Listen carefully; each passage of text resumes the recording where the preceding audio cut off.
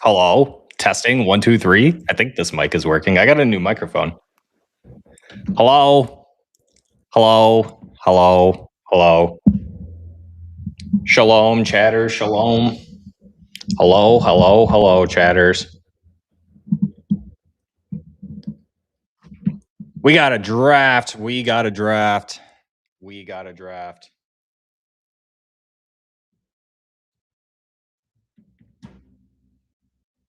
All right.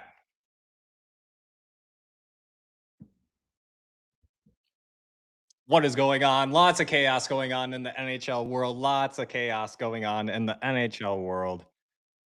So many news, rumors, and updates going on. Let's see what the latest is. Let's see what everyone's saying.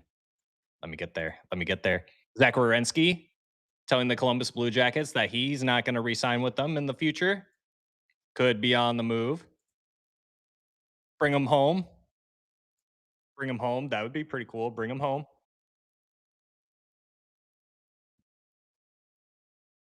Matt Schaefer at the draft.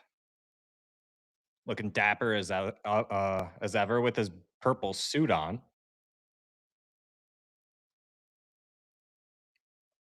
JJ Peterka going to Boston. That makes the Atlantic that much more difficult.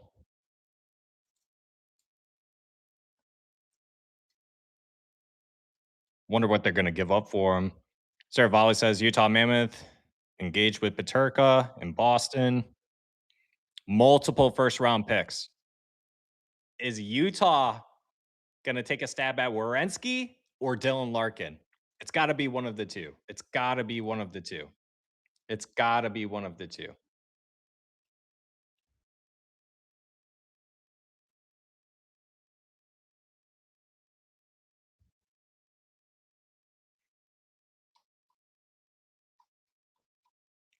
See what else is out there. Let's see.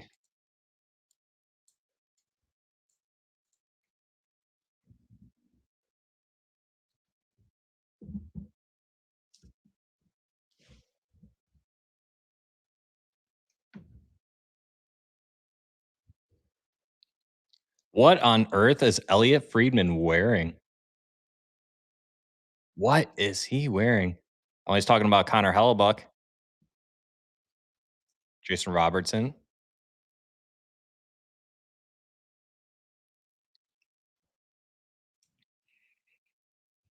Wonder how much sleep Elliot Friedman gets during this time of year. Pierre LeBrun 44 minutes ago, nothing imminent, but the Blue Jackets have started listening to teams calling on Zach Werenski. Sources confirm.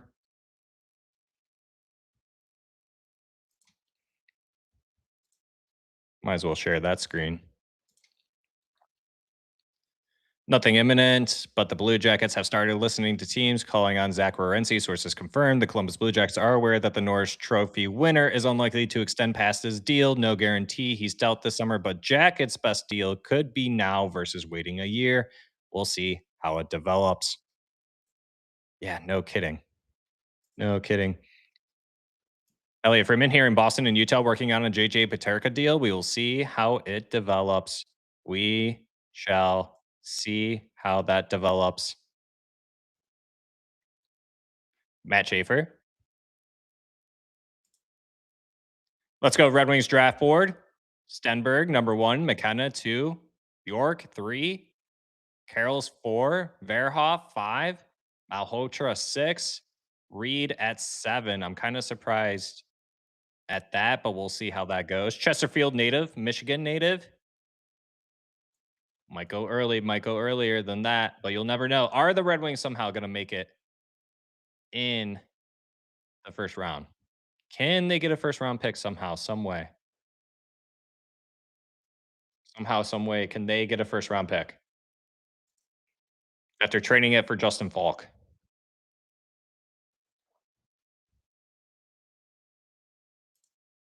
That's not what I wanted. The NHL Bruins and the Utah Mammoth have been engaged in discussions this afternoon on winger JJ Peterka. One of the proposals Boston had on the table included multiple first round picks. Utah was mulling options. Utah might be willing to take a stab at Dylan Larkin or Zach Werenski. It's one of Utah. It's one of San Jose, and you gotta think one other team could potentially be Dallas, and another one could be the Minnesota Wild still. We'll have to wait and see.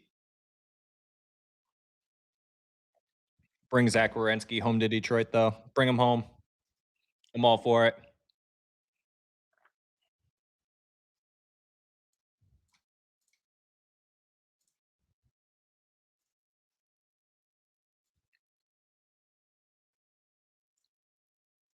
Yep, hearing that. JJ Paterka reportedly acquired by Boston is a top six rushing winger with a great release, slick hands, and nice timing off the puck. Rounded his game out a bit this season, but there might be too many cooks for him to be as impactful offensively as in the past. And he was just traded to Utah just last season. Now he's on the move again to Boston.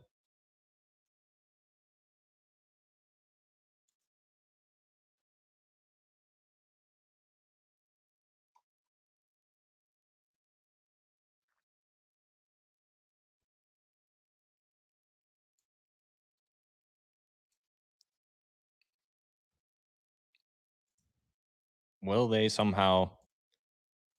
Will the Detroit Red Wings somehow get in the draft though? Dylan Larkin, the name that everyone's waiting on to be called. Especially probably for the New York Rangers. The New York Rangers are probably like, "Come on, Steve Yzerman, let's get moving. Let's make a trade here."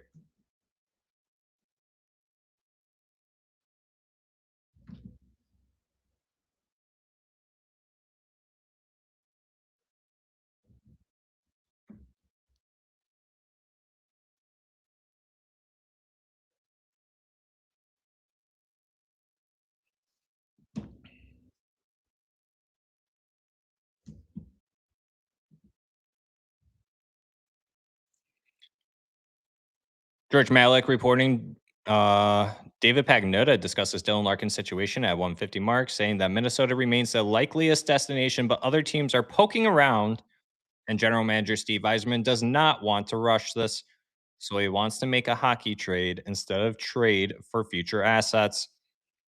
Mr. Pagnotta says that some teams are looking at DeBrincat as well, as we know, but I'm having a hard time imagining the Wings move him. Makes sense. For your information from me, Larkin and Patrick Kane have the same agent and Pat Brisson. Oof, can't forget about that.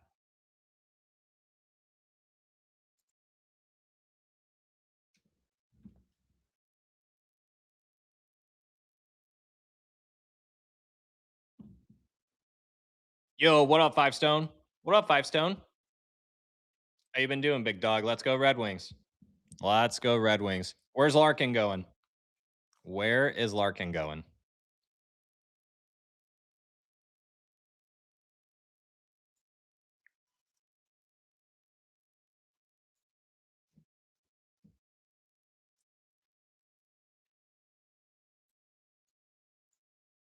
Waiting for this draft to start and waiting for some notifications to pop up. Love you, Jake. Give you the heart. –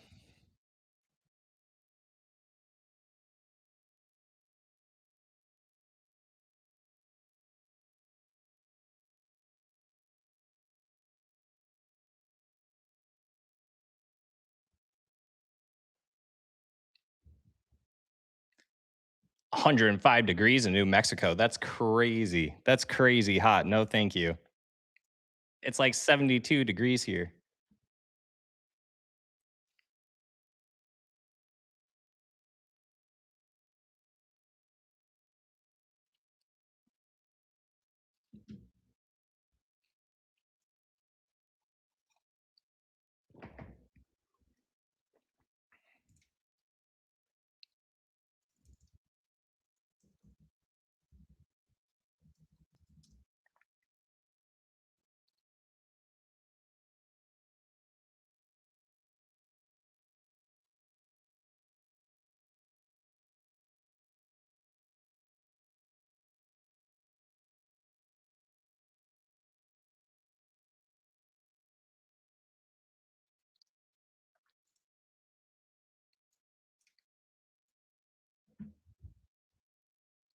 Yeah, it's good to see you too, or Five Stone. It's good to see you too.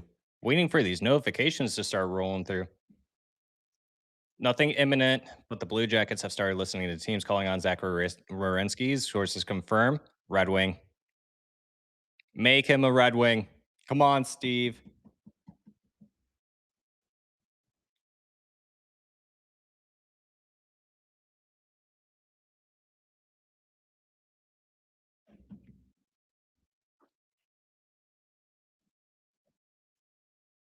I still think Utah, San Jose, Minnesota, and Dallas are the four teams in a running for Dylan Larkin.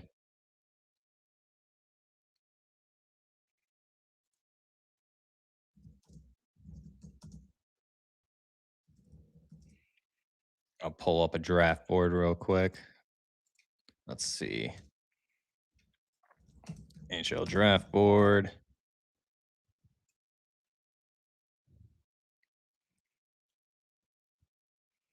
What is St. Louis going to do with their four picks that they have? That is absolutely insane.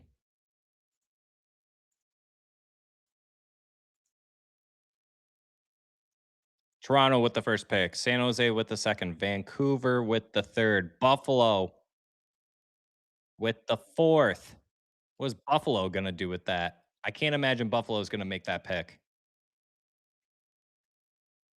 Sharks with the ninth as well.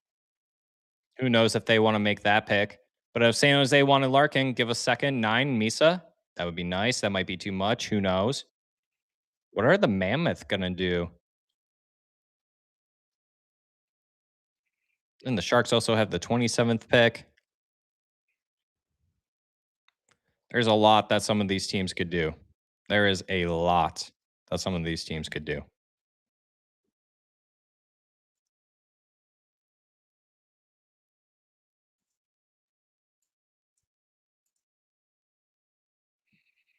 Five Stone says, I think Larkin stays. Eiserman gets a number one center.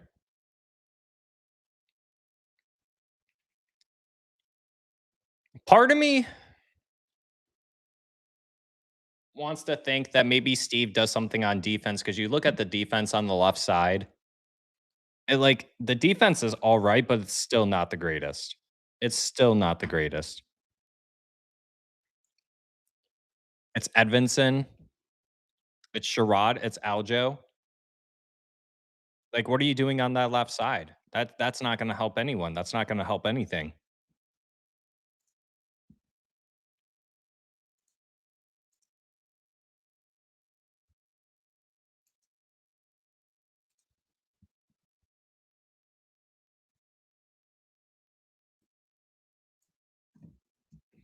Get out of here. I don't want you here. Go away. Thank you. There we go.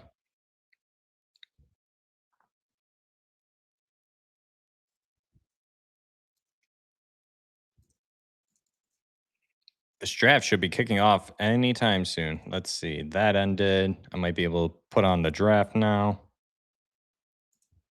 There we go. I got the draft up.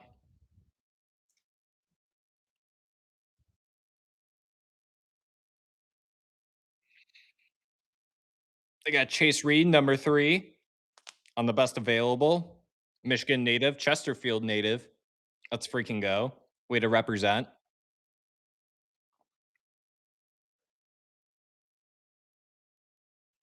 They're showcasing Gavin McKenna a little bit. Who goes first, McKenna or Stenberg?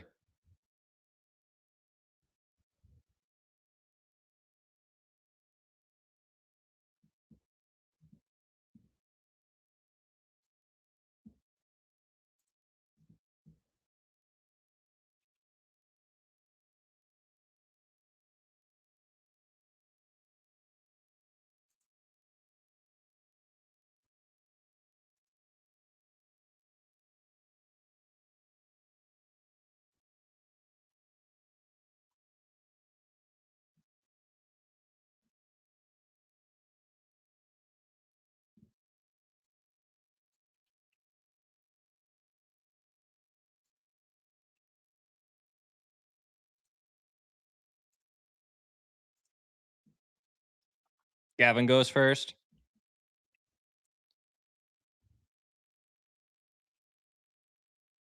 Knowing the Toronto Maple Leafs, that's probably who they would pick, and that's what the sources have been saying that that's who they're gonna select too.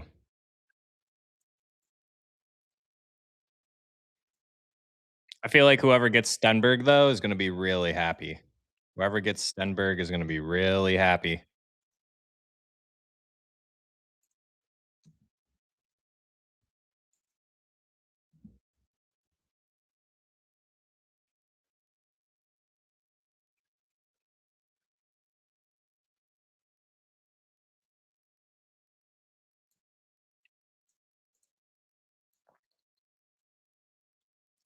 No updates yet. This is crazy. Why haven't we got any trade updates? Wake up, Steve. Wake up.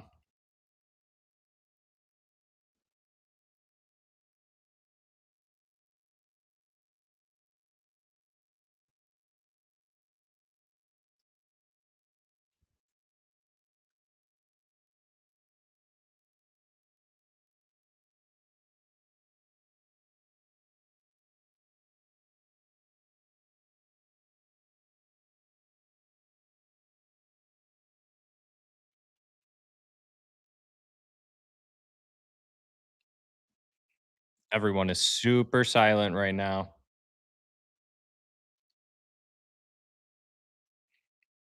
I love how they always say the draft and like the game and like whatever it is going to start at this time, and no one's going to get picked until 7:45 p.m. I guarantee it. No one's going to be picked until then.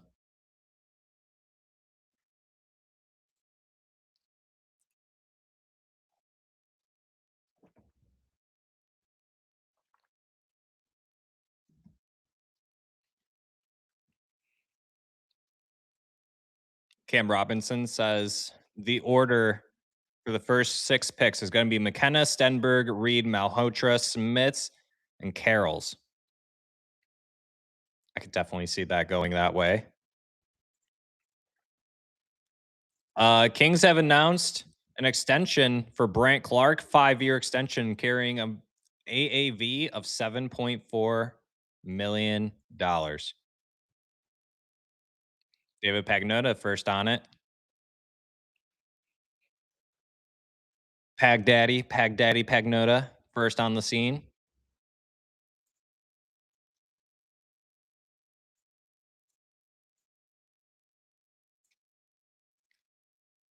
Kings announced 5-year extension for Brant Clark, carrying $7.4 million AAV right there. Crazy. Crazy.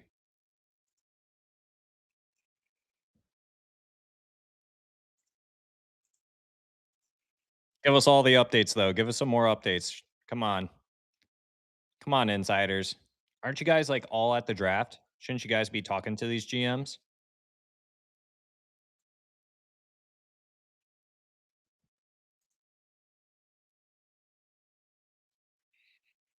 I think Steve makes a move and try for Pedersen.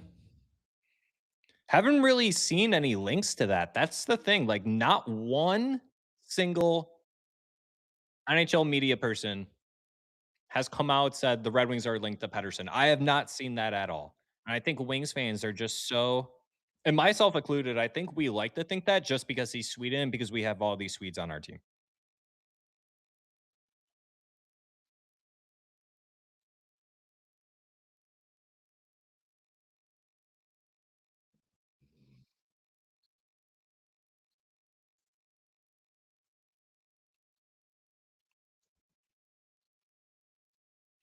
Here's a fun tweet from someone online. Dylan Larkin's trade request was revealed a few weeks ago, but since then we haven't heard a peep from the coach or any of his teammates. Where is the reporting by the beat writers at Free Sports or Detroit News Sports? Facts. Like facts. That is facts. We haven't heard a single thing from anyone. We haven't heard a single thing. Not from his agent, not from the player, not from the general manager, not from any of the players. No one. It was just reported by Elliot Freeman that he requested a trade. And then Helene St. James is the one who said it's 3 teams that he submitted. Nothing since then. Nothing since then. TDP, there's no point in speculating about Eisman. Dude should work in government intelligence. Area, just put him in Area 51 right out the get go, right? What's going on, TDP? Sounds like we're about to kick off here.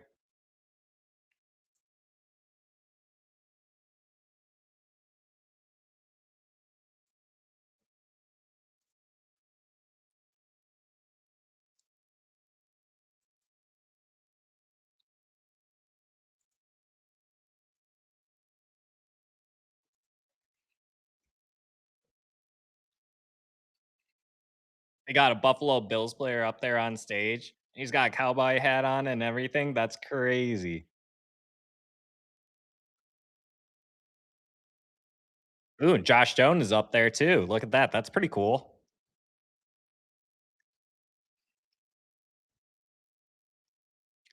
Gary Bettman is how tall is Gary Bettman? I feel like he's not short, but standing next to these two, it's hilarious. It's hilarious. Chilling, hoping for some drama tonight. Yeah. Even if it's not Detroit, I'm all right with it. I did hear rumblings that the Sens could potentially be interested in Michael Rasmussen. So I thought that was interesting. Thought that was interesting to see come about. They can have him.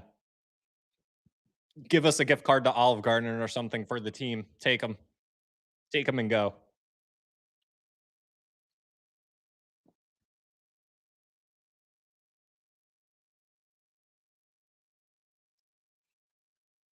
Kevin Hart is taller than Bettman. Is that facts? Is that facts or are we just saying that? Is that facts or are we just saying that?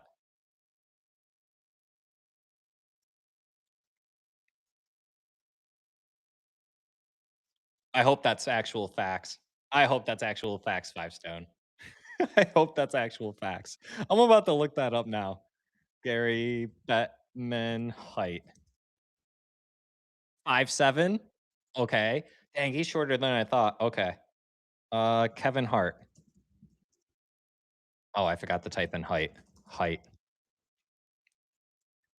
Nah, okay. Kevin Hart's only 5'4". Dang, I thought maybe it was true for a hot second. You had me there. You had me there believing it. I know I'm going to pay a crazy amount to go boo Larkin whenever he's in town. I'm buying glass tickets.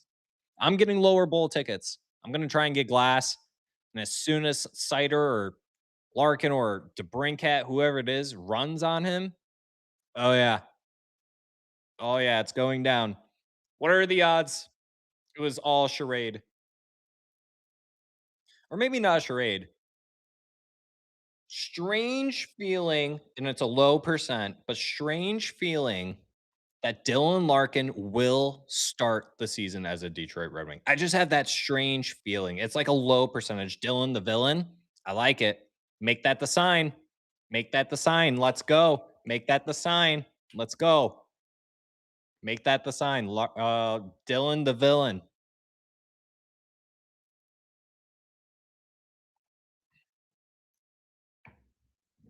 Oh no. Oh no. Dropping stuff.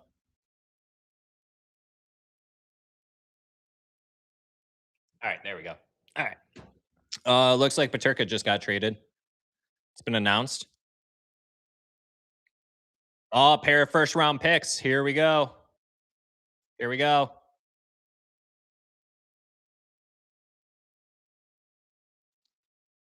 JJ Paterka has been traded in exchange for a pair of first round picks.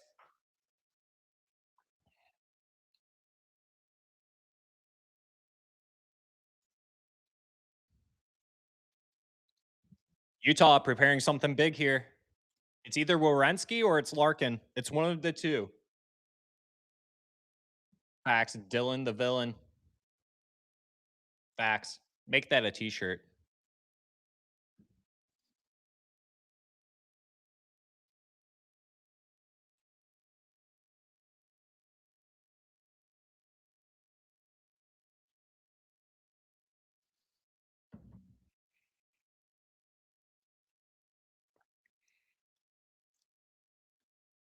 Are all wearing Knights jerseys? I must have missed it. What's going on here? Why are they all in Knights jerseys? Paterka was on my short list.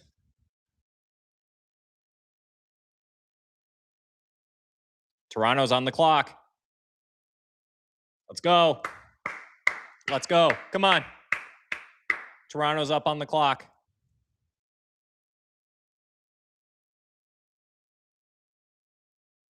No notifications yet. I'm waiting for them. I'm waiting for those notifications to come through. I'm waiting for them on my phone too.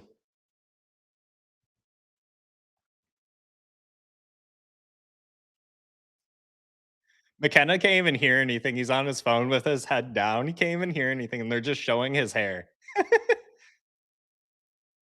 Wonder what kind of watch he has on. Looks nice, whatever he's wearing.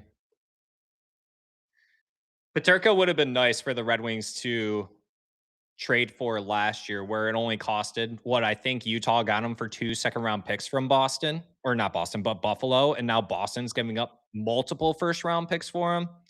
It's crazy. Oh, yeah. Toronto's drafting McKenna. Yeah, that's Toronto talking to him right now.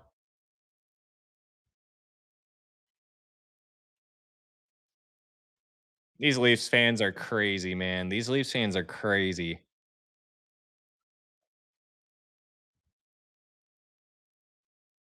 Got some Shark fans there too.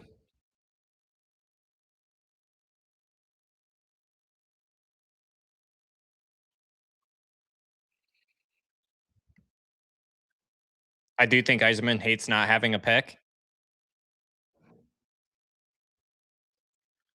San Jose, it's on you. You got the number 2 pick, San Jose. Come on.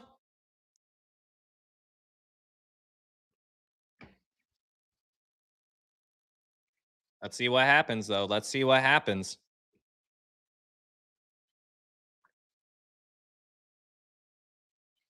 Pick is in. Here goes McKenna.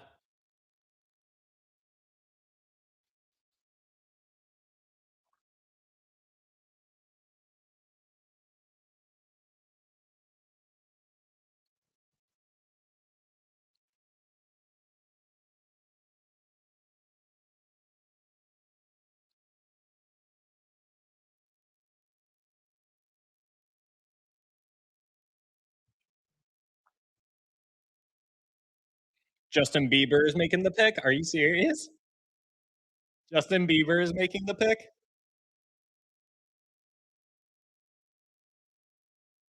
Oh, yeah. Here come the boos for Gary.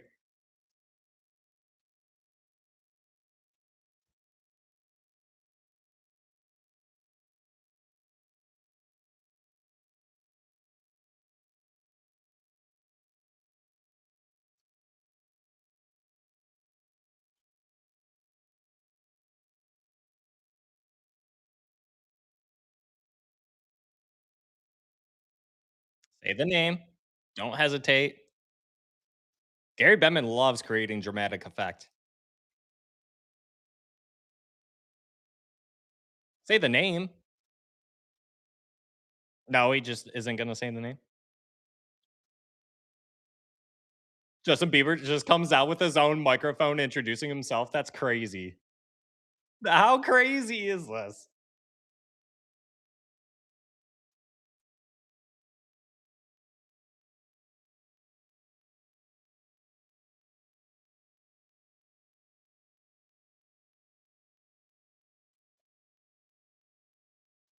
He doesn't even look like himself anymore. It's so crazy.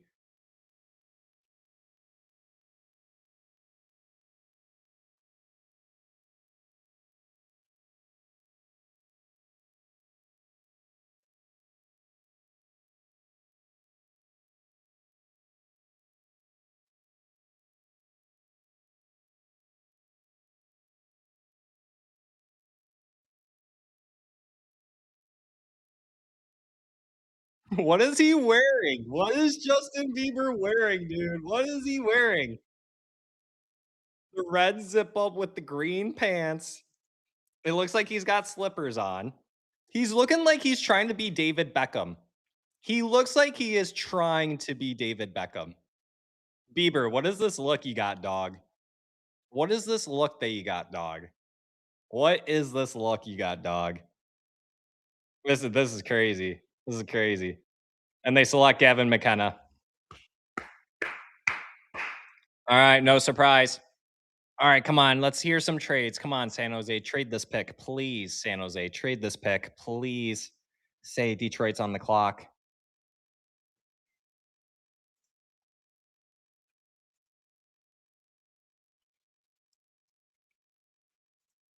McKenna goes number 1 to Toronto.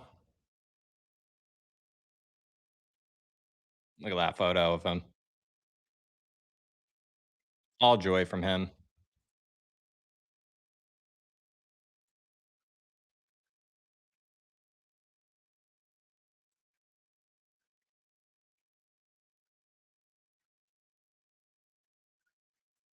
Oh, look at that.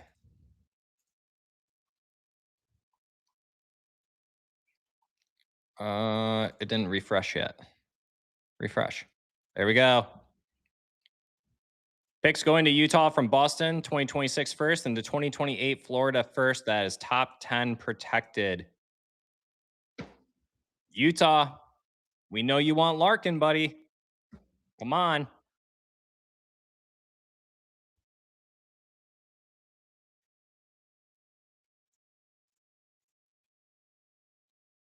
Utah might take a stab at Larkin. It's that or Baranski. Utah and San Jose are probably fighting for each of those two guys. There's Steve's 2026 first.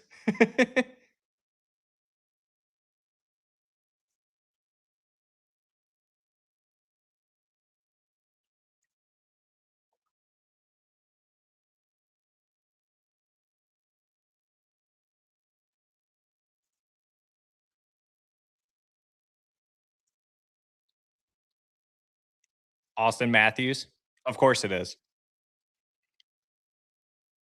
And that's pre-recorded, obviously.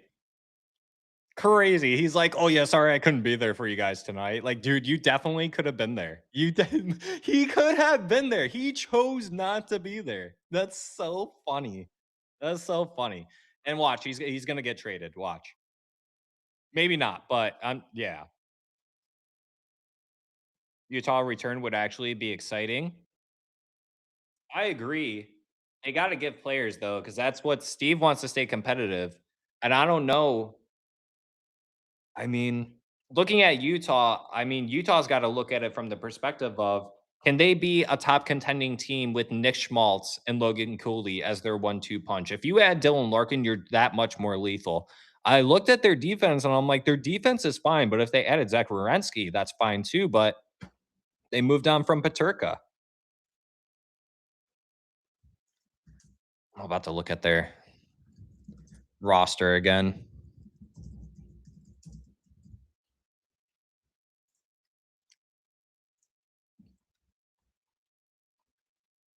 Yeah, like Utah, they have Sergachev, they have Mackenzie Weegar, they have Sean Dursey, John Marino, Nate Schmidt, Dmitry Shimashev. Like, I think they're pretty good on defense. You could like Sergachev is a fine one lefty, and then Weegar can play left or right. Pretty sure Wierenski plays left. Then you look at their forwards, like they just moved on from a winger. If they get Larkin, then you can shift either Schmaltz or Logan Cooley on the wing.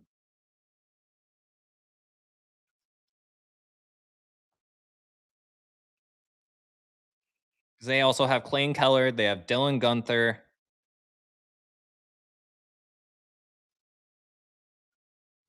What Utah is missing is another center. That is what Utah is missing. I think Utah would more go for the center than they would for the defenseman. So I think Utah actually is trying really hard to make a push for Larkin. But would Larkin want to go to Utah? That's the big thing.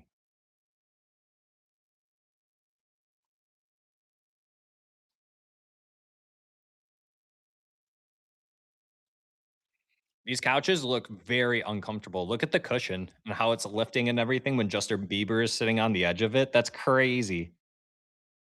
I wonder who picked all this out. What's up with like the home like background? What was that? What was that? What is this draft? What is this? Gavin McKenna, Penn State freshman record with 36 assists and 51 points this season. Had one hell of a season. Had one hell of a season for Penn State. Good player. Good player for Toronto. It's really sad though that Toronto got him.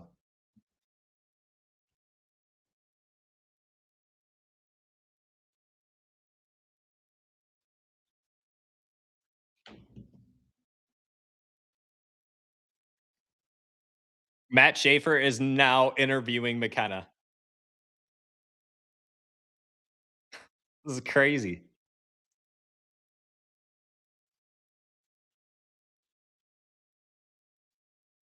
San Jose on the clock.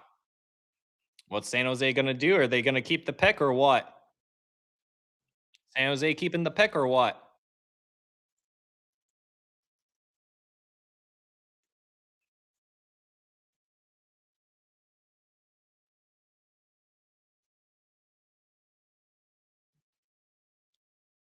Matt Schaefer is actually a really good interviewer. I was actually very impressed with that. Man knows how to talk. At least he's not a thumb. That's pretty good.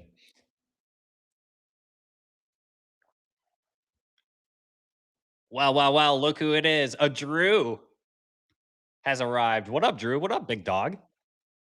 What's up, buddy? We shocked that McKenna went first overall. Are we shocked? You still got Stenberg. You still got everyone up on the board technically. But I'm very interested to see what San Jose does here.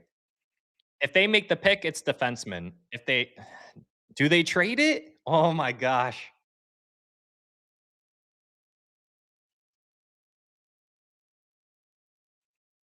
That photo of him. Look at Gavin McKenna. Zonked. Was that a Pokemon shirt he was wearing too? OG. OG.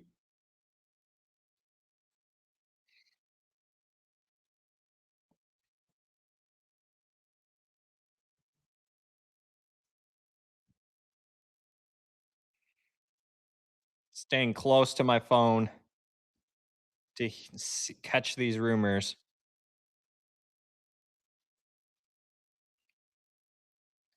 All right, so we can go to that one. We'll showcase that one. So JJ Paterka to Boston, Utah getting Boston's first round pick, which is 23 overall, and then the 2028 first conditional pick, which is lottery protected, top 10. Oh, look at that. Then you got this right here. Marco Sturm, JJ Paterka, and Matt McKelvane. So they got an all German line potentially forming here in Boston. Boston wants us. I like you look at what every other team in the Atlantic has done. I don't know what Steve Eiserman is going to do here, and the pick is in for San Jose. San Jose's making the pick, I guess.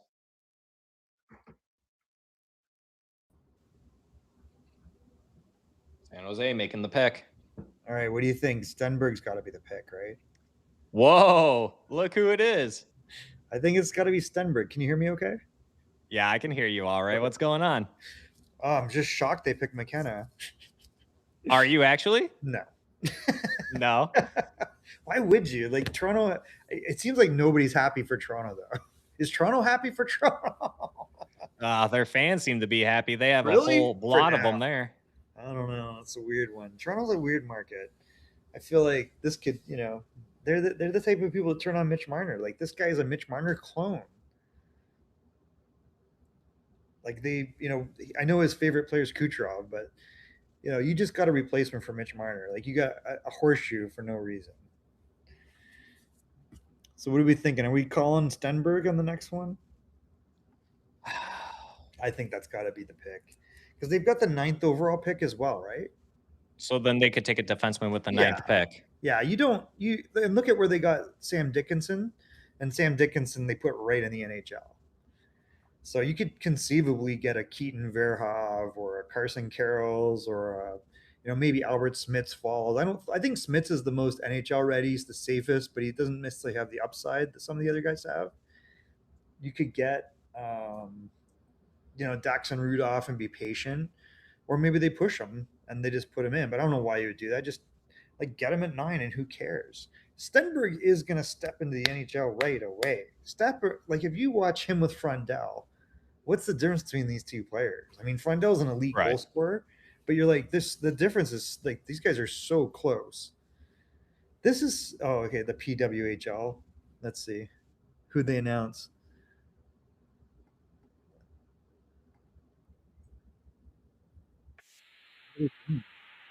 Oh yeah, she goofed. She should have brought the gold medal.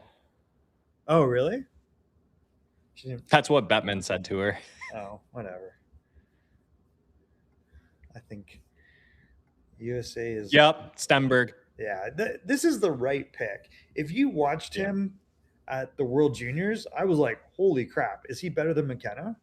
Now McKenna had a phenomenal point. This is how good McKenna is. He doesn't necessarily even look like he's doing great, and he's crushing numbers, right? Like he's just an elite player that way. But Stenberg has so much Tim Stützle in him. The motor is there. He can play a high tempo, nonstop game. He has really good hockey IQ, and I think he steps in the NHL. So what's San Jose's future top line? It's Celebrini, Stenberg, and then who else? Wow, you got Will Smith. Right. So why would you not have Misa as second line, which is probably a better spot for him? And you still have Toffoli there, and he had kind of a little bit of an off year, but he's still a really good player. Chernyshov. So I don't know. I think he just fits in there. I was really surprised when they moved Eklund, to be honest with you, but I guess it kind of right. Like I don't know if Eklund has upside like you would want with these other guys. Like I think he's definitely a step down from them, but he's a productive NHL player. Like he's a 17 goal, 50-point guy at 23. So I was a little surprised at that, but I don't know. It clears the path. I really like Chernyshov. Colin Graff played well. Your third line's interesting. Wenberg had a good year. Mm-hmm. Sherwood. So yeah, Stenberg slots in pretty darn nice in the top 6. I mean, why would you not bump out a Colin Graff and Chernyshov go to the second line? You got Macklin, Will, and you've got Stenberg. That seems like a no-brainer to me. Yeah, and there's really no I'm sure as much as San Jose fans want, and I have a good friend that is a San Jose Shark fan. He's all right with staying patient. I mean, he's very thrilled with Macklin Celebrini, loves Will Smith and loves Michael Misa, all these guys, but he has the understanding, right? And I would like to think a lot of Sharks fans do, is that we can wait an extra year or two for everyone to pan out, right? Totally. Now, looking at it from a Utah perspective, because and I was included, I was like, maybe the Red Wings could get the number 2, maybe number 9 from San Jose, but Utah just traded away Peterka. They just got Boston's first round pick. Utah stacked up with draft picks, and they got young talent. I looked at Utah's roster, and I was like, I think with them, it's between Larkin and Werenski, and I think Utah would be more inclined to go for Larkin versus Werenski. You think they're going to move Werenski out of Columbus? Supposedly, it was thrown out there that they did meet today, and that Werenski said that he would not re-sign with them. Yes. Yeah. Yep.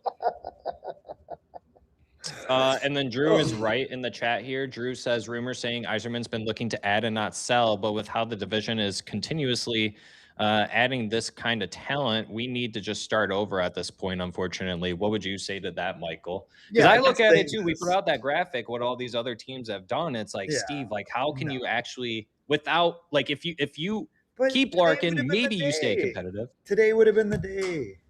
Yeah. Right? Like, this is a deep class overall. The top 12 or 15 are pretty good. And there's some sleepers, right? There's Vigo is still in there. You still got, I think Wyatt Cullen is a little bit off the radar. You got JP Hurlbert that's off the radar. Like, there's guys there that could have a good NHL career or better. And they're going to fall down. Like, I think there's guys like Tynan Lawrence and Belches that I'm like, well, why are they rated ahead of some of these guys? I don't get it. Size? Because I don't know if the upside's there, right? And I'm not saying anything bad about any of them. I'm just saying Mhm. where they rank, you know. Yeah. So I don't know. It's an interesting draft, but man, there's been so many crazy moves. Like before we jumped on, I went through like it's been 5 days, and now you got this Wierenski thing. That's crazy. That is crazy. And you would assume Werenski gets the same return as what Oh, anybody. Hughes did.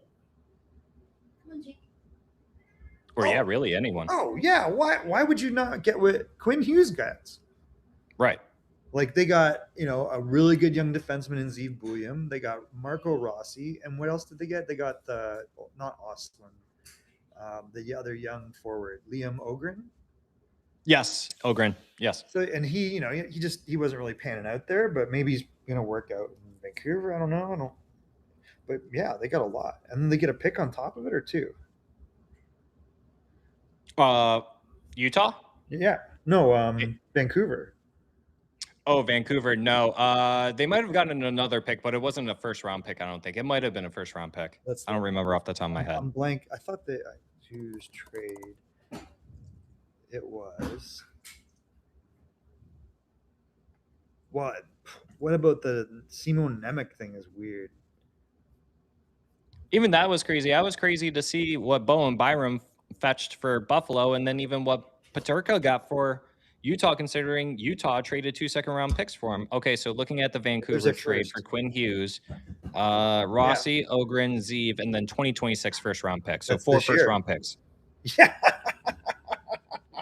Come on. That's crazy. And Buium stepped in. Rossi stepped in. Like, speaking of Vancouver, their pick is in. They're making the selection. Malhotra, right? I think it's got to be Malhotra. I'd be shocked if it's not. Dad's the coach. Who is this? This is the actress? Is she Canadian? I didn't know. Yep, you got it, Malhotra. Yeah, that makes sense.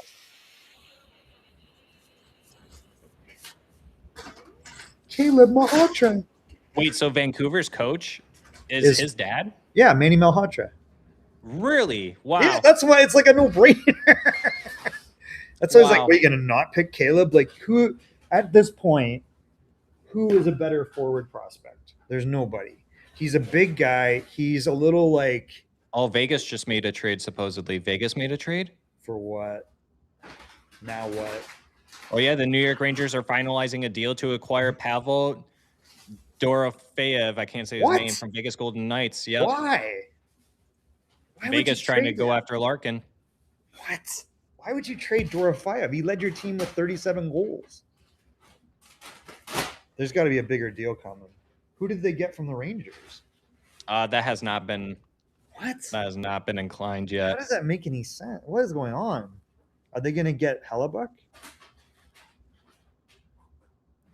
I would say Vegas needs a goalie more than Larkin. I would agree with you. Are they not going to re-sign Carter and then they go get Hellebuck?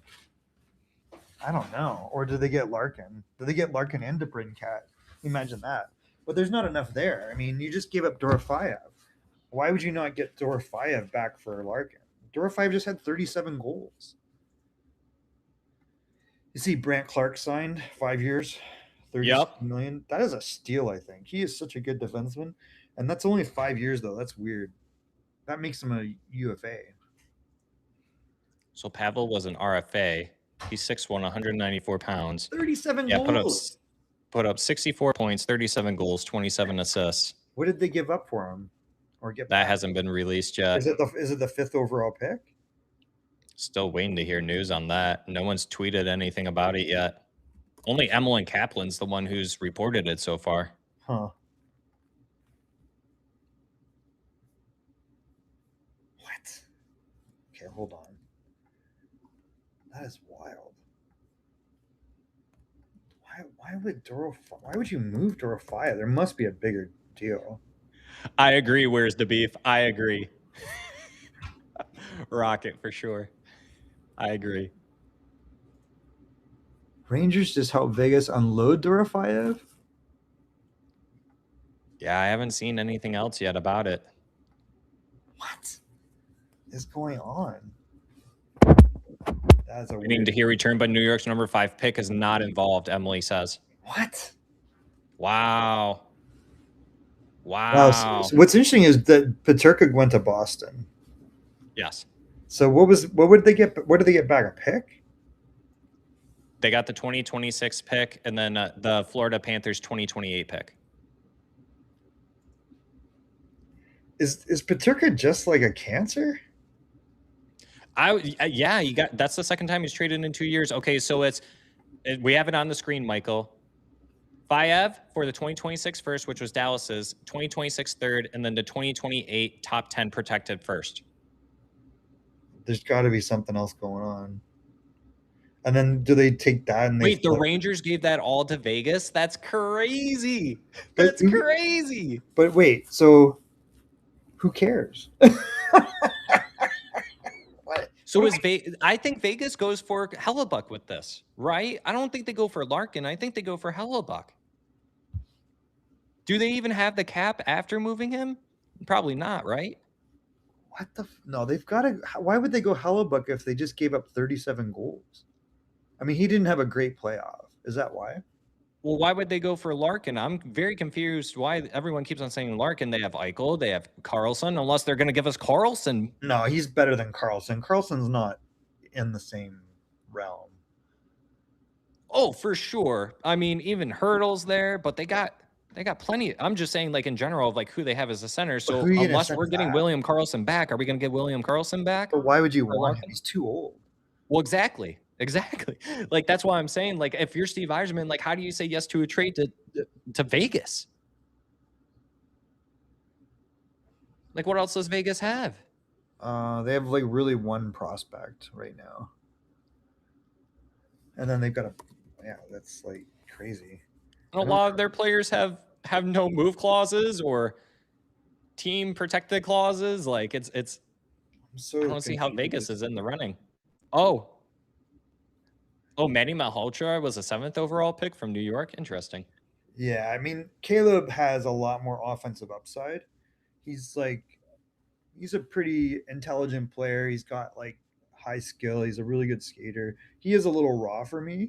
Like I think this will take some time, and if they're smart, it takes time. Like they put Manny in the NHL right away, and it did not really pan out like offensively for him in his entire career. He had one decent offensive year.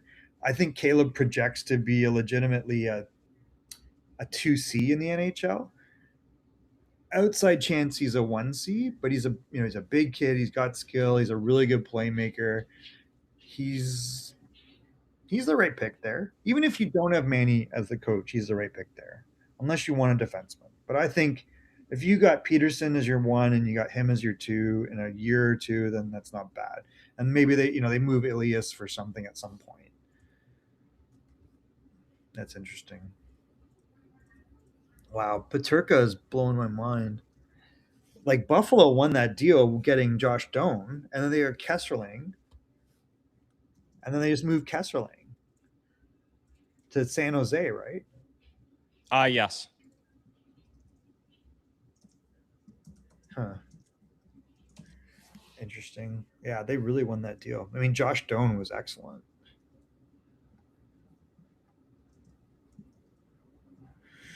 So here is my call. If you were Buffalo, why do you need a defenseman? Why would you take a defenseman here? It makes no sense, Zach.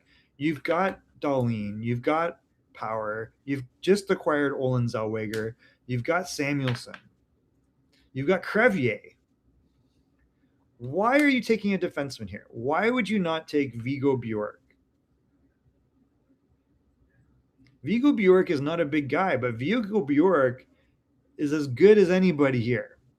He has the most upside, maybe. He has maybe more upside than Caleb Malhotra. Like, he, on any given day, might be as good or better than Stenberg. He's just 5'9". Now, does Jarmo Kekalainen like little guys? Not usually. Like, look at the friggin' defense. They're monsters, right? But you just gave away Alex Tuck. You just, even though you lose Bo Byram, you've kind of replaced him with Olin.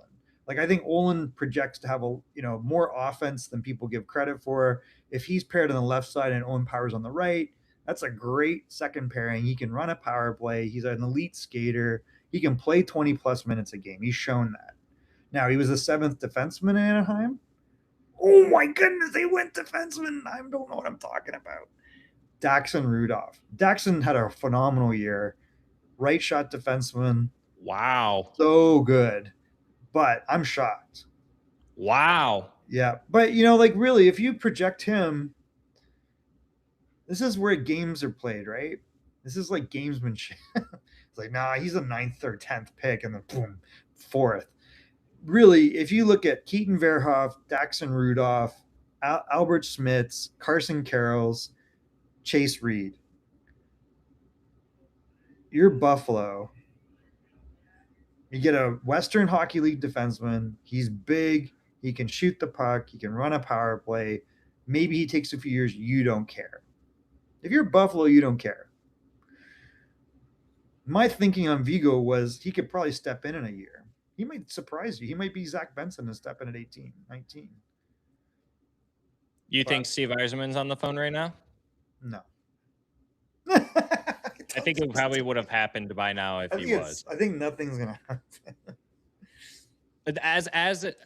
I read a tweet. Someone had tweeted out, it's been weeks since we heard about Dylan Larkin requesting a trade. And since then, we haven't heard a peep except for Helene St. James saying he's only given us 3 teams. We haven't heard a word from a player, an agent, a coach, a GM, no one. No, because like I remember we had this discussion on your show. Right. Yeah. And what did I say? I said a few stupid things that turned out to be true. One, you say, I'm just going to let him sit. I expect to see him in training camp. What came out? Yeah. We expect to see him in training camp. I don't think it's dealing with. You just, that's what's going to happen. That's what it seems like it's going to happen. Do you think Dylan Larkin would actually show up to training camp? No. And then he'd be suspended without pay and blah, blah, blah. But does that really affect the overall value of Larkin if he doesn't show up and doesn't play? Let's say it carries out throughout the season. No. You just saw Brady Tkachuk call his shot. You've seen Matthew Tkachuk call his shot. Now you're seeing Werenski call his shot. So who does it affect? Like they're just gonna fall back. And this directly affects DeBrincat. And that was the other thing we talked about, which is I'm like, well, why? One, does he factor into this group? I'm not. It's kind of 50-50, like long term, right? You have so many holes. You're counting on young guys stepping up. But now you also have, John Gibson is not long term. What's going on? Like you got to think there's a reset in Detroit no matter what. I'm just really surprised with this. Like he should have been, he could have garnered something here. Yeah, I don't understand how some of these insiders, whatever you want to call them, are saying Steve wants to still stay competitive. I see where he says he wants to do that, but I don't know how that's even possible. You're not competitive already. What are you talking about? You're not. Exactly. That's why I'm laughing.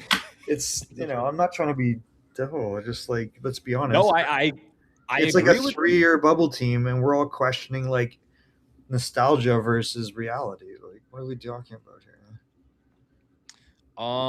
Trippy, what up, Trippy? Falk. All he said was Falk, but TDP says we can't play Larkin. We can't risk him getting injured or else we're cooked. I think DeBrincat is ride or die. Don't think so. I think if DeBrincat requests 11 million or 10 million or 12 million, you're balking at that. He can't get you in the playoffs. He's better in a second line role and scoring 40 goals. That's what he's capable of. Which is weird. But that's the type of player he kind of is, right? I mean, we put him on that top line with Larkin and Raymond before, and he never reached 40 goals, and he did this season with Andrew Kopp. Right. That he's better sheltered a little bit, which is weird, but he can play the power play. He's a really good player, but he's 5'8". Right. It's like it's tough. Right. It's a tough spot to be in. You're a 5'8" winger, and he's got wheels. He can shoot the puck. He's got great hockey. He's a very talented player. He's not getting you in the playoffs. Like, this is not a $12 million player, in my opinion. Now, that being said, what is a $12 million player now? Because Alex Tuck just got 10.5, and he's probably second line in Washington. It'd be like him Right. with Tom Wilson and one of the Protas brothers, who I love those guys. If you're going to do anything, trade DeBrincat and Larkin to Washington and get the Protas brothers, which they're not giving them up. I highly can't see that happening. Just Right. keep one of them. He's such a good, like, both those guys are big guys that put up points. Like, I wonder what the Rangers do here now with the 5th overall Chase pick. Reed? Do they go Vigo? I mean, Vigo's got to be in here somewhere. I'd be shocked if he's not. If they go safe, I bet they go Vigo, because if the rumor is true that Trocheck is to be traded and they're waiting for Larkin to get traded, they probably go Vigo. I mean, Vigo, I think I'd be shocked if he doesn't. Vigo could be a Seattle Kraken. You know? This could be one of those things where it's like he drops again, and then Calgary probably goes Chase Reed, right? It's really tough to say. They already got Zane Parik. Why do they need Chase Reed? Chase Reed, and then isn't Nemec a right shot defenseman? Yeah. Why do you need him? You're not going to go Chase. Oh, so Reed. then maybe they wouldn't get Chase Reed. No. You're right. No, I think they go Vigo or Keaton. Maybe. I don't think they're going anybody that's American. I think you just saw the draft stock of U.S. prospects is going to get like smashed. How is it not? Kaplan was just mentioning on Dylan Larkin being the number 1 name on the trade board right now.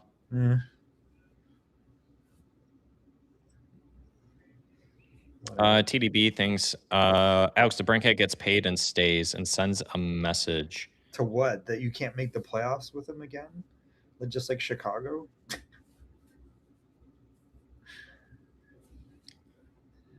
This is just so tough. Like, I'm on the bandwagon of, like, don't tank. Obviously, like, that's not the intention. But like, even if you still have Larkin and he doesn't play, or you trade Larkin, like, I even if you were to get Will Smith or Michael Misa, let's just say, just for fun, you got one of those guys, those types of players, right? Like, yeah, but you're not. Like, you're still going to be such a bad team.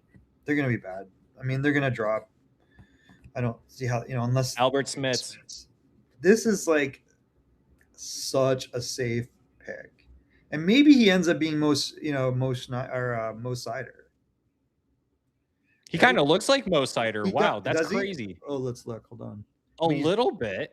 That is, I think, what people are thinking. I don't think he is. Oh my God, yeah, I guess he kind of does. Like, he just doesn't have the hair, right? But he kind of looks like Seider. Oh, that's interesting. But he's skinny though. He's 6'3".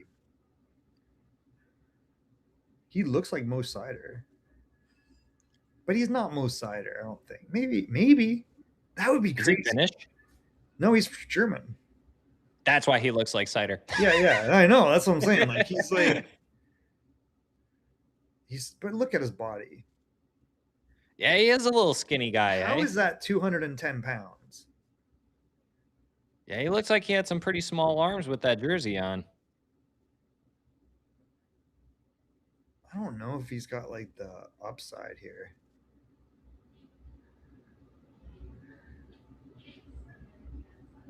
Really interesting. Oh, so he played in Finland. So he played pro in Finland in the Finnish league. That's why I asked if he was Finnish. No, he's German, I think. Am I wrong? Maybe he is. Maybe I'm wrong. Why did I think he was German? Yeah, he's German. Oh, he's Latvian. He's Latvian. Oh, he played Red Bull in the Deutsch League. That's what it is.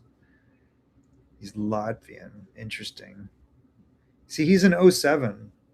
This is the 08 draft. So you look at McKenna, I think Stenberg and him are all 07s. So they're like, we have a trade.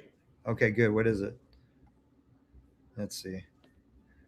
Vegas. What is it? Matthew Nyes. Utah. No. Oh, they're announcing the JJ Peterka trade. Oh. Oh, okay. Lame. Way to be late on that. Oh, that's old, yeah. Yeah. Old news, Batman. Come on. Yeah, that's fine. Paterka's weird. You know, Paterka really looked like he was going to be a star player. Like you watch him on the ice and you're like, damn, he looks like he could be a very impactful guy, and he's got points. Like he puts up points, but weird. Do you think it's like his defensive deficiencies? I think it's a personality thing. It seems like. You think so? Maybe, I don't know. Like he, maybe I'm wrong. I don't know. I mean, you could be right. I mean, the fact that he's been traded twice in a row like that speaks volumes, right? That's weird. Yeah, I don't know what to say. It is weird. I mean, he has to be traded from Buffalo, I think, right? Correct. Yes. Yeah. Yes. Maybe he didn't like Utah. I don't know.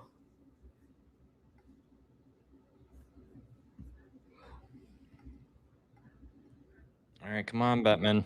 Calgary's still on the clock.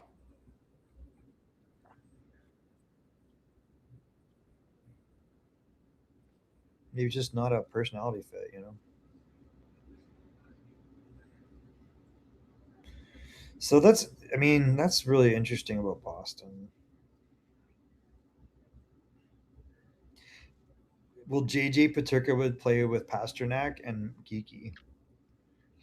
What are your thoughts on some Wings fans were not too happy about Amadeus Lombardi getting traded for a 4th-round pick to New Jersey. Your thoughts on that? I think Theo kind of takes over Amadeus's spot down there in Grand Rapids, potentially as the 1 seed for them. Or the 4th seed for us. Super high hockey IQ, really very smart, talented player. He's not big. He's maybe gonna have a hard time. He'd have to steal a top 6 job. I don't see him playing top 9. Like I don't see him on the 3rd line. He needs ammo, to play. right? Yeah, I just don't. Yeah. Like so you go, well, how does he squeeze into the NHL? He's got to get a top 6 role. Is he going to do that in New Jersey? That's why I was very confused about that. Unless New Jersey has a spot for him on the wing on the bottom 6, and Detroit's like, well, we don't, which is very strange to think. But how do you project him as a 3rd or a 4th liner? I don't get that. That does not fit the MO. Like he's a guy that's smart. He's got a high hockey IQ. He's a good playmaker. Like he's just, he's not a big guy. I just don't see it. I don't know. Where's New Jersey? Let's see. Pick his own. Like he's not gonna knock out Timo Meyer or Dawson Mercer. He could, like, as Connor Brown had a good year. Jesper Bratt, he's not gonna knock him out. So he's a 3rd line guy. That Gritsyuk guy played well. Paul Cotter's pretty good. Like, I don't know. So maybe there's a role in the top 6 for him there. What do you think? If they go America, I'll be shocked. You've got to think they go Keaton Verhoff. Oh, Landy McDonald. Yeah, that mustache. It's still great. Best.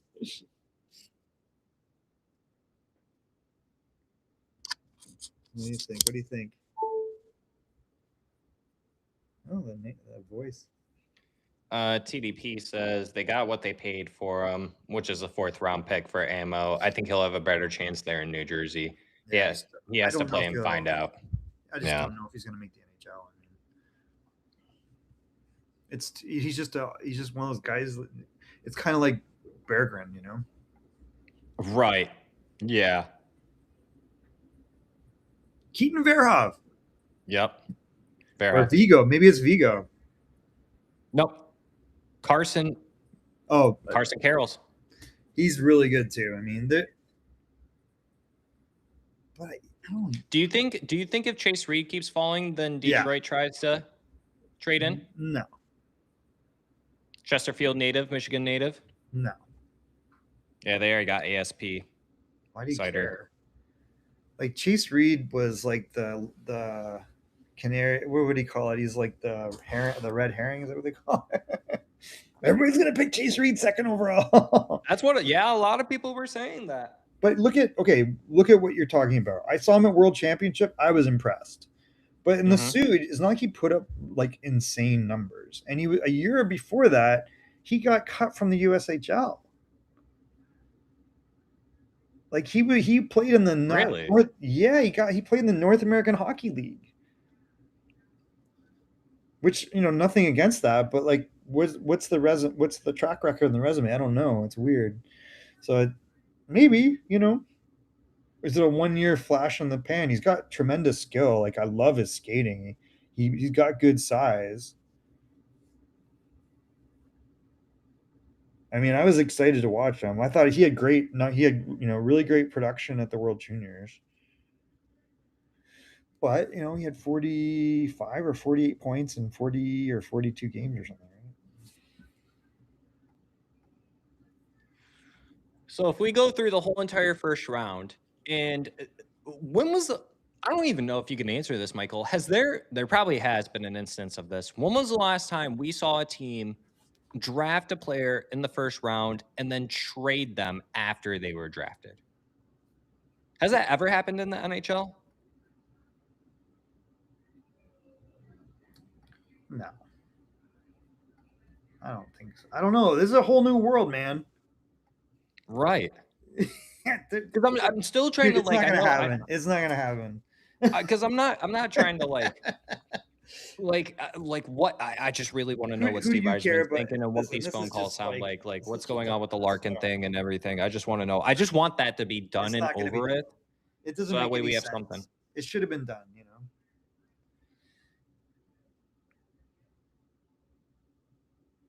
I don't know what's going to happen with it. It doesn't make any sense. But And every time I look at teams, I'm trying to make sense of like what teams could actually give something to us that makes us, no, I guess, somewhat competitive to try and make it no, make sense. But I it's not never happening. can make it make sense, Michael. There's been so many parts that have moved around, and you could have swung something like the one that makes a lot of sense to me would have been McTavish and Zell. And now Zellweger is gone. Yeah, so that's not happening. McTavish's still out there. I mean, right now you'd be happy to get McTavish. McTavish is weird. It's like a $7 million contract, and he's like a 45-point guy, right? He scored 20 goals. I don't know. It's a weird situation. Like you got so much going on there. You got Roger McQueen. You got Leo. You got like, um, what's the other Beckett? Like you're like, yeah, we're good. They're saying Carroll's NHL comp is McAvoy. Yeah, I can see that. That makes a lot of sense. He is really good. I don't know. Like, do we all have like what am I missing? Do we have a short term memory with Keaton Verhoff? Because Keaton Verhoff was like the second overall pick for so long. And what Yeah. happened? He just had a slow, he had a poor ending to his season. But he played in the WHL last year. He was so good. He's a big guy that can skate and he's got all the tools. Maybe they just think maybe people just think he's too raw. Or maybe just seen him too much. I don't know what the answer is. I always liked him. I thought he was really good, but I think there's still some good names left on the board too. oh yeah, Vigo is not even taken yet. I think Yeah. like you've got to think someone's got to pick this kid like now. Like if you're Seattle, you need a defenseman though. Like if you're Seattle, you pick Verhoff. What even is Seattle doing? Nobody What knows. even I just don't understand like Seattle? I don't know. yeah, I don't understand their approach at all. No, I mean Jake O'Brien was a start. So Jake O'Brien has potential, but Jake O'Brien is not a slam dunk. Like Jake O'Brien could be a number one center, or he could be like a total washout. I think he'll be at least a 2C, probably of some sort. But he might be a big guy that plays on the perimeter. He's got all the tools and talent, and then he runs out of time and space and it doesn't work. I don't know. But he does have a really good skill set and he's got size. So people laughed at me when I said this, but he reminds me a lot of Cody Glass, which is not, a sure thing. Oh, Chase Reed, Seattle. Yep. There you go. Yep. Well, that's probably a good spot for him. I mean, they desperately need that. That's their best. Like, okay, so they've got Berkeley Catton, Jake O'Brien, and this kid. So I think it's going in the right direction, but no slam dunks there. Like, I like Berkeley. You know, Jake's got potential, and this kid's got like a great tool set. Oof, Vigo's still on the board. Someone's gonna get a deal with three guys. Okay, three guys that are gonna get a deal. Whoever gets Vigo is gonna be happy. I think. Whoever gets Wyatt Cullen is gonna be real happy, and might do better than guys ahead of him. Now, there's a lot of defensemen, so they'll just take time, right? So maybe this all works out. And then whoever gets JP Hurlburt has a potential stud there. JP Hurlburt could be Brandon Peary, or he could be Joe Pavelski.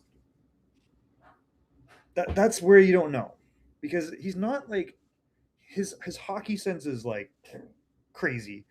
He scores goals, he sets up plays. He's not an amazing skater. He's okay, but everything else, you're like, look at how he walked into the WHL and got 96 points or something as a rookie. But it was the skating, I think, that held him back with USA Hockey. Yeah. But he could just make you pay. He could be a guy that goes 20th and then ends up being like a Wyatt Johnson. He's like, whatever, I'm an 80, 90 point player in the NHL. And guys, what are your thoughts on the Ruck twins? I don't know. Like, what's the upside there? I'm not sure. Seattle needs to hire towards TDP side. Well, isn't that crazy how they didn't keep Torts around? And they went with the internal guy. Is it Ryan Craig? Is that who it was? I'm not sure, but I think that was that would have been crazy to see Torts get hired like that towards the end of the season and then carry them. I mean, it was a great story to see him take them all the way to the Stanley Cup final. It would have been crazier if they won, but very surprised that they didn't retain him. He knew too. He said he wasn't. What I'm dying is that Matthew Schaefer's there interviewing everybody. Matthew Schaefer, when I say all of us underestimate him, I kept saying when there was all the James Hagen's hype, if you go back, you'll see on Hockey Nation. I'm like, what are you guys talking about? The best guy is like, if you're watching this guy skate and his size and his hockey sense, and he got hurt early, why would you take Matthew Schaefer? Did I know he was going to get 23 goals as a rookie? Absolutely not. But we got a funny one for you. Dan B says, Michael, do you think Jason Schwartz is better than Larkin, but he means Jaden Schwartz? Of course not. Yeah, no. I mean, the thing about Larkin is he's like elite fast. Jaden Schwartz is old. You know, he's proven he can play in the NHL, and he's a really effective guy in the role he's in. And he played a really important role for St. Louis when they won the Cup. But you're not, if you're Detroit, you're not taking that back. If that's the question. I don't know if that's the question. And Larkin has achieved more than I thought he would. I think you saw when you at least surrounded him with a reasonable amount of talent, the production came. He's an elite skater. I don't think he has elite hockey IQ, but there's never a shift off. He's impactful to the game. They made him captain. I think it was like, all right, I guess. And he was actually a good captain, I thought, overall. But, you can't put it on him like, oh, he needs to be better. I'm like, the guy has achieved more than I thought. Like, I thought he was going to be a 25, 30 goal scorer and 25, 30 assists. And that was it. 60-point player. And I think he did more. He's like a 70, 80-point player. I don't know what you were thinking.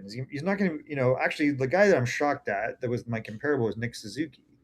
I never thought in a million years Nick Suzuki would be a 100-point player. Yeah, I think, anyone that says, some fans, and you even see Montreal fans doing this, saying like, oh, Nick Suzuki is great. And I think he's a really great player too. Yes. Like, you clearly see that he put up close to 100 points or the 100 points, like you said. Yeah. So that's awesome, but if anyone would have said, "Oh, we see this guy as a 100-point I player," absolutely when did he not. was drafted, there's a reason why he got No, traded from yeah. Vegas to Montreal. Well, There's a because reason. Vegas are maniacs. They don't believe in prospects. Well, that part too. Yeah, they're No, just like, no, we're every year is now.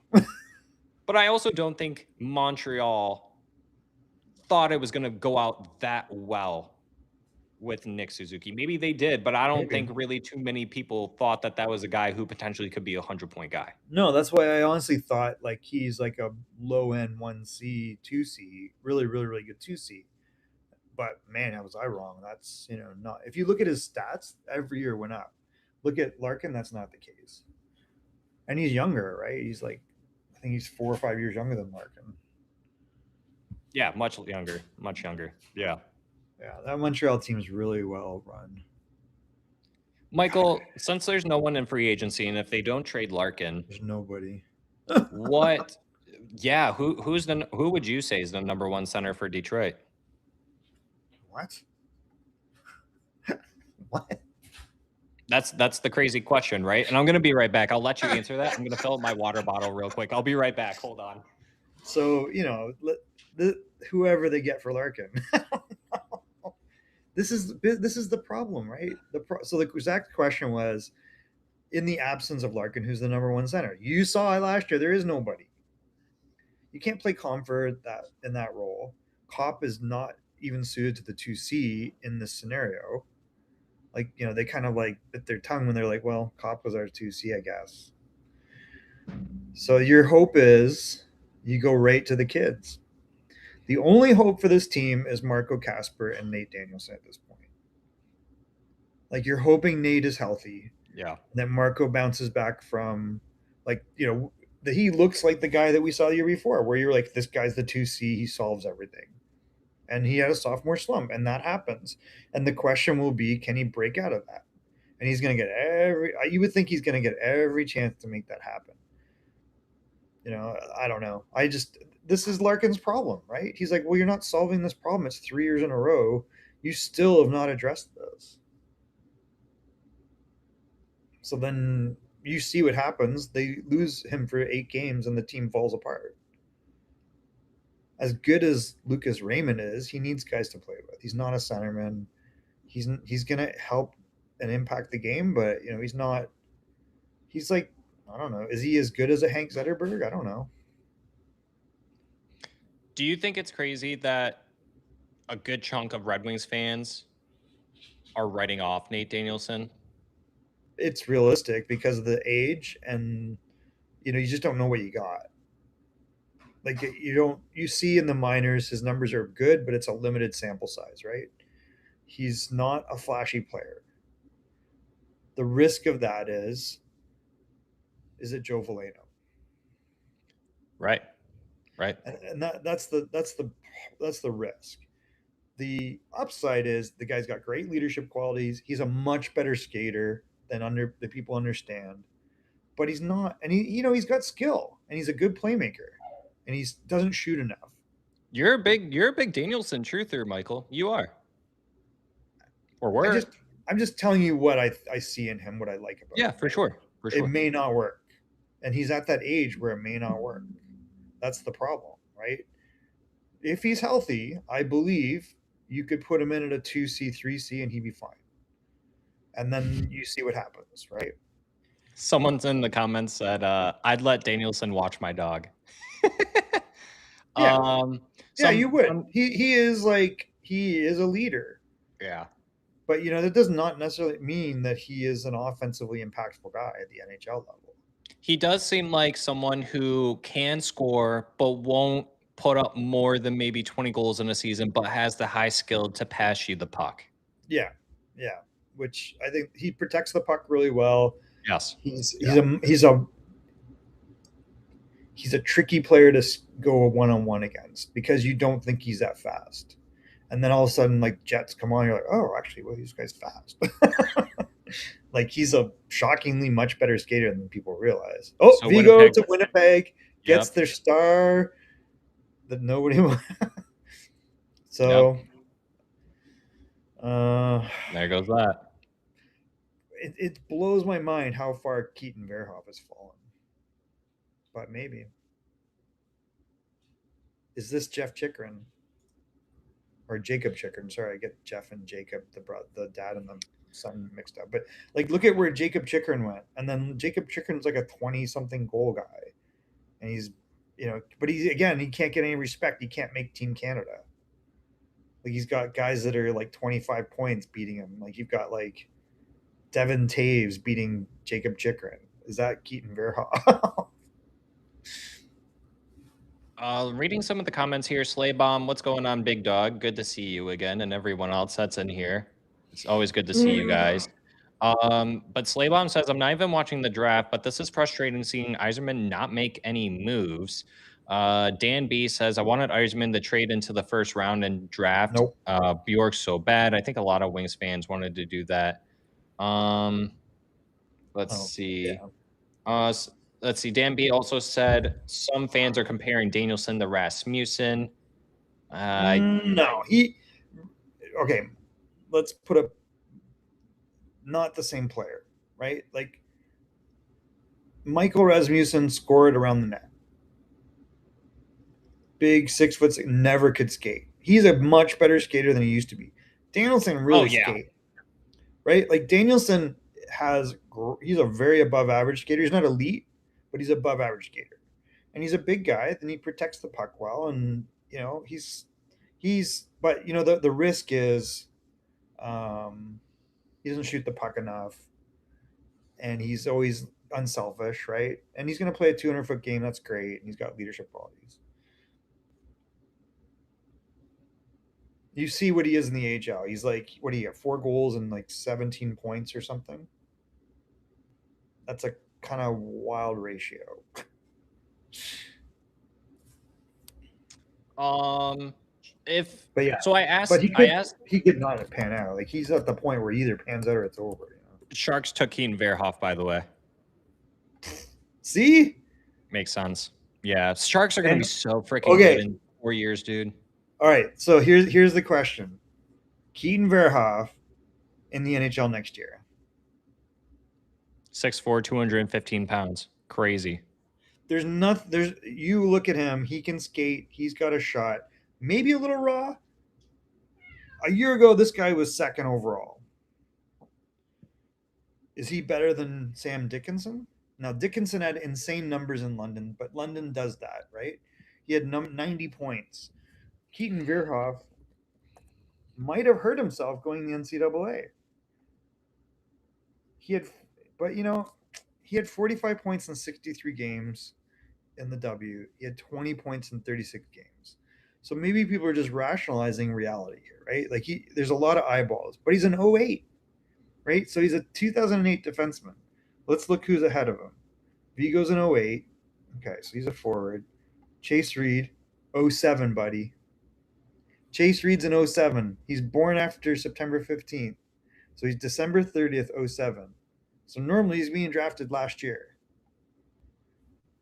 Carson Carroll's 08. All right. And Carson's like high end, right? I think he's probably higher end offense. So that's why. Albert Smith's is an 07. He's a December 07, right? So he's a year older. Daxton Rudolph's 08. Yeah. Great year, This is where the reality of prospects comes in, right? One question that Carlo and I mentioned on our latest episode, and it's tying into some of the comments on here because people are talking about Yzerman. I said to Carlo, and we put out the short on this. I think you might have seen that short, Michael.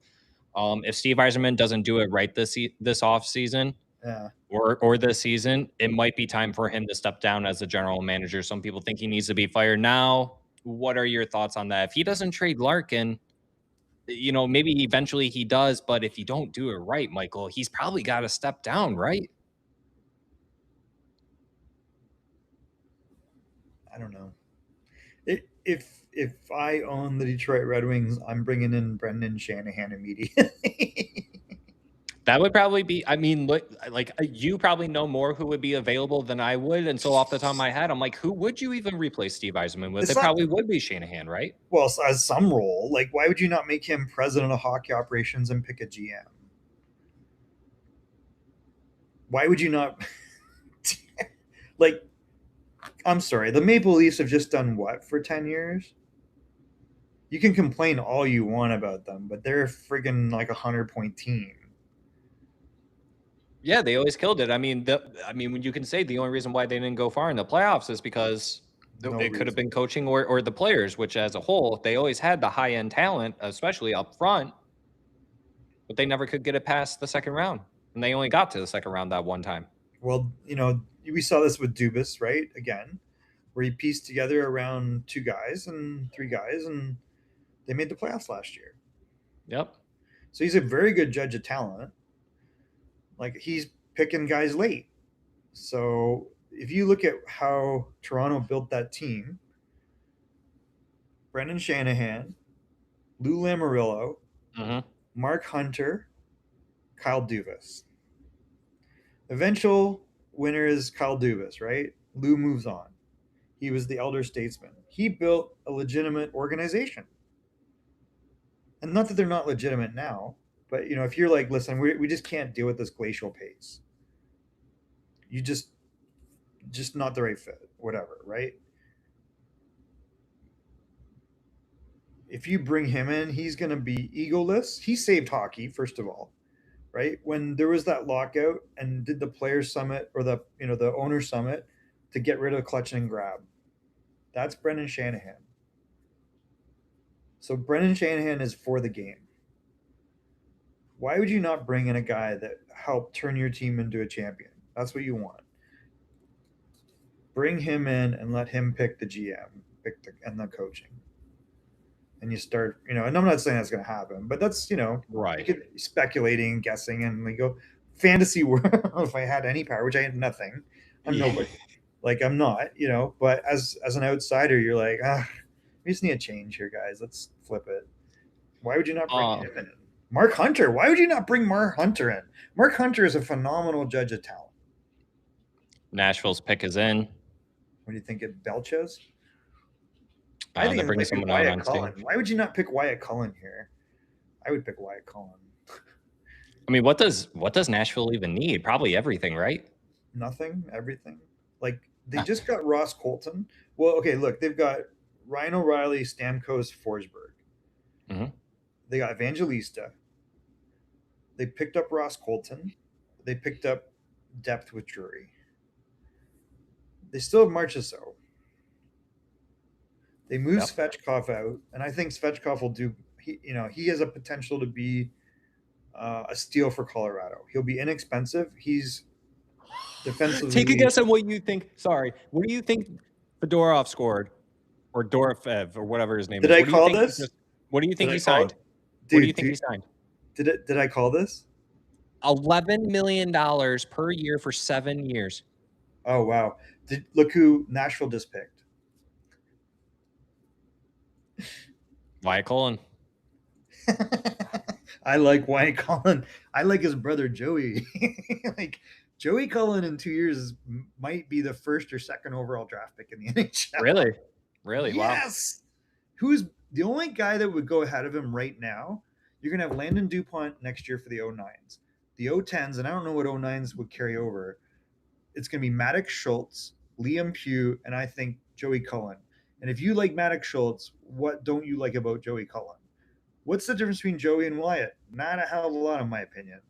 Like, Wyatt made the U.S. development team a year early. Joey Cullen and that whole group out of Moorhead in Minnesota, Joey Cullen single-handedly won a national championship for his Minnesota team. They were losing, and then he's like, I think I'm going to win. Some of the comments too, Michael. Wyatt's Wyatt's so good. They brought up Steve Yzerman really hasn't done anything outside of the first round, and then some of the names that were mentioned, like Soderblom, Budelnikov, Lombardi. You can even throw Emmett Finney in there. Maybe there's like a few others, but what would you say about Emmett Finney potentially being a dark horse to play center for the Detroit Red Wings? yeah, he is a dark horse for sure. He showed us last year.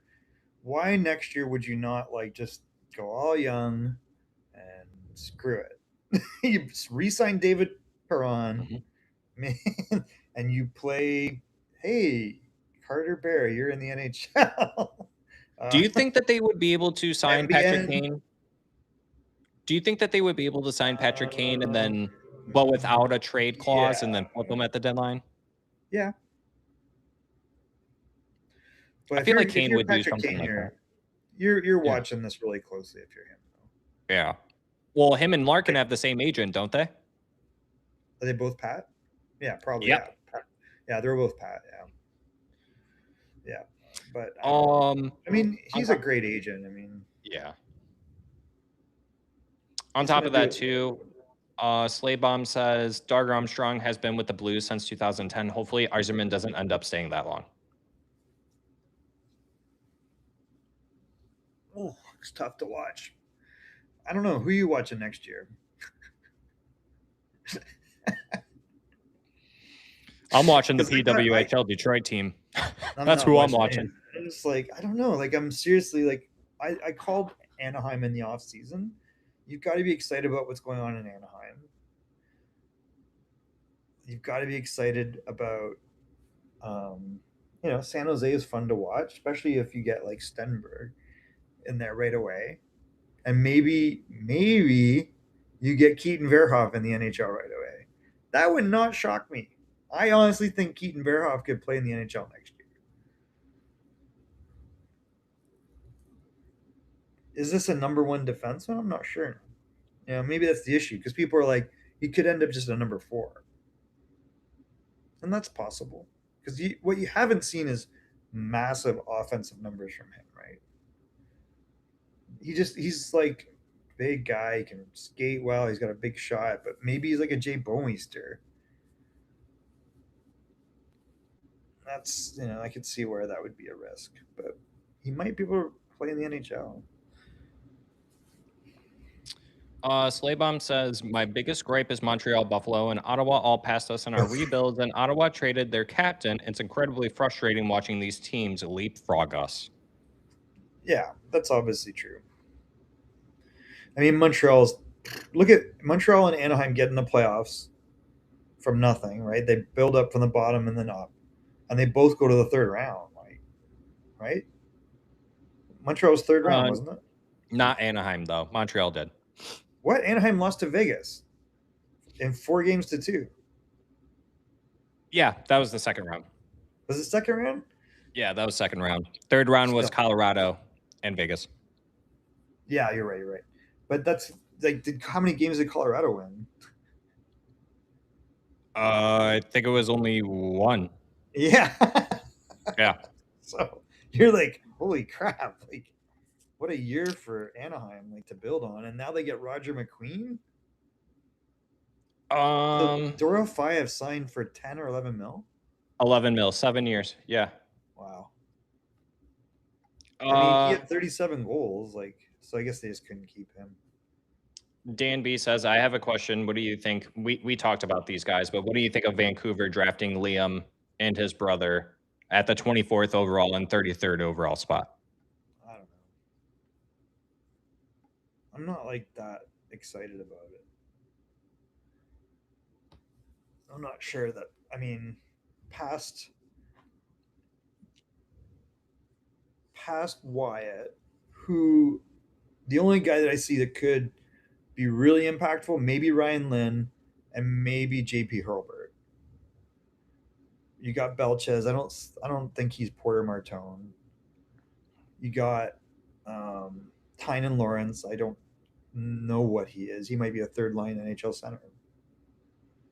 Could be second. The guy that's boom bust is JP, and I think Wyatt is a great pick there. Wyatt might make a lot of teams wish they picked.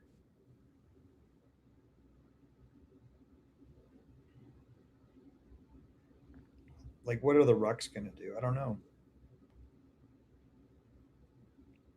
It's draft. It changes after these picks, big time. I think Tynan. This Yep, Tynan Lawrence. it's like a safe pick there. It's not. I don't know if this turns into a big time player or not.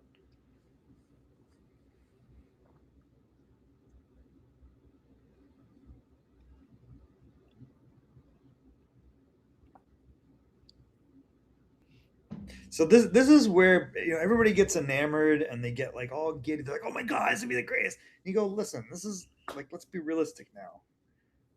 You just take a shine off of everybody after two, and now they're all prospects, and now they got to even do anything. Like it's now the real hard stuff begins. Like I just don't know. We value prospects until they're picked, right? And then you're like the reality of them in camp and whether they go back to junior or go NCAA or they play AHL, like it's a hard grind from here in. Who could make it here? Like, these up to Wyatt, I think I really like all the picks, but now you got to be realistic and you see what happens. I think Keaton Verhoff could play in the NHL next year. I think Wyatt Cullen has a lot of potential upside. He could be a really, really good second or first line player. Tynan Lawrence, I'm not sure. Belches, I'm not sure. Like I think it gets less and less certain here. Guys, Montreal was in the finals in 2021. How do you compare them to Montreal? Montreal made the playoffs this past season as well. Yep. I do not like to make excuses, but Holland's drafting record was a effing disaster. Eiserman's only move was to stand pat the last few years. I don't know if This that's is true. going back and forth between No, these you two got you people. got Gibson. Gibson was not nothing. Falk was not nothing. So it's not like he didn't make moves. He clearly won the DeBrincat trade. He took a chance on Patrick Kane. That really worked out. This was, but not enough. Like it's tough. Like no one's gonna gift you a 1 or a 2 seed, but somehow Vegas pulls it out. Like Vegas gets an Eichel. Vegas gets a Hurdle. Vegas gets you know Michael. Carter Hart comes in. Like No. Mark Stone. Like in the same amount of time. So that's what you're looking at. You can't do everything through the draft. I mean, prospects are take time, and sometimes they don't work out. So I'm gonna read this. DMB is going off in the comments, which is fine. You can do that. But I'm gonna read them all for you, Michael, because this all kind of correlates together. It's kind of gonna be one long thing. But if he had traded first round picks for prospects to get better, then I would be mad. Well, after the picks of Larkin, Burt, Mantha, Hronek at the wings had nothing. Like Arzeman was not trying to make this team better. How do people not understand that? The free agent signings suck. I hate them. But he was not in a position to go after the good free agents, which I agree. 2019 should not have been the bottom. I agree. They should have traded Larkin then, Maybe maybe after COVID, but yeah, they in hindsight they should not have. that far back. Like Right. this is the Like right time. what is the comparison in the league of what the Red Wings were starting from? I mean, I guess the one thing I would say about Yzerman is that he didn't take enough. Like the only time that he took on a bad contract to receive picks was Mark Stahl. You got a second for that. He That was a worked good out player though. fairly well for us, but he Yeah, didn't do that I again. So liked that's him. one gripe I would have on Yzerman. But I agree. I think he didn't bottom us out well enough, and I kind of put that on the That's ownership. I that's think it. ownership That's went to he yeah. didn't bottom out enough. So do it now. You have 2 years. You've got Landon Dupont, Maddox Schultz, the Russian kid next year, the big Russian kid. And then in O10s are like Joey Cullen, Maddox Schultz, maybe Liam Pugh in that.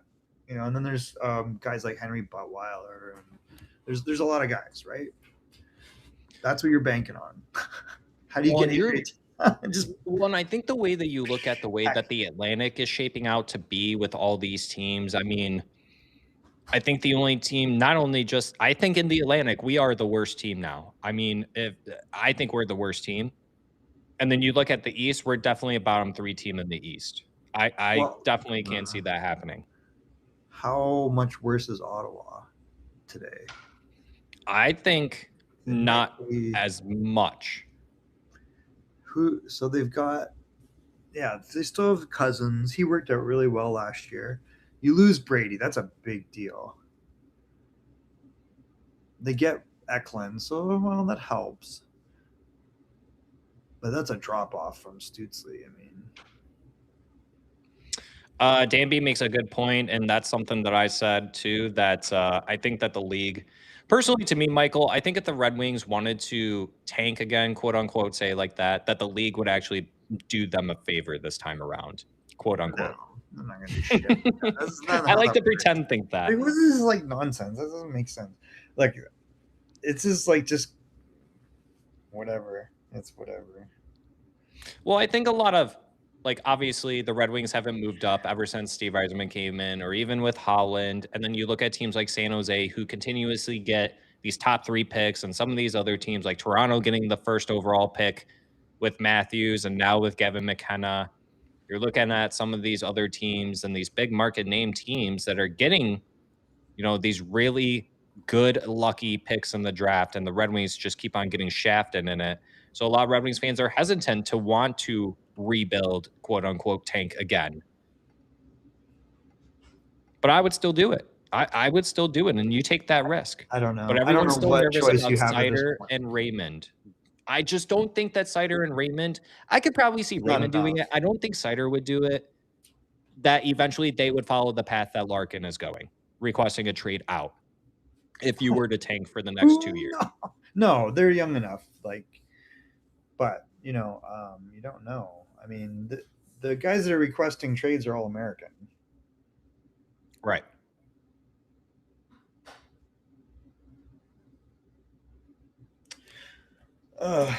Yeah, weird contract with Dorofayev, man. That's a lot of cash. Yeah, what are the Rangers doing there? What do you think's going on with them? I have no idea. Not sure. Was their drop because they got the best goalie in the world. He's Russian. This guy's Russian. But is Dorofayev like a franchise type guy? Like, what's like he's making $1.5 million less than Connor McDavid. Yeah, that's absolutely crazy. What are we talking about? I can't wait to see what Connor McDavid makes, though. I can't wait to see that. What, in 2 years? Yeah. All of it. That's what I'm saying. But what does that mean? All of it? Like the whole salary cap? Well, because it'll be 20% of the salary cap, so it'll probably be 20 mil. 20. Yeah, that's crazy. What that's crazy to think. Because he's taken like such a haircut. And it's interesting, it's so funny how frank some of these guys are. He's really frank. Like, if you think about his comments, I think I always said Chris Knobloch should get a job in the NHL. Gets a job, goes to the Cup final twice. Not good enough, right? Connor's like another level. And if you look at Zach Hyman played for Babcock, and Babcock's intense, and he's different. Like, he's not gonna not give you feedback. Ooh, this is a weird pick. I don't know what is going on in New Jersey. Yeah. NHL comp Christian Dvorak. Ouch. That's not a very good comp. Reading the comments, Michael. I don't even. But this is realistic. This is what I said to you, right? Yeah. After Wyatt, I think it just drops off. It's all over the place.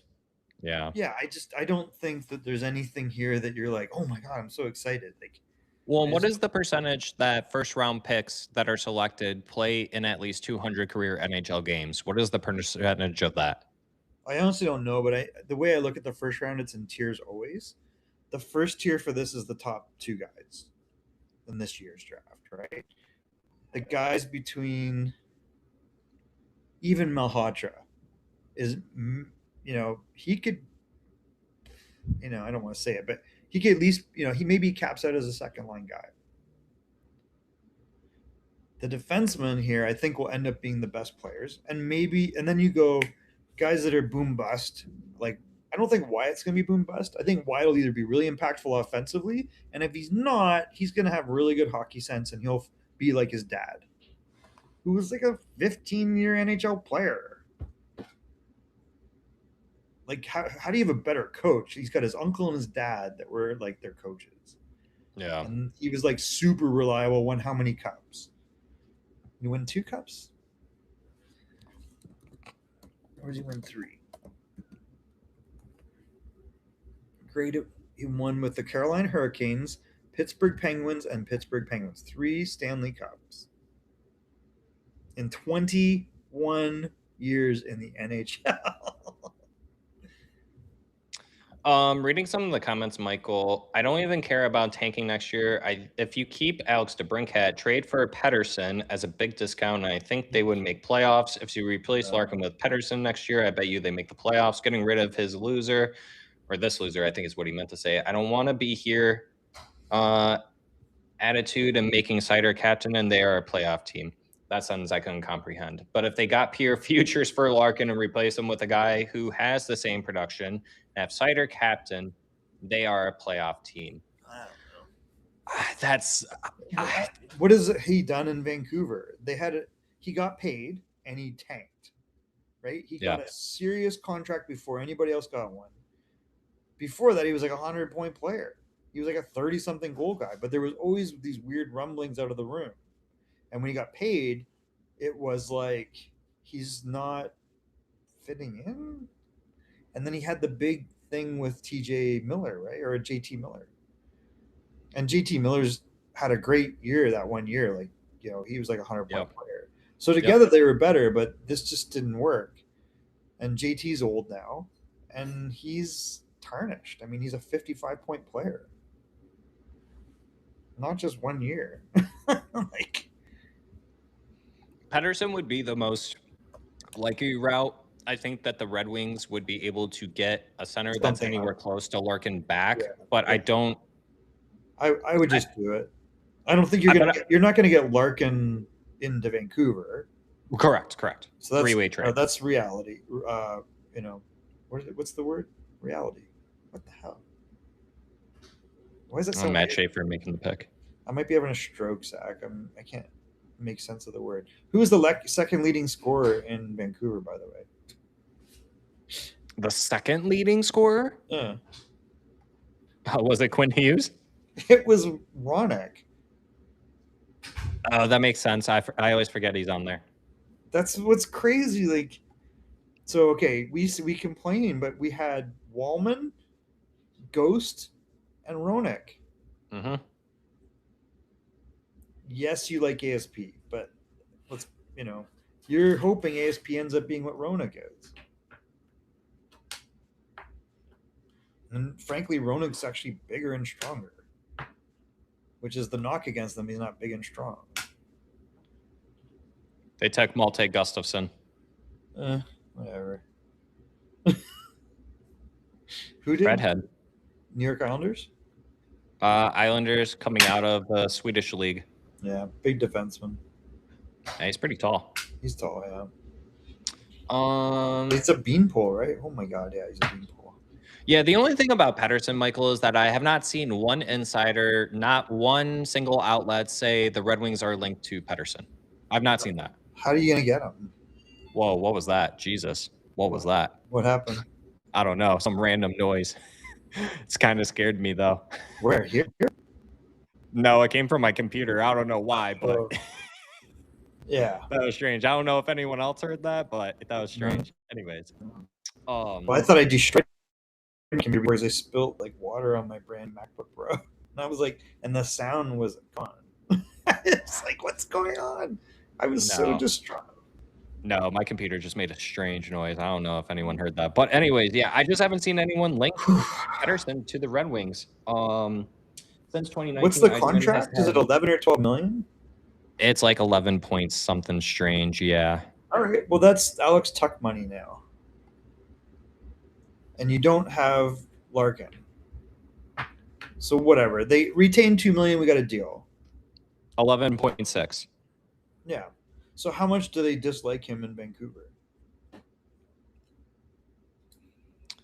Since 2019, Eiserman has had 72 draft picks and has only come away with 2 stars somewhat, and 4 maybe good players. Absolutely awful drafting, says Wump Donkey. I don't think that's true, is it? Yes, I mean, you won the Cider draft. I think Marco just had an off year. But it is a risk, right, that he doesn't come back. So let's look. Simon Evanson totally panned out. So you got Cider panned out. Aljo from that same draft panned out. Soderblom, I don't know what the deal is there, but he seems to be okay in Pittsburgh. Okay, so that's year one, right? Year two, Wallander, probably the wrong pick. But Lucas Raymond, second best player in that draft, maybe,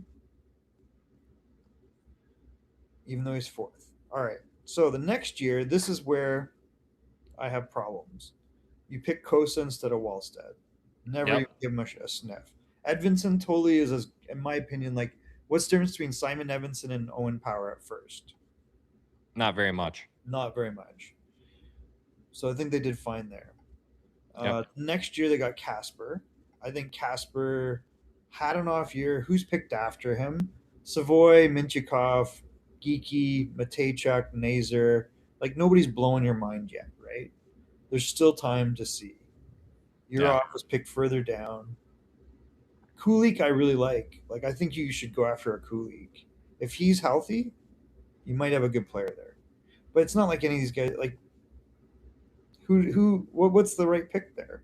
Nazar? Nazar is getting 6 point something million to be what? And he's played like a decent NHL player. I mean, what, that one 40 season, points. I think it was the not this past season, but the season before that, didn't he put up like 70 points or No. something? Who? Nazar? Yeah. 41 6 points. He makes 6.5 million or something. 6.8. I'm not saying he's a bad player, but come on. Yeah, 6.6, and he. Oh Is yeah, it he is only it better than Casper?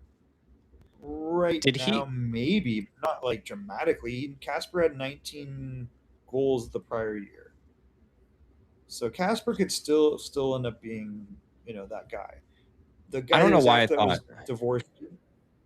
Yeah, I don't know why He's I thought not. He Nazar hasn't put done up more anything. points, but yeah, only 41 points last season.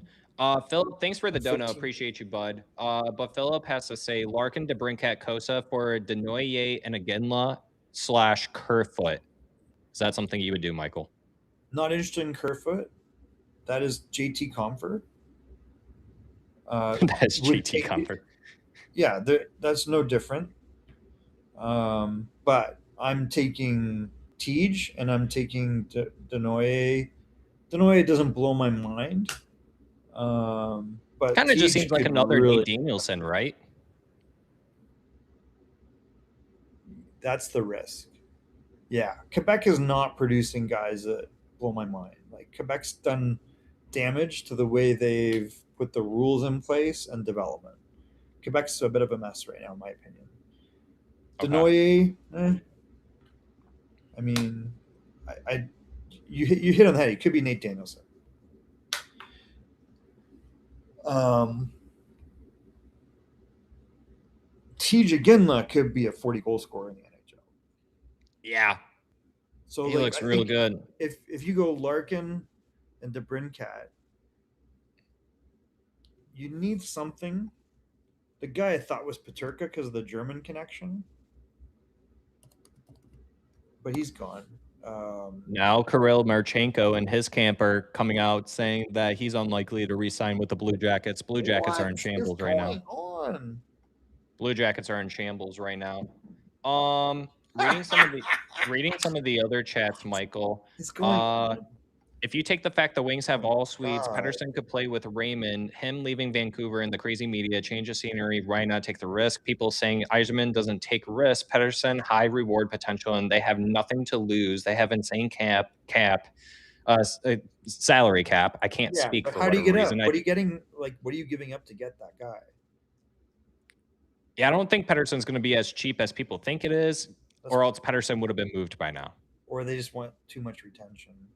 Right. So okay, so Utah just dumped Paterka. I originally thought you go Paterka, Tej, and maybe Denoye, and then you're like, okay, whatever, we're starting over. But Paterka's not chopped liver, but there he's gone. So they missed out on that. Lawson Krause, he's not young. He's not great. I don't want Barrett Hayton.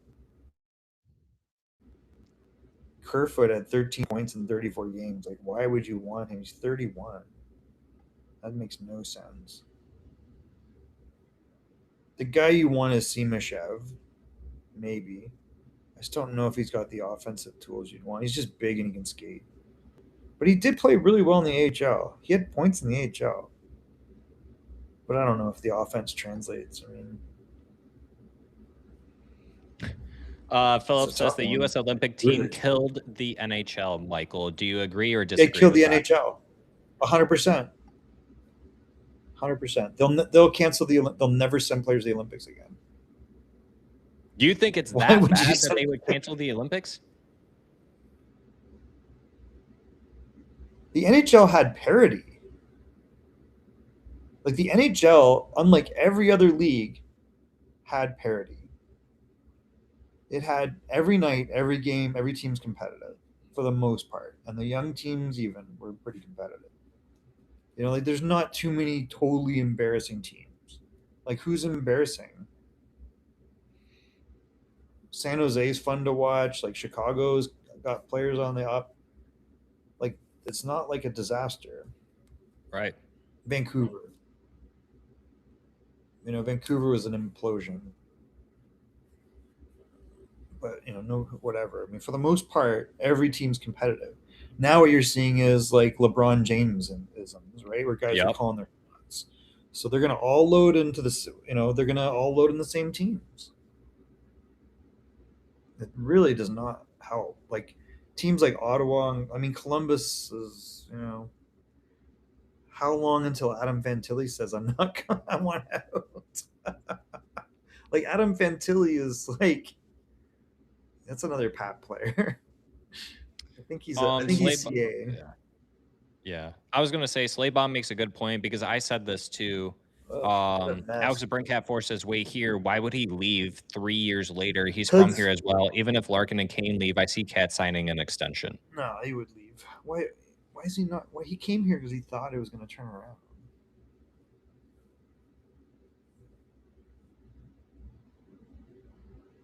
These guys want to play in the playoffs. I mean, he's not. Yeah, you got to think if Larkin's feeling that type of way, something in Alex DeBrincat has to be feeling something similar because Alex DeBrincat, he's only made the playoffs twice, maybe once. I don't think any time has he. Oh, once they made the once in the lockout year, in the COVID shortened year. Yes, because they had 24 teams, and I thought they did well. They had one round. He played 9 playoff games. 6 points in 9 games. I thought they played well. Kane was there, right? It was like Kane, Taves. Anaheim trades McTavish to St. Louis for picks 15 and 29. What? Yep. This was a 3rd overall draft pick. I mean, St. Louis just leapfrogged Detroit. This is what I'm saying. Like, you look at even the league as a whole, if Detroit doesn't trade Larkin and you get nothing and Larkin sits, you are a bottom 5 league team. He just went to fucking St. Louis? Yep. St. Louis is weird, but they got Holloway, Thomas, Snuggerud, McMichael, McTavish, Bukanevich. They got Dvorsky, Neighbors. They got Pia Suter. They still got Drouin, which is whatever. Bergeron's not going to do anything for you. And then the defense is Pareko, Broberg, Fowler, Mayu. So you need 2 defensemen there probably. But that's, they got depth. And they got Hofer and Net. And they moved Bennington. They'll get something back. And then do they have any prospects? Holy schmoly! What are we talking about? Come Yeah, on. we saw that goal line World Junior save that McTavish had. Yeah, that was a crazy save that he made that one year. What is going on? Um, Like Larkin to St. Utah Louis, or Anaheim, the only thing that makes sense now at this point is what they're saying in the chatter box, Michael. Larkin to where? Either Anaheim or Utah. Why Anaheim? They just traded the guy you wanted. I would agree. They traded both guys that we were Yeah. calling would be potential. Like they trade McTavish. Unless you're going to get Roger McQueen, they ain't moving Roger McQueen. Why would they have to? Now maybe they're all in, but I mean Larkin would impact them right now. You don't know what Roger McQueen is. McTavish might be what he is, which is a 20 goal, 45, 50-point guy. And that's what this is saying. This is saying he's not worth 7 million.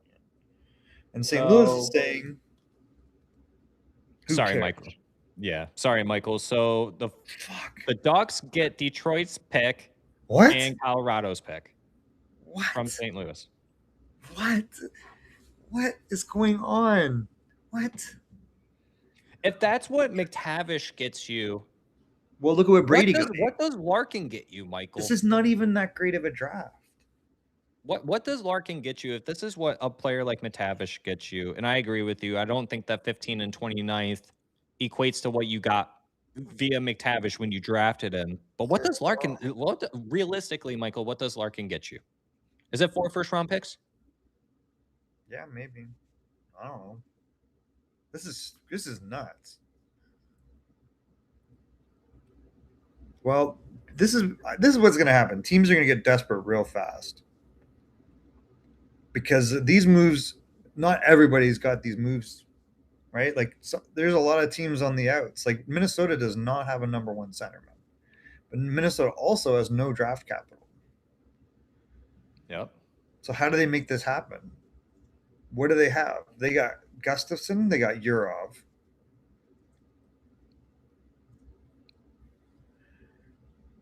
Like Dorofeyev was in play. You could have moved him to Vegas for Dorofeyev. Like, why couldn't you? Why could you not have moved him to Vegas for Dorofeyev? Lift Wafin, what up, big dog? And then we also have Powerface, what up? And they're not happy with Yzerman Niven, just the Larks trade. Dorofeyev to the Rangers. We sure could have used him, like you just said. Is that a hypothetical, or was that McTavish traded? No, McTavish actually was just traded. And then Powerface says Detroit is cooked. Seriously, the trade silence from the Detroit front office is deafening, Michael. It's so weird. So is free agency now going to be headed into the direction of it's not even free agency where you're still going to sign free agents? What is it, basically a trade deadline 2.0 in the summertime now moving forward? I mean, who's left? There's nobody. There's Bobby McMahon re-signed. Tuck signed. Yep. Let's see here. I'll pull up a list. You've got John Carlson. You've got Bob. You got Anze Kopitar. Yeah, who's retired. Yeah. Sorry, I couldn't resist. Carey Price. So then let's be honest. Steve is sitting there going, I got the best player. What are you going to give me? So I don't know. This might make Dylan Larkin worth a hell of a lot more. And frankly, who is on the board that's going to make your team? There's 2, maybe 3 guys, maybe 4. The guys that could probably make the NHL next year are the top 2 guys, McKenna and Stenberg. That's it. Yeah. And then honestly, like I think Verhoev has an outside chance just because it's San Jose and they put Dickinson in and he was like 10th or 11th overall. And maybe Smits and Bjork within 12 months. Am I missing something? This is not like a blow your mind like situation. There's really good defensemen. They take time. Carlo's in the chatter box. McTavish, a frequently scratched player, just went for 2 first-round picks, albeit 15th and 24th overall, which is fine. Larkin's price continues to climb every passing 24 hours. Right. Like we all see what Yzerman gets for Larkin, then judge. Danby says. But yeah, Yeah. it sounds No, like like Carlo's on the same that's what we're page as you like. are. I think you're right. Like you go, okay, well, there's no free agents. You got to make a deal, and well, they can't afford you, so you can just sit. My team's gonna Yeah, be garbage either way. I think the next best center that's available on the free agent market, and it goes in order, and these are just UFAs, Kevin Yeah, Hayes and Anders Lee. Both are 35 years old, 34 years old, 36 years old. yeah, Larkin's 30, yeah, going to be 30. yeah. Larkin's worth a lot right now, and frankly, there's nobody in this list aside from like people can say what they want, and I'd said before Misa and Stenberg with Larkin, and you could throw in something else. I don't know what that else would. Let's be honest. You're hoping Stenberg is Larkin, and he's got the potential to be Stützle. That's still not much better than Larkin. Like guys like this don't grow on trees, and I don't think there's many Mhm. like who was drafted here today that's as good as Larkin. Yeah, I was kind of Even thinking that I was even thinking McKenna this might take time. I was thinking the same thing too, Michael, because it's like, wow, because I was really entertaining the fact that San Jose, I think potentially would be okay with trading Michael Misa for Larkin. I think Michael Misa will be a great player. How good can he get to that Larkin level or better, and how long would it take him to get there? But you look at all the other pieces on San Jose, it's like, okay, maybe Michael Misa has that opportunity because of the other pieces, but is that Well, possible for someone like yeah, that? You know? the only time that you could pull it off is now, Yeah. because in a year, either Misa's worth a hell of a lot more because he's 0.48 points a game. He missed time because of injury, and then next year he's healthy, and he is 0.6 or 0.8 or 1 point a game, or he doesn't reach that, and he takes time, and then the shine's off, and you can't that's why right now is like there's just that enough uncertainty that you could maybe pull it off, right? Lift Wafin says Druin asked for a trade, and we talked about this, Michael. He asked for a trade and was not moved for 18 months, a year and a half. I don't think it takes that long for Larkin, but yeah, Why wouldn't it? it could happen, but that's But a maybe, long time. dude, it might have already taken that long. Honestly, that's kind of what I was thinking. I think We don't know. right. We're guessing. Right. And Carlo and I kind of talked about that, where ever since Larkin made those comments, and then all the reports saying like, oh, they haven't talked for quite some time, and Larkin going on the NHL Network and saying, oh yeah, I want to be here, this and that, and I think it was all kind of a charade, a mask, so to say. And I think that this was already in the works for a while. And I think it has to do, and I think you mentioned this, that it comes from the agent. I think Pat Brazan and Larkin had the conversations. Let's see how this year goes. And they were fine in Maybe. December because they were a top 3 team. But then it all shit the bed, pardon the language. And then they finally went the direction saying, okay, Larkin, now it's time to do that. I think it pretty much stems from Pat Brazan, personally. And that started well over a year ago. All of these guys are worth less immediately except for Stenberg and McKenna. They never had more value than today before they were picked. Right. Their biggest value was the potential of where they rank before there was even a name next to the draft pick. And that's not being mean. That's just like this is the best league in the world. Like, are you looking at Daxon? When is Daxon Rudolph ready for the NHL? And is there room in Buffalo for Daxon Rudolph? Do you think it would be more wise for the NHL to up the age in terms of when you can be No, drafted? that makes No. no sense. This is Okay. it's like some no, because what's going to happen too is like we knew these guys when they were 14. I'm sorry. Aside from the European guys, we knew kind of who was better than who, and it changes a little bit. But it's not like, you have the Keaton Verhoeven that just dropped. Yeah. for the most part, we kind of know the tiers. Like you're scouting these guys young for other leagues, so I don't think there's like total mystery here. And you're watching their progress, and some go up and down, and then you mix in guys that were overlooked. But Klepoff, there we go. Detroit got a wait. This is Detroit's pick. Klepoff just went to Anaheim. That's who Anaheim just selected with Detroit's original pick that went to St. Louis for Justin Falk, now to Anaheim for Okay. McTavish. So let's be really honest here. You just got Klepoff, who I like, really good player, prospect. Like may never play in the NHL. You don't know. Justin Falk is a legitimate number 2, number 3 defenseman in the NHL, and you saw what he did last year. He's really friggin' good. So you just won that trade.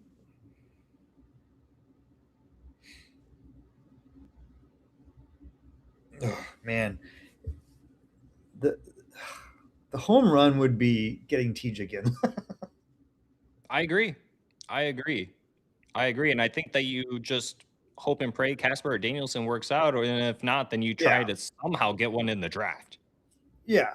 You hope that Nate's healthy and can take a 2C, 3C role. That's all you care about. If he's 3C, great. If he's 2, great. But... Quick question for you: do you think either?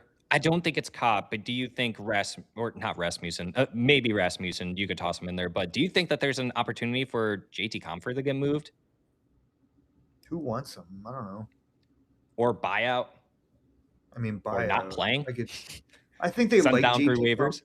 No, I think they like JT the way he approaches the game, and they think he's versatile. But Dejanay is interesting. His dad played in the NHL. He's a big guy. He's like his dad. He's big and he can score, but he's not like an amazing skater. Wait, so there's 2 players in this draft with the same name, Maddox? Maddox? Or Maddox? No, Maddox Schultz is like in 2 years. Who's Maddox? Well, this guy who was just drafted. Well, that's Maddox Dejanay, but who else is Maddox? Or am I... Oh, no, the other guy's name was Daxon. My bad. Yeah, Daxon Rudolph, yeah. These are some strange names this year. Well, wait till you get like Maddox Schultz and Liam Pugh and... Liam Pugh, I've drafted him in franchise mode on Chell before. Great player. He's 2 years away. Great player on franchise mode, for sure. So St. Louis gets Maddox Dejanay. Interesting. Yeah, was it Pierre Dejanay? Was that his dad?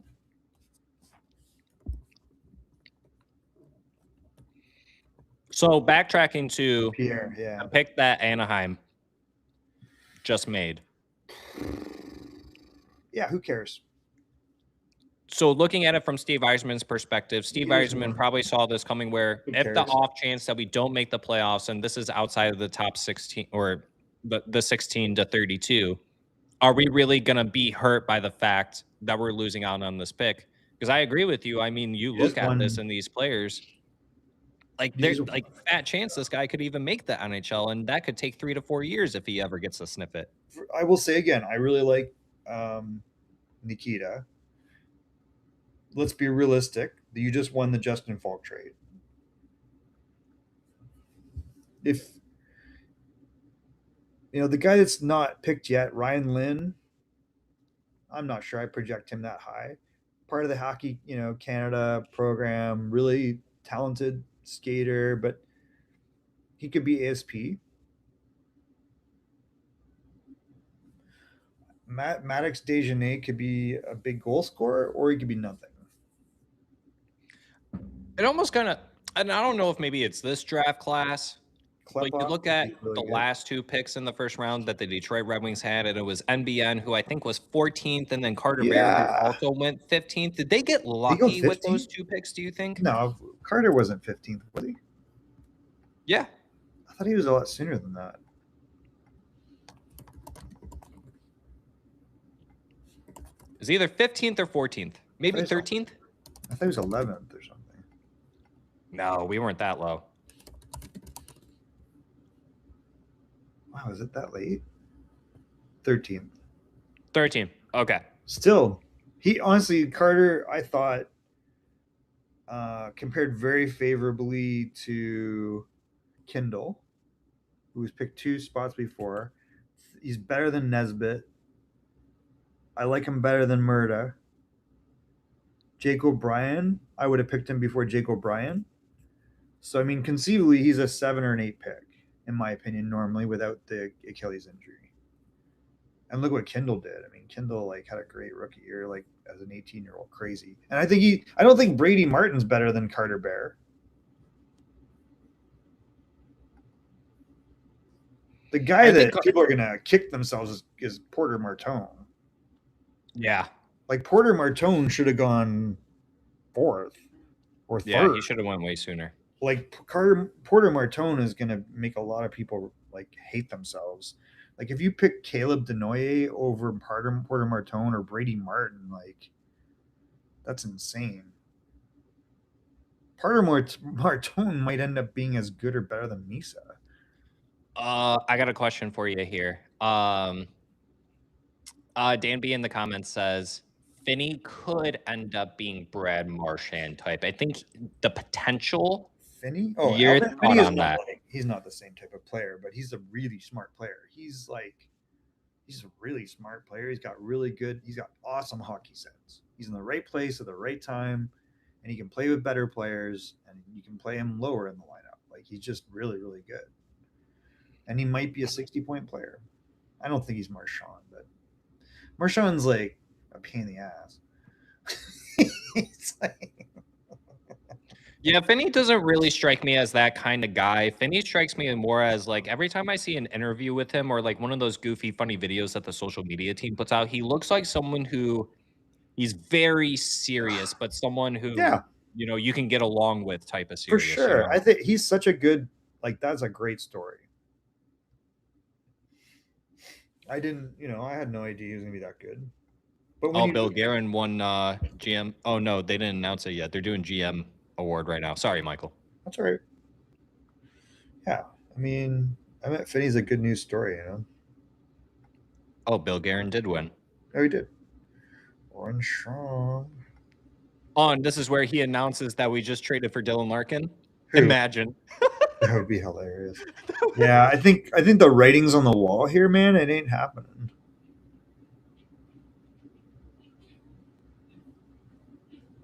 I wonder if you can somehow. Yeah, I don't want to do the whole mental gymnastics of it, obviously. It's such a mess. I don't know. Opportunities for Bear to make the team next season. 100%.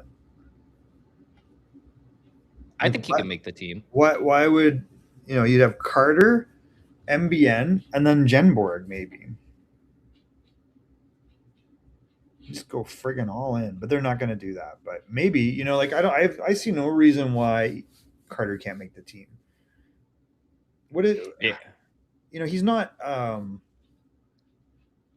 heavy player, but he plays physical. But if Ben Kindle can play in the NHL, why can't Carter Bear? And do you remember that question? I believe I've asked you this. Is the NHL for a good? I mean, we're looking at teams like Anaheim. We're looking at teams like San Jose. We're looking at teams like Montreal.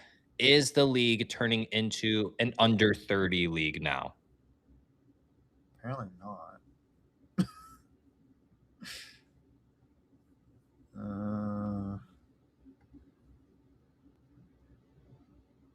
Why are we saying that? I mean, there's some superstar players. Obviously, Macklin and Bedard's really, you can say what you want, but Bedard is legit. Who else? I don't know. Well, I guess in terms of when I say that, teams are willing to risk starting their players in the NHL sooner rather than the normal approach that as we know as Detroit to allow their prospects to marinate in the system a lot longer. Why? Because NCAA is now paying guys real money. And you could go to NCAA and make what you make in your ELC, I bet. Like when Gavin McKenna gets 750 Gs, okay, that was last year. That's NIL. This year is 22% revenue share. Every player gets money. And it's just like, it's NIL plus. And they're just going to get more TV revenues. It's like football. They have 65, 70 teams. So the top 10% of those, the top 6 to 10 are going to make bank.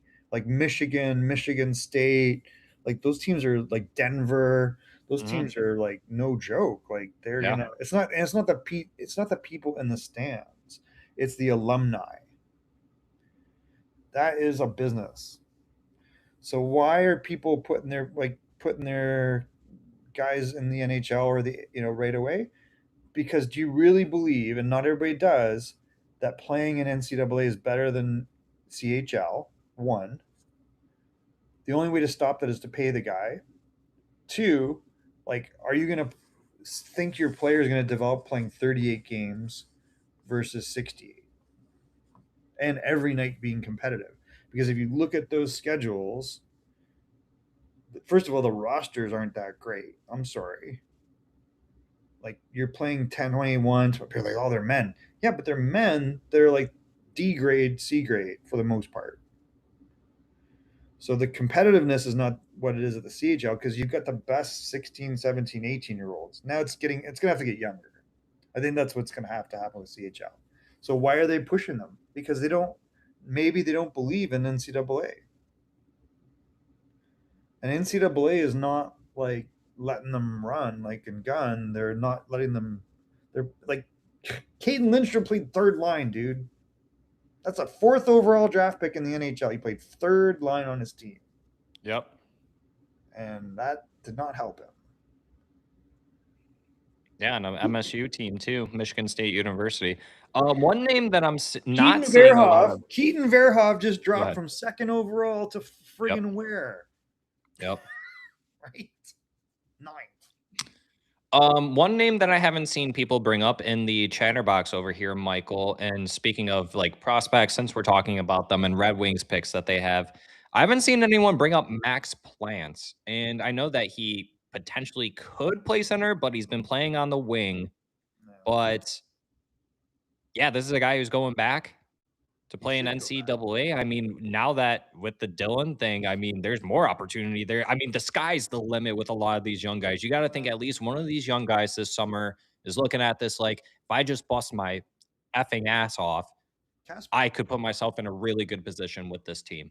Casper, MBN, Carter Bear, Genborg. Max Plan, I don't see anything. I think it's an outside chance that he's a top 6 or NHL player. I don't see it. If it happens, great. Nothing, and I'm not trying to be mean to people, and I'm not trying to denigrate anybody's prospects. But let's Oh, be for sure. honest. No, you're speaking. We're Yeah, go ahead. like Yeah, this is you're just playing the odds, right? yeah. So you go, I would trade him right now. So you he think might so he you think might that have. Red Wings fans are so you think Red Wings fans are being too high on Max Plant, the Hobie Baker winner, award winner. Who cares? What does that mean? What does the Hobie Baker win mean? It means nothing. Well, I guess that's a fair point too, because who won it the year before that? So it's a hit and Or miss, right? Adam Fantilli. Adam Fantilli won it, and look at what Adam Fantilli's done. But Adam Fantilli was like not a product of the U.S. system. I'm sorry. Adam Fantilli at 14, we knew where he ranked in that age group. Like he came out of Toronto, he just made interesting choices where he played. COVID was a factor, but he's just a different player. It's not like just because he's in the league and wins that trophy doesn't mean anything to me. So I think it's like hit and miss. Like I don't know. Nothing against Max Plant. So Max Plant, Isaac Howard, okay, Macklin, same thing. We knew who Macklin was at 413. He was playing against the 14s in the US and destroying it. Mhm. Adam Fantilli, like same thing. He was like one of the top 2 players in Toronto left. Played US prep, which was weird, but he's always going to be a top player. I don't think this is like some shock. It's not because he's in the NCAA system. Like winning that award is great, but it means nothing. Like Isaac Howard, is he ever going to play in the NHL? Maybe. I don't think that was a great move. Like the guy he was traded for might be better, Sam O'Reilly. Sam O'Reilly made the Memorial Cup 3 times in a row and just won again. complete 200-foot player. He can do, worst case is a third line NHL center, and maybe he's a second. Isaac was a lot of hype.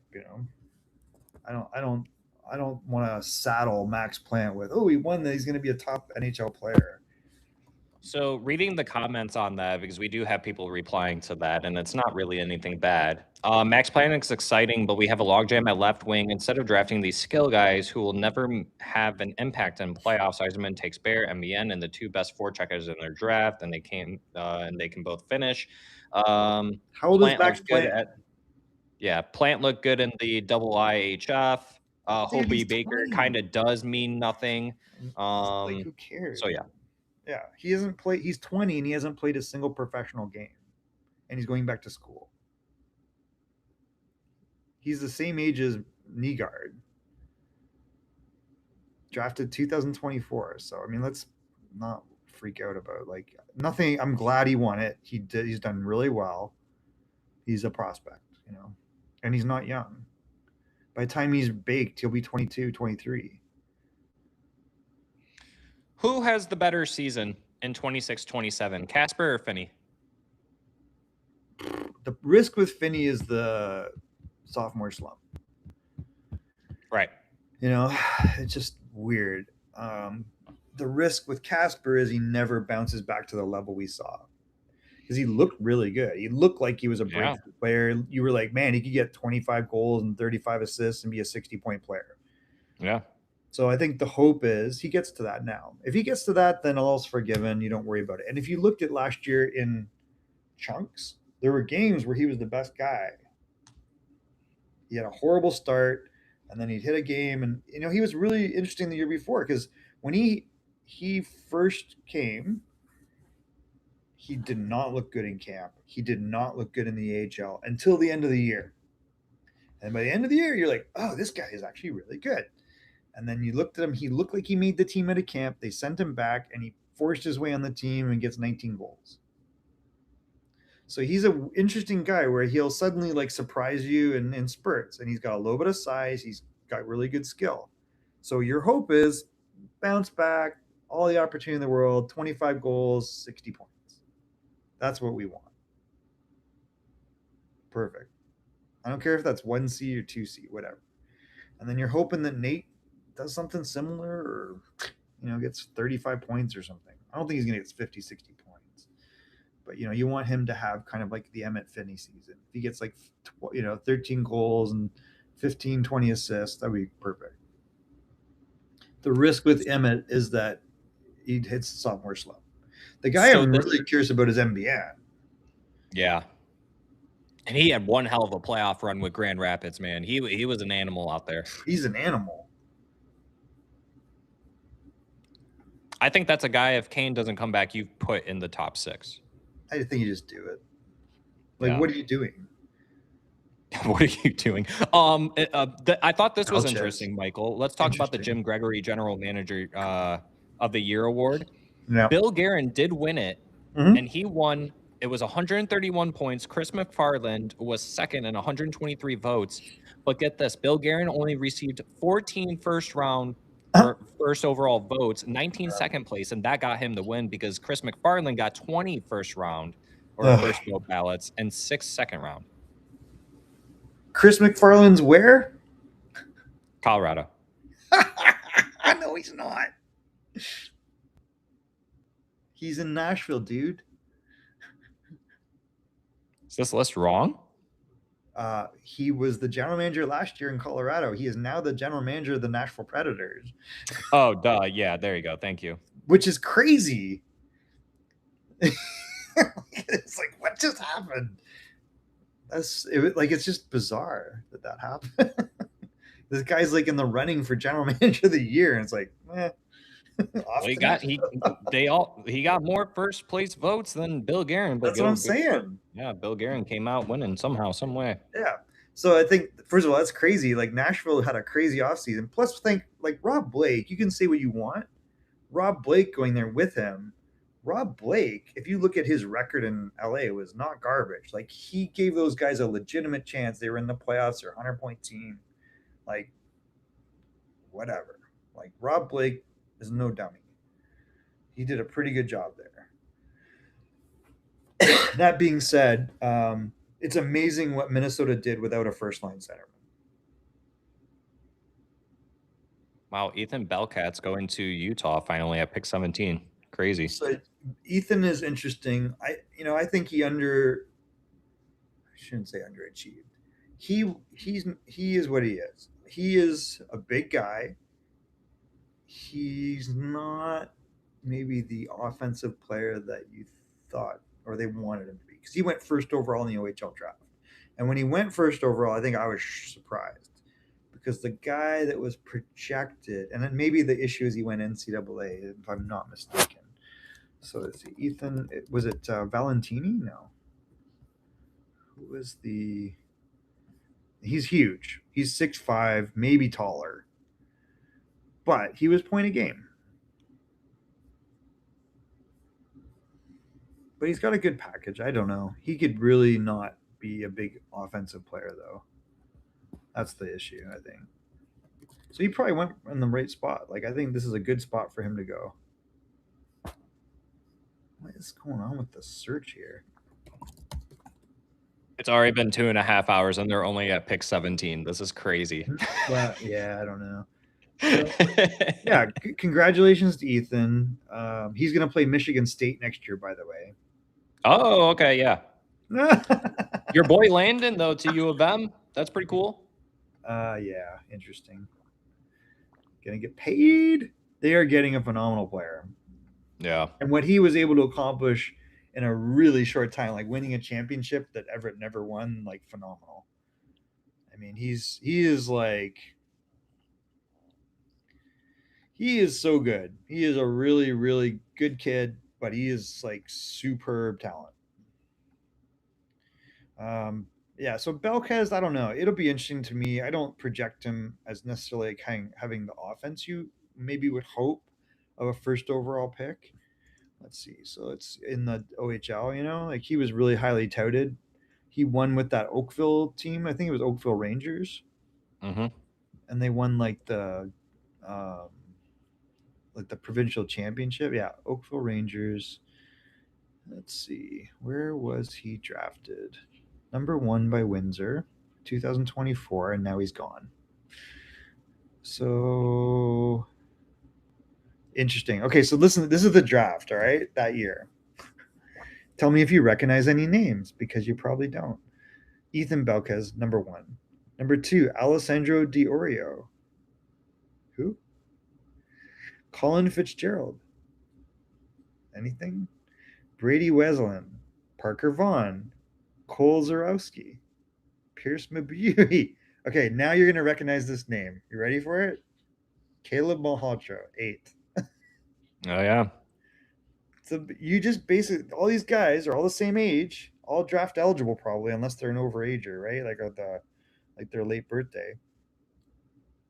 2 out of the top 8 picks that are in the first round probably.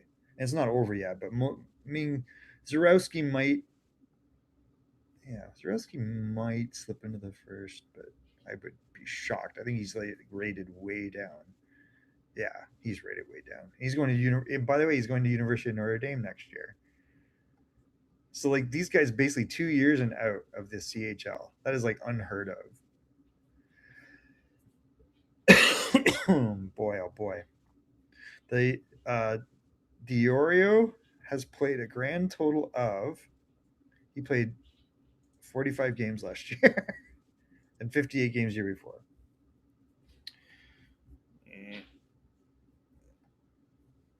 Let's see. Colin Fitzgerald. Another name that I haven't seen anyone in the comments mention about is, what do you think Simon Edvinson's contract extension is going to look like? 7 times 7 or 7 times 8. It's kind of what I was thinking Or, too. it might be like 5 years. But the thing about him is the offense, the numbers aren't there, right? Mm-hmm. But we know what he is. He's really good, number 2, and he's got skill, but I just don't, the production's not there, right? but he can score. I mean, he does have goals. Like 9 goals for a defenseman's not junk. Like he had, but if you really look at it, he had the same production as Alex Crevier, who just got traded for Bo Byram and a first pick, right? So that's a number 4 defenseman on that team, maybe 3. So I don't know. That could be working against him a little bit. The Capitals just picked up Oliver Suvanto. I'm not a big fan of this guy. Nothing. I just 6'3". don't. He doesn't have. He's a safe like 2-way guy. I don't think he's got like big offensive ability there. I mean, the Capitals have crushed it this offseason.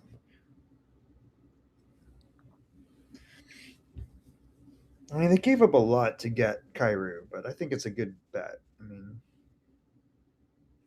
yeah, they're gonna sign Ovi, right? I don't know. I would think so, but it's possible they don't. It's a good question. I should grab some food actually while we're doing this. You mind if I eat? Oh, go ahead. What a crazy, for all the craziness, I think. Oh, give me 1 second. I'll be right back. No, you're good. Unfortunately, I think Red Wings fans got their hopes up for this draft, thinking Yzerman was going to do something, but the rumor was that it could be until the weekend.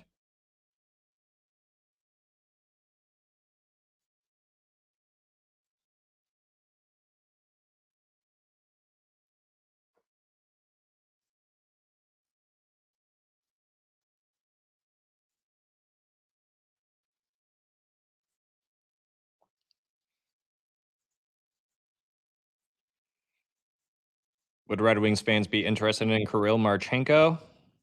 I don't know.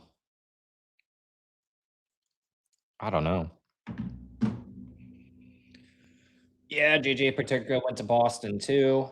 Robo says no to anyone else or just St. Louis, Seattle. I think there was one more team that he said no to. Yeah, what was the other one? I can't remember. Pretty sure there was one more. Utah? No. Why do I want to say it was Anaheim? Oh, really? Why would you not go to Anaheim? I can't remember. I was really hoping Larkin would get traded today and the Wings would get a first rounder. Now that we're this late in the first round, very little optimism. Oh, St. Louis. They offered a package multiple picks for Jason Robertson, but he's not interested in signing there. And then St. Louis also tried for Brady Tkachuk, but Brady did not have him on his list. He wanted to go play with his brother, man. That's not happening. You knew that was in the works for years. That was like, even though I was trolling the Ottawa fans, you're like, well, it worked out.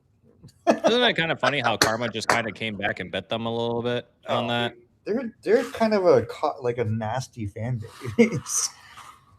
Dude, the other day I had a random Montreal Canadian fan quote tweet something about me. It was like Lane Hudson getting his contract, and I quote tweeted it like a year ago, saying like, "Oh, this is the comparable for ASP on his next contract," and this guy just like quote tweets it a year later, and I'm like, "Dog, like this isn't like anything against Lane. I don't know why you're so hostile right now." It was wild. Who cares? No, exactly. I was just like, they have nothing else going on.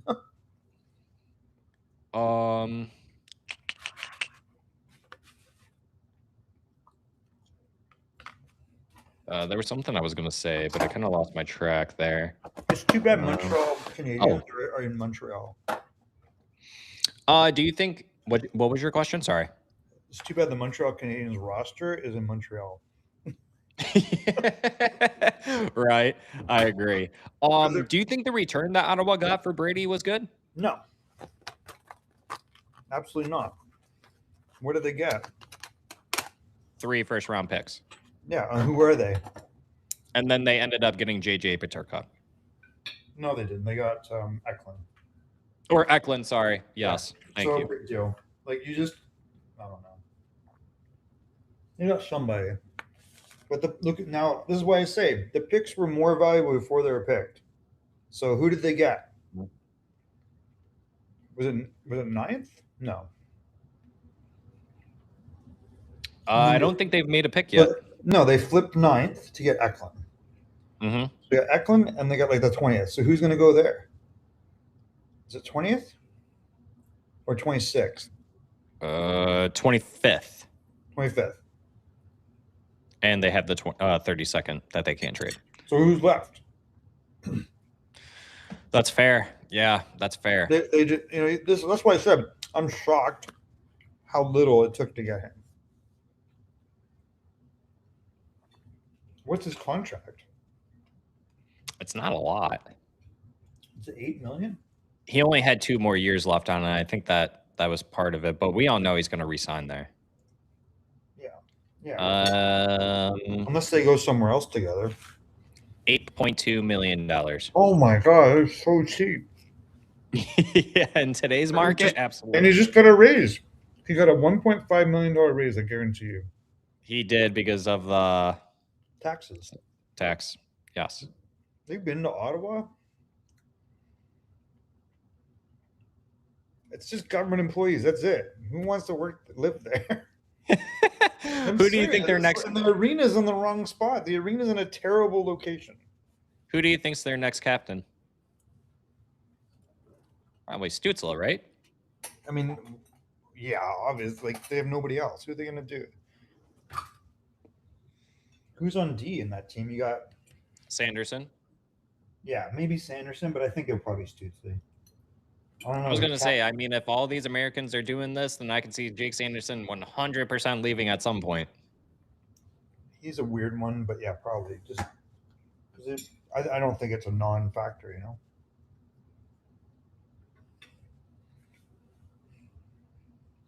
Do you think Canadian teams are afraid to sign USA-born players now?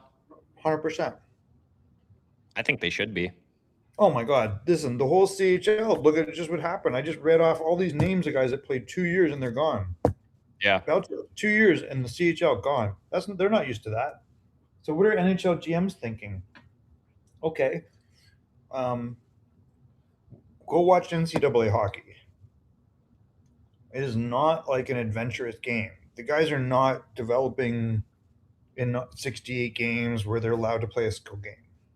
And not that it's always like that in the CHL, but the CHL is like competitive. Like you legitimately don't have you have some top and bottom, but I mean you're playing a lot of really tough games. So now you're gonna go NCAA and play 38 games versus 68. You played more at like Bantam. That was kind of like the weird thing too that I always thought was like, how much is the difference level in the competition from the NCAA to the CHL, and then obviously in comparison to the amount of games that you're playing. It's So all it's a gonna strange change. dynamic. Yeah, it's all going to change. This is the way I look at it. It's like a funnel, right? And if NCAA gets younger, then maybe it changes, and maybe that's what's happening because they're just scouting from CHL. If you look at the best league in the world for 16, 17, 18, it's the CHL. NCAA is not the best league in the world for any age group. So, like, at no time are you playing against the best 20-year-olds in the world in the NCAA, or 19 or 18, or 21 or 22. Those guys are pro somewhere, right? Whereas in the CHL, that's like, even last year, like you look at it, even if they go younger, which they probably, if they're smart, they have to go younger. It's the best league in the world still for 16, 17, and maybe it becomes 15. So they get more mileage out of it. Dan B brings up a good point because you see Adam Fox, who was drafted by Calgary, they got Oh screwed. my god. Winnipeg with McGroarty, they got Yeah. screwed. So our Canadian players, and I don't see Cutter this Gauthier. happening. Cutter Cutter Gauthier, Gauthier. he brings up a good point where maybe we see Canadian born players start requesting to get traded to Canadian teams, but let's not, No, and I I hate don't to think do so. this, and I hate to say They're this not and going bring to in do that. politics. You look at how Canada is, I just don't think that a lot of players want to play in Canada, and because of the markets as they are. So politics and the markets. I think it's a mix It's of a both and factor. probably a bunch of other things. So you think about, um, I lost my train of thought. I On do think it's a Canadian, factor. yeah, go ahead. Yeah, so go ahead. Go ahead. I lost my train of thought, but No, yeah, I was just saying, yeah, we were talking about the Canadian-born players and then like Canadian markets and the Canadian, economy, stuff like that. Like, would sure. Canadian players even want to go there? No, no, because how many U.S. guys are the sons of Canadians that settled in the U.S.? USA Hockey has absolutely benefited from pros that stay in the states after they retire, and then they have Yeah, kids. I And then agree. USA Hockey itself flipped the whole game, where they said, "Listen, we don't have coaches. We're going to make it so that anybody can coach a team, and they come out with skilled players. Everybody gets a puck. It's small area games. They taught any dad or whoever that wanted to coach a system that worked. Is and you know they said, listen, you can learn defense anytime. The guys that get paid are the guys that score. That was a philosophy, and I was like, well, we got to teach them the overall game. And so I was like, I agree with what you're saying. We need lots of skill touches, and I would still teach them defensive things and team tactics. So individual, group, and team. They were right. I mean, they're developing. They have more players in the United States for the first time ever than Canada. They're the number one number of registered players under USA Hockey, and are the number one organization in the world. No one's bigger than USA Hockey now. They crossed that threshold. Really? Yep, last year or Wow. the year before. So they've done something. They've done everything right. The U.S. development program was a way to take the top 25 guys at a certain age group, get them to play together under that same development program. They play older guys in junior. Totally worked out, and you see it pays off in the international because the guys that you see playing USA Olympics and World Juniors, those guys, it's not the first time they played together. And now, Hockey Canada has a certain amount of that, but Hockey Canada is very like, well, you got to get so many guys from each region, and there's no consistent goaltending thing. And Canada's just not produce goaltenders, but somehow US always produces goalies. So there's something to be examined there. There's something off. So I don't know. I don't see this changing. I think USA Hockey has done a great job. NCAA is only going to help that. And why wouldn't you look at hockey as your way to get out of Canada and go to the States? A lot of guys are. And that might not be popular, but that's the way guys think. Some people will use the argument that the fact that there's only 6 Canadian teams, but I mean, Michael Woe, I don't know if I'm saying your name right here, but the Canadian players won't play because they like living in the United States. I don't blame them. Yeah, And like I said, I of think course. it's a couple different mixtures, but I think primarily it's their economy and then obviously their markets too. The players have to look at it from those perspectives, and they probably do. And who wants to get taxed more than 50% on what they make? And then you even look at places like Seattle, who now is going to have the billionaires tax or Yeah. millionaire tax, whatever it's called. It's everybody. Player, I got bad news for you. players probably won't want to go there. Yeah, it's definitely a factor for sure. But it is what it is. People don't like hearing it, but it's a different world, man. It's like, I don't know. Wingnut Look asks, at we have a question here. Wingnut is asking, are we the Seattle of the East? who's we? Detroit. Yeah, I mean, I don't know what's going on. I mean, I'm confused.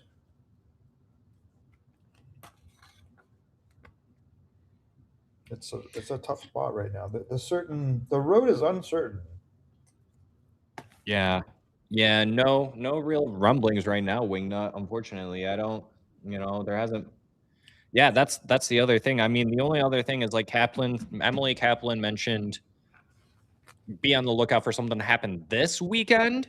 So maybe day 2 of the draft tomorrow. Steve Eiserman's probably still gonna be on the phones, obviously not for second-round picks, but A lot of players moved. Dorofaev could have been really interesting. That would have solved the Vegas problem. Who thought Dorofaev was moving? Not that I love Dorofaev, but and the contract seems crazy. that Jason contract is Robertson. I mean, that if you got contract's Jason definitely too low. Robertson straight up for Larkin, would you do it? Would they do it? I think Dallas would do it. Would they? Because of the contract, The contract, the the age bracket. position. I think you can replace the winger sooner, especially with Jim Nill. I think he's somewhat of a wizard. But I think Eiserman would say no Where'd Jim Nill come from? here, unfortunately. Where'd Pat Verbeek come from? Here, unfortunately. It's wild. Like, Is that like a kudos to, like, Holland and Eiserman, or is that just a yeah, kudos to those guys in general, how they Holland. are? That's Ken Holland and, well, Jimmy, frankly. Right, Jim. Yeah, Jim Yeah. Devlin, yeah. That there's a lot of DNA there across the league. Don Waddell, like you keep going down the line, there's guys, right? So I don't know. It's a little weird, but Man, they just keep on chatting with McKenna right now. Are they? Well, why wouldn't you? He's the best player there. I mean, I don't blame him. Yeah. he's going to be a real good player. He might take a little time. And okay, that's what I was thinking. If you are Gavin McKenna, you're like Yeah. you're going now to Toronto. Yep. You either love it or you hate it, right? And every day is the fishbowl. It's news, weather, Yep. sports, it's religion. And there's the ghost of Harold Ballard. It weighs on everybody. Like, this is a team that has, like, every single time they've sabotaged themselves throughout the eras. You saw Lanny McDonald. Oh, yeah, that's right. Where did Lanny McDonald come from? Yeah, that's right. That's right. Like they blew up. They had Daryl Sittler, Lanny McDonald, Ian Turnbull, Pat Boutette. They had all these guys, or Randy Carlisle. Randy Carlisle left and won the Norris Trophy. Like, after he left Toronto, like Landy McDonald wins a cup in Calgary. Like, it's just era after era of craziness, right? It's just drama, and that's the risk there. If you're a player like that, why did Mitch Marner? He's so much happier, I guarantee you, in Vegas. Like, why would you not be happier?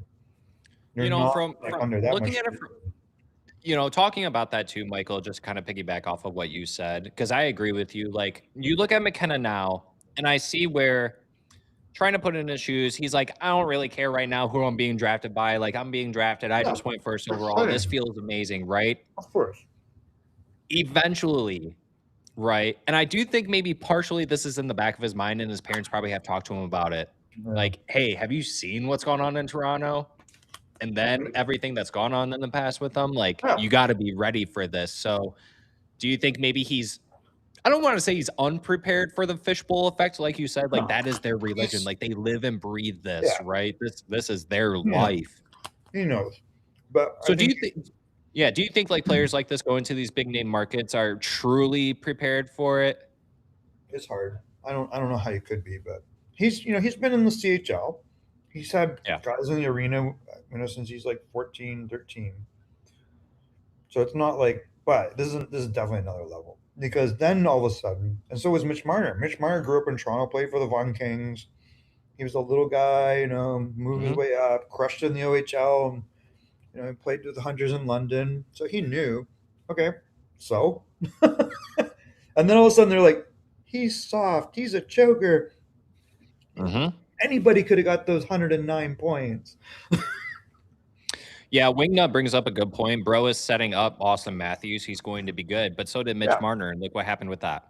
That's my point. In 2 years, Oh, he's soft. Oh, he plays on the perimeter. Oh, he's a choker. They haven't made it past the first round. He's nothing without Austin Matthews. He's 20 in 2 years. Yeah, Jay Burke, I'm with you too. And what's going on, good buddy? Glad to see you in here. Yeah, there's a lot of coverage right now. They've been talking a lot Ugh, on this draft. I mean, we're only at pick 21, Michael. I said it was like almost 9:30. We were at pick 17. So I guess it's slightly moving a little bit quicker, but they've been they're talking a dragging it lot. out. It was Yeah. kind of brutal last year, wasn't it? Oh yeah. Oh yeah. Like I went to the one we both went to, you were at the one in Nashville too, right? Weren't you? The Nashville one was good. Yeah, it was really good. It went by I quick. thought that was good. And then Vegas was like another planet. That was so great. The year after. Yeah, I wish I went to that one. Last year they went to that new format, which is I think what they're. I haven't even honestly I haven't even watched it. Like you're watching it more than I am. I haven't even looked. Yeah, I'm kind of just like looking on and off, and I'm reading the chatterbox too. So JP Hurlbert's still on the board. Yep. Is Ryan Lynn gone? No. Yeah, it's interesting. I don't know. I'm taking a flyer on JP. I've watched him since he's like 13, 14. Yeah, 13. He always played a year up in the States. San Jose's trading up. Go look at his numbers. Ryan Rubrick's still on. You know what's crazy? Ryan Rubrick at one point, everybody's like, he's going to be the first, top 5. That didn't work out. Mitch Marner was still good, just struggled in playoffs. He looked good in the playoffs with Vegas. He looked good with Vegas. I think. Of course. What was it really the ultimate downfall with Toronto? Was it the media? Did they just get too into those players' minds that caused them to fumble every single year? It's gross. Like they say, look at just all you got to do is read Steve Simmons. Like read Steve Simmons, and it's the most vile thing ever. Like you're like, why am I listening to this guy? This guy's nothing. The Sharks just traded up, and they traded with Philly. Who do you think the Sharks take here? What pick is it? 21. Ryan Lynn. That's what I'm thinking too. Yeah. Why would you not? Like you need defensemen. He's got as good a chance as like 4 or 5 guys ahead of him.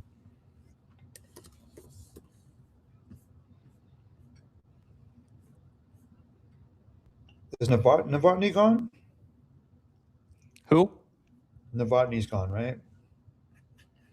Morozov? Villeneuve? I don't know. Nope. Villeneuve. Preston's still on the board. Like Preston was much higher ranked at one point, but I just don't think he had the production this year. Dejanay's gone. Pugachev? I don't know about that. I don't know. I really think it's the 08s. Who's an 08? Yeah, I don't know. I think I'd take a flyer on Ryan. He's got good skill. He's not big. I think that's, to me, it's like he might be a specialist type D in the NHL. I don't know. He's got really good speed and skill. It's just he's like 5, maybe 5. They say 5'11". I don't know if he's that big, but he's light. This draft is going to prove to be just okay. It's kind of, it's maybe to not this degree, but it's kind of giving me 2020 draft vibes. Let's look at Ryan Lynn. The Sharks are going to be so effing good in 3 to 4 years, man. But how many calls have I made? What's going on? Wyatt Cullen. I don't know. I will say, you calling out Toronto winning the draft lottery that was weird. Dude, I still to this day, I tell people, I'm like, yeah, I went live with this guy named Michael, and he called it, and I blame him still to this day. It is 1,000%. Oh my god, I was kidding. That was so bad. It was like 2 seconds later. That was hilarious. I'm So so our sorry, reaction, Gavin man. McKenna. I bet Toronto Maple Leafs fans I have our cursed you. photos of our reactions up on their walls somewhere right now. No, every Maple Leaf fan owes me. I should dine for free in Toronto. Oh my god.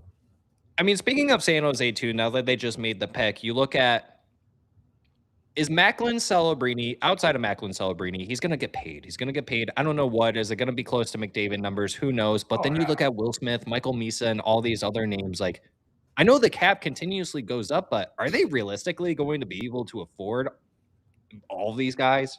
Yeah. Why not? Which is crazy.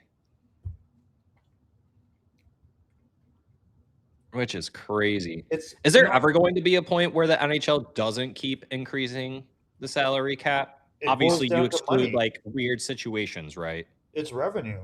Right? Right, So correct. what's gonna happen is they're gonna expand to Houston and maybe Austin. Yep. That's gonna add a shit ton of money and in two ways, right? Now you've got 10 of the 11. The only one that would be better would be Atlanta. But Atlanta's weird. But Atlanta would get you 10 of the 11 top TV markets. If you had Arizona, Atlanta, and Houston, you unlock money for everybody. Because all those national ESPN streaming deals, all that crazy stuff where it's impossible to find a game here, it pays. That's why they do it. They're chopping it up, and those deals pay every team.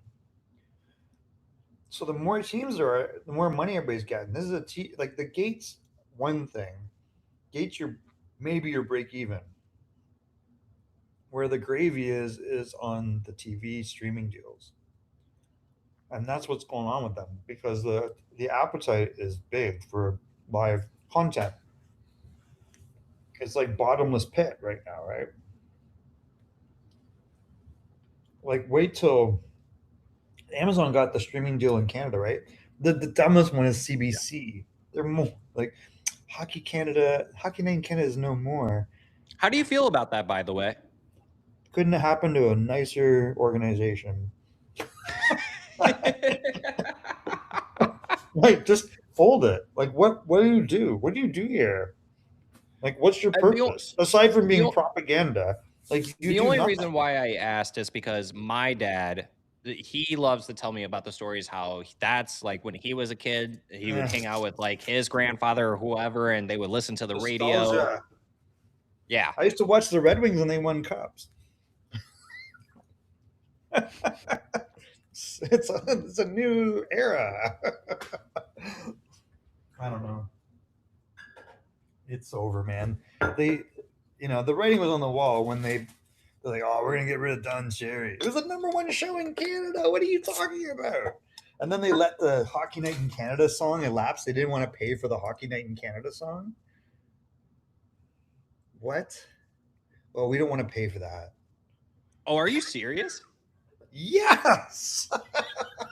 I didn't. I'll be honest. I didn't look That's into crazy. it. I didn't Like look that's at like, the is it intricacies. 12, That's 15 crazy. years ago? So let's look it up. But what did CBC not want to renew the Hockey Night in Canada song? Let's see what they say. Yes, 2008, dude. I can't believe it's that long ago. This is the beginning of the downfall. First of all, who cares? Should not be a Canadian Broadcasting Corporation. Should be folded. Period. CBC did not renew the rights to the iconic original Hockey Night in Canada song. It was too much money. They didn't want to pay for it. The rights were sold in perpetuity to TV Globe Media, Bell Media, TSN, who still use the original theme on their hockey broadcasts. Like that was an iconic tune, right? Yeah. Yeah. Like, so you like, oh, these guys are toast. And then they lost all the broadcasts to Rogers and Bell. In combined, they split it between TSN and Sportsnet. This is richer than like, okay, this is like New York Yankees. Oh, Liam Ruck. What's gonna happen? We get Marcus. Where's Marcus? Oh, yeah. So did Pittsburgh have one pick?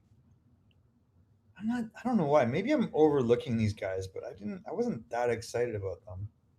Yeah, a lot of people have been bringing them up in the social media sphere. We do have a question here for you, Michael. Oh, Well, I guess for both of us, Wingnut is saying, with all the trades and movement, how much extra scrutiny does that bring on the front office in Detroit? I don't know about scrutiny. it should, man. I mean, This is amongst this the is fan base, ridiculous. Like deals are obviously. being made, man. What's going on? You just had a Amongst lot the of capital move around. Like you couldn't take Jordan Cairo. Now he may not want to go to St. Louis. You couldn't take Dorofayev. That would be a very acceptable return.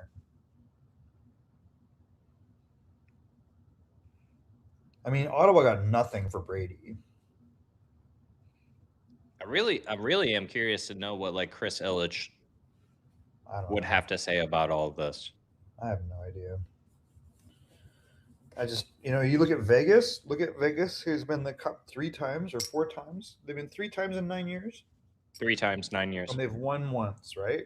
Yep. Had the exact same rules as Seattle. All right. Alex Pietrangelo. They got Jack Eichel, Mark Stone. They got no qualms about replacing their Stanley Cup winning coach 4 games left in the season with another coach who they also don't give a job to. Yep.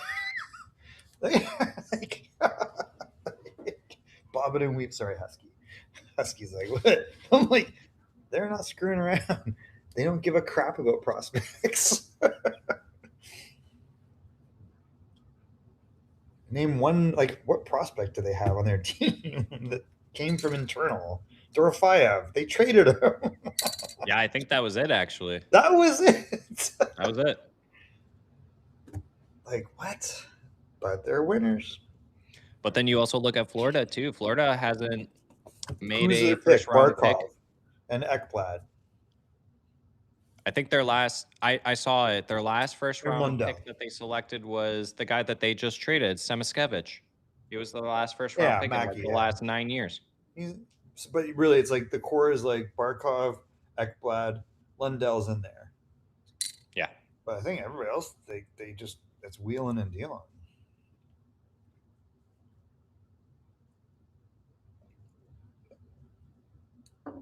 Yeah, I don't know. Tampa is maybe an exception, but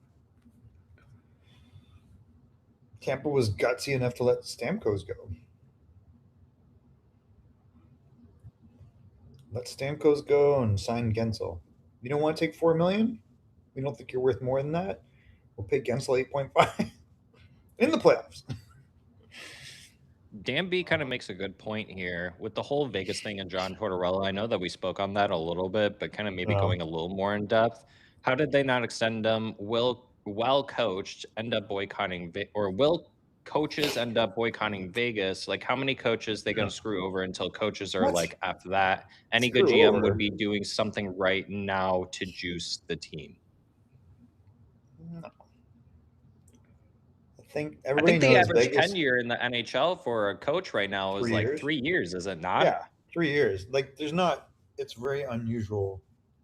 It's usually like, if you make it to your second contract, you're exceptional. Yeah. Which is the Tampa Bay John Cooper head coach. Crazy. And I think the second longest is probably, who would it be? I don't know. Is it Martin St. Louis? Paul Maurice? Paul Maurice.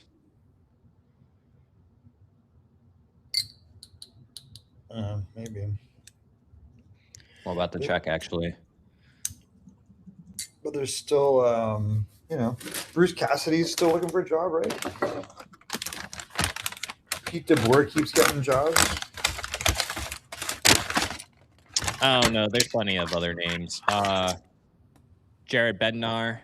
Oh, is he Jared still head Bednar? coach for Rod Brindamore? Who's that guy?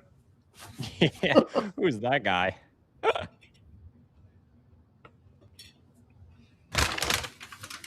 Okay, yeah, hold on. I got something. Those would be the 3 longest tenured coaches: is John Cooper, Gerard, or Jared Bednar, and Rod Brindamore. Those would be the 3.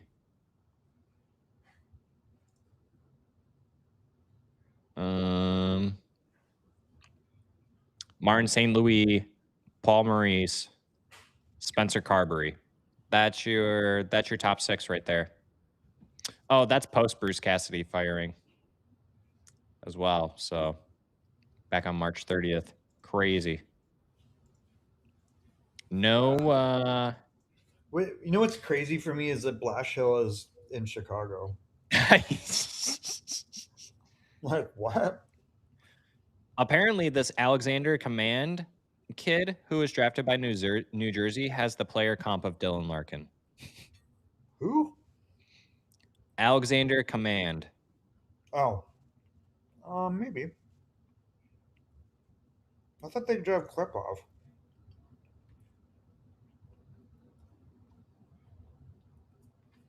You thought they took who? No, they didn't take Klepov. That was Anaheim. Yeah, that was Anaheim. Yeah, New Jersey took Alexander Command. Swedish Okay. center, 6'1", 187, Swedish junior league, Orbro junior. Terrible league. Like, terrible level to judge a player by. Like, really hard. Yeah, the HV7-1 league. Mm-hmm. Oh, Utah trades pick 23 to Detroit for Kosa. Guys, we got a trade. Yay. Who are the Wings going to pick at pick 23? Nobody. What? JP Herbert. Wow. Jake Herbert. Wow. Why are you so excited? This guy. Wow. I got bad We news actually for got a nobody. first-round pick for Kosa. That's true, but this, I mean, look at who's there. Wow. So what pick is it? 23? Pick 23. We're on the clock. Who's left? Matthias Justin, Hextall. Kosa's gone. Oh my god, dude. Dude, he never started a friggin' NHL game. How does that work? If he goes and he even gets 25 games, like, this is crazy. Imagine passing on Wallstead and you never get squat for him. That I would say that's probably Yzerman's biggest fumble in his Red Wings tenure is moving up to draft Kosa, and you left Wallstead on the table. I can't believe that. Well, then didn't Edmonton trade away from it to get Borgo?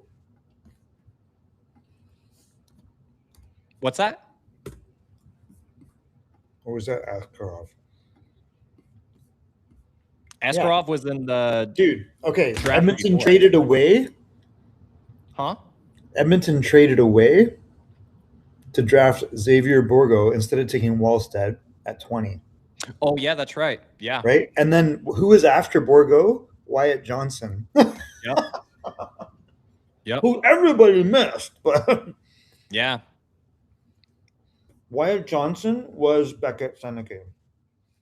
It was like he was like 5'9", 5'10", and he grew, and it was COVID, and it was like everybody missed it, except fucking Jim Nill and Joe McDonnell. Joe McDonnell used to run drafting for like minor scouting for the Red Wings.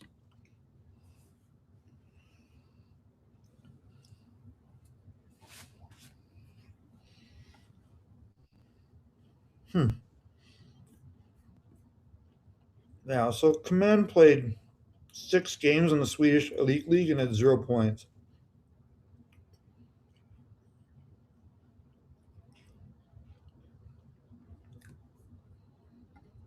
Interesting.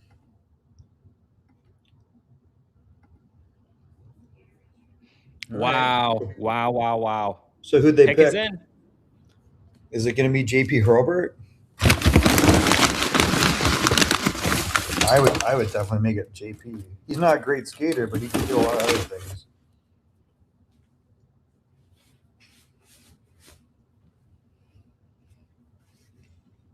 It's going to be disappointing. JP. What did I say? Why am I not From doing Kamloops this? too. Yeah, he's from Dallas. Wow. But dude, he's from Dallas Stars Elite program. So he grew up with the Dallas Stars Elite program in Dallas. And at 13, he was playing with the 14s to 15s. Did not make U.S. development. I think probably because of skating. And I'm like, are you crazy? This guy's a machine, like an offensive machine. So So he he's goes to the committed W. to Dude, he yeah. had 96 points as a rookie last year. So talking about JP Holbert, 18 years old, Allen, Texas, United States, 6 foot, right-handed shooter, 183 Awesome. pounds. Rookie of the year Let's see. in the He WHL. played out the WHL, 97 points in 68 games, That's 42 what I'm goals and telling you, 55 dude. He's points, and like he's a committed to the machine. University of Michigan. Let's freaking go. Look at that shot. Oh my God. Yeah, he's got a great shot. He's a great Wow. playmaker. He's really Woo. smart. He's just the skating is not elite. Like he's a very average skater. Wow. But you're here witnessing it. I called this too. Wow. I called Wyatt and I called JP. Wow. That's kind of crazy. And I called Ryan Lynn. That's awesome. You know what? That's fine. Of course it was never in their plans, like So is that, he a center or is he a winger, Michael? He's probably more of a winger. Yeah. What do they have him listed as? They I think have he's like a him left listed. winger. They just have him listed on Elite Prospects as a forward. He's a winger, I think. Consolidated rankings had him around here at 20. They have him listed as a cerebral tactician, offensive forward, sniper. Yep, 100%. That's exactly what. 30 power play points, second in WHL among rookies. Oh, that gives me a shade of Rasmussen, man. No. This is not the same player. No, I get that. I mean, he has 90 points, but yeah. Yeah, listen, Michael could not skate to the point of he's just a big guy stood around the net. JP is a tactic. Like JP will pick apart a defense. He is like elite hockey IQ. He is like what you like about Finney. He's better than Finney, like brain wise. Where would you put him in terms of Red Wings prospects right now? Where would you rank him? He is boomer bust. He will be Brandon Peary. I think I said this before. Brandon Peary or Joe Pavelski. He'll either be a guy that scores a bunch, but he does a whole bunch of other stuff you hate and he just never cuts it. Or he will be a guy that he doesn't look pretty necessarily because he's not a beautiful skater, but man, it's like he just picks everything apart and he's just like he scores goals, he sets up guys, he makes guys up around him better. And that might be him. He might be a glue guy that's more than a glue guy. Like he can make guys around him better. He absolutely can. This is a good pick. I'm happy. So with that, now that Sebastian Cossa has been traded, you have Michael Postava and you have Trey Augustine and you have John Gibson, you have Guy Lander, who's been doing really well. You have Rudy Gumond, who's also been doing really well. But we don't have a backup. Who's the backup? Is it Postava now? Nah, they'll trade for someone. Or they'll sign someone.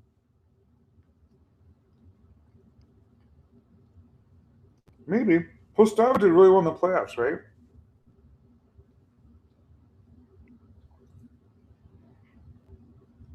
Oh, I missed the call from Gardner.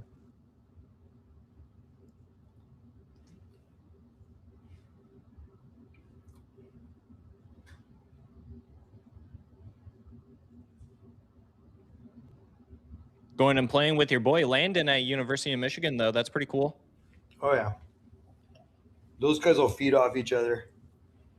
That will be a very good combo.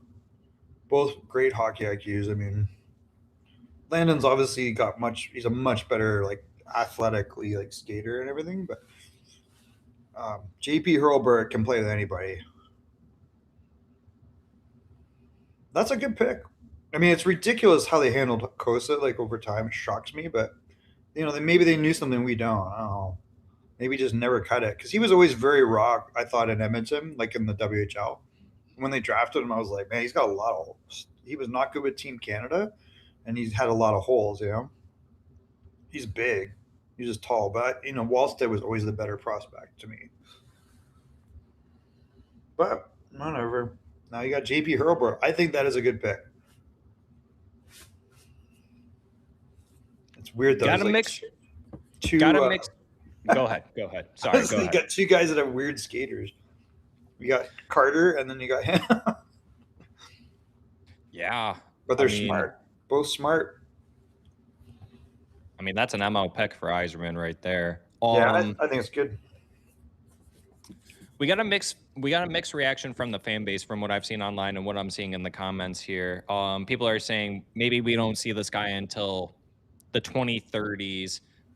People aren't unhappy that Sebastian Cossa was traded and really thought that this guy could be the backup guy. I think people are more. I was going to say, I think people are maybe more upset at the fact that we didn't give Cossa any opportunity to really showcase what he had. That seems crazy to me, but I don't know. It's not like I had terrible numbers. Like, it is what it is.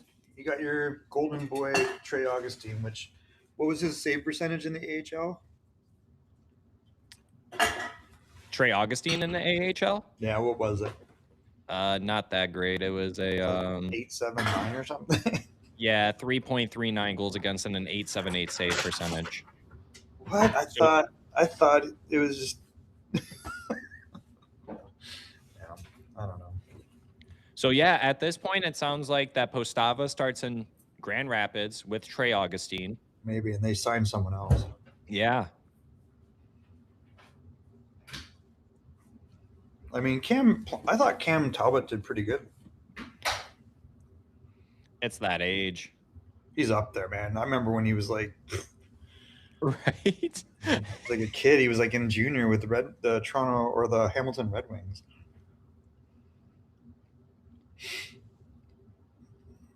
Adam Novotny. Remember I was saying, is Novotny gone? That's a pretty good pick. Oh yeah, you dude. did mention JP Hurlburt. I gotta text all my guys from Dallas. 5 Stone is asking trade bait Dylan JP to Dallas for Jason Robertson. Probably not, but who knows? I mean, okay, so the assistant. Let me think about this. Who is the?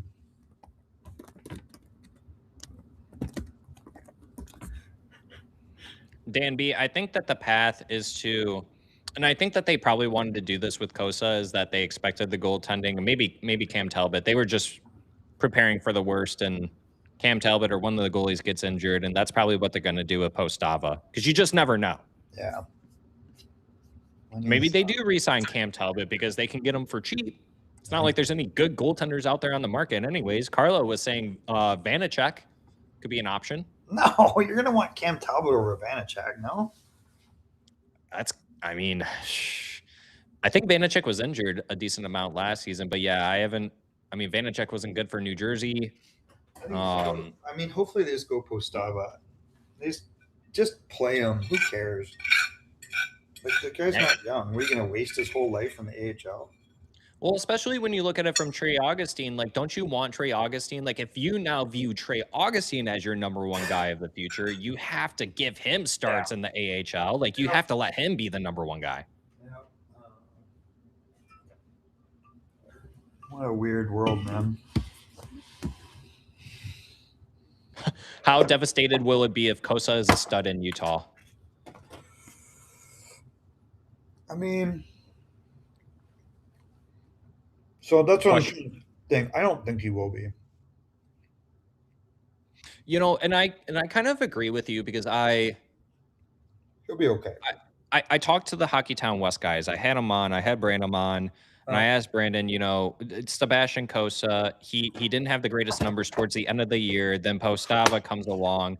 And I asked Brandon, I was like, what's what's going on with Kosa? And he made mention like Kosa has this weird thing where when things are going great, he's doing great, but when things Uh-huh. are going bad, he still does great, but he has those roller coaster moments. Yeah.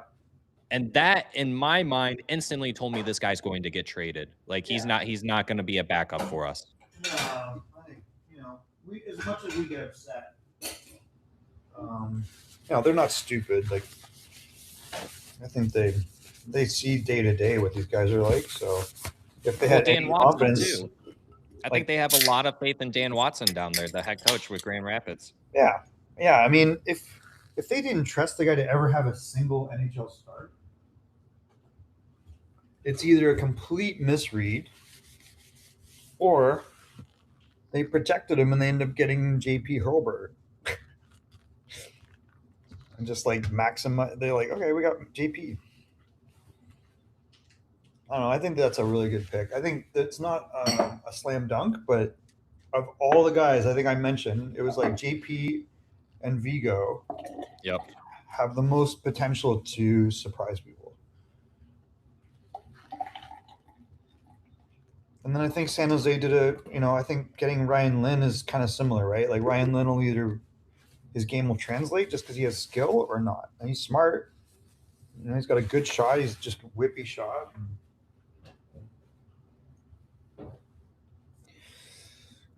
God, we still have like 8 picks to go.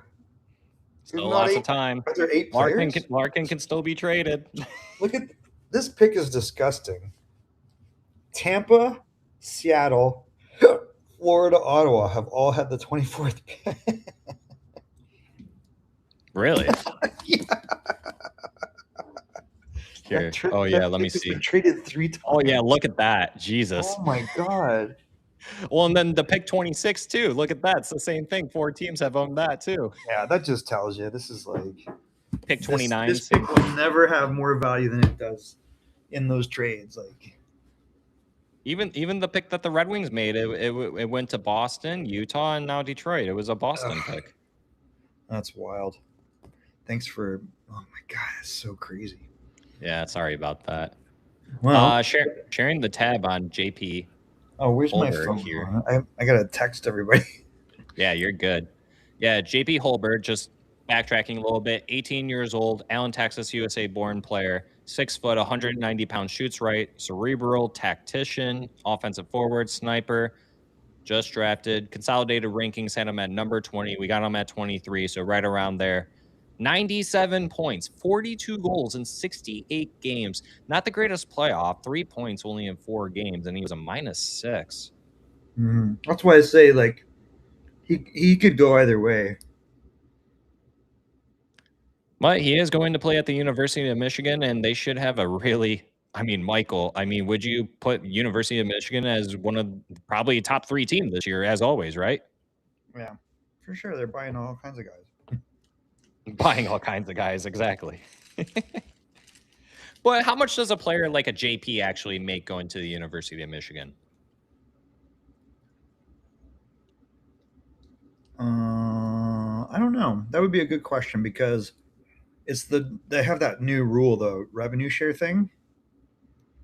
So with Michigan, I mean, there's got to be somewhere that tells you. Let's look, or it's all secret. Let's see.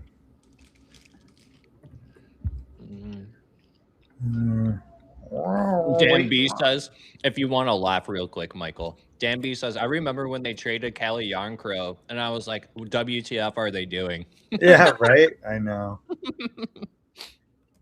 That's funny.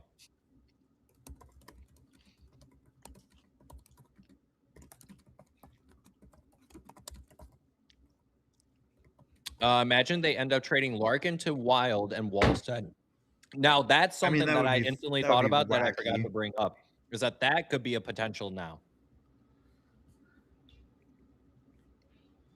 You get Yurov, you get. It sounds like 300 no. Revenue share will be about 25K a year. I bet you for him it's more. NIL for a player like Hurlbert, likely in the $100,000 to $300,000 a year. between NIL and revenue share. That's what I thought. That makes sense. Landon will get 750 to a mil, you know.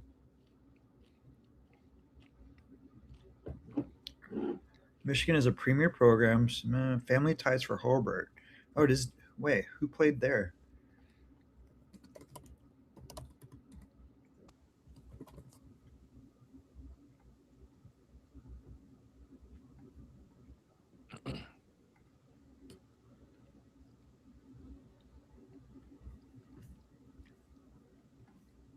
Cerebral tactician. No, he's a CAA guy too. I forgot about that.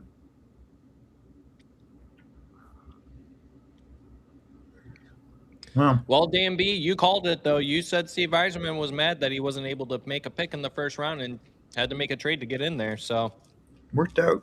Got a good player, man.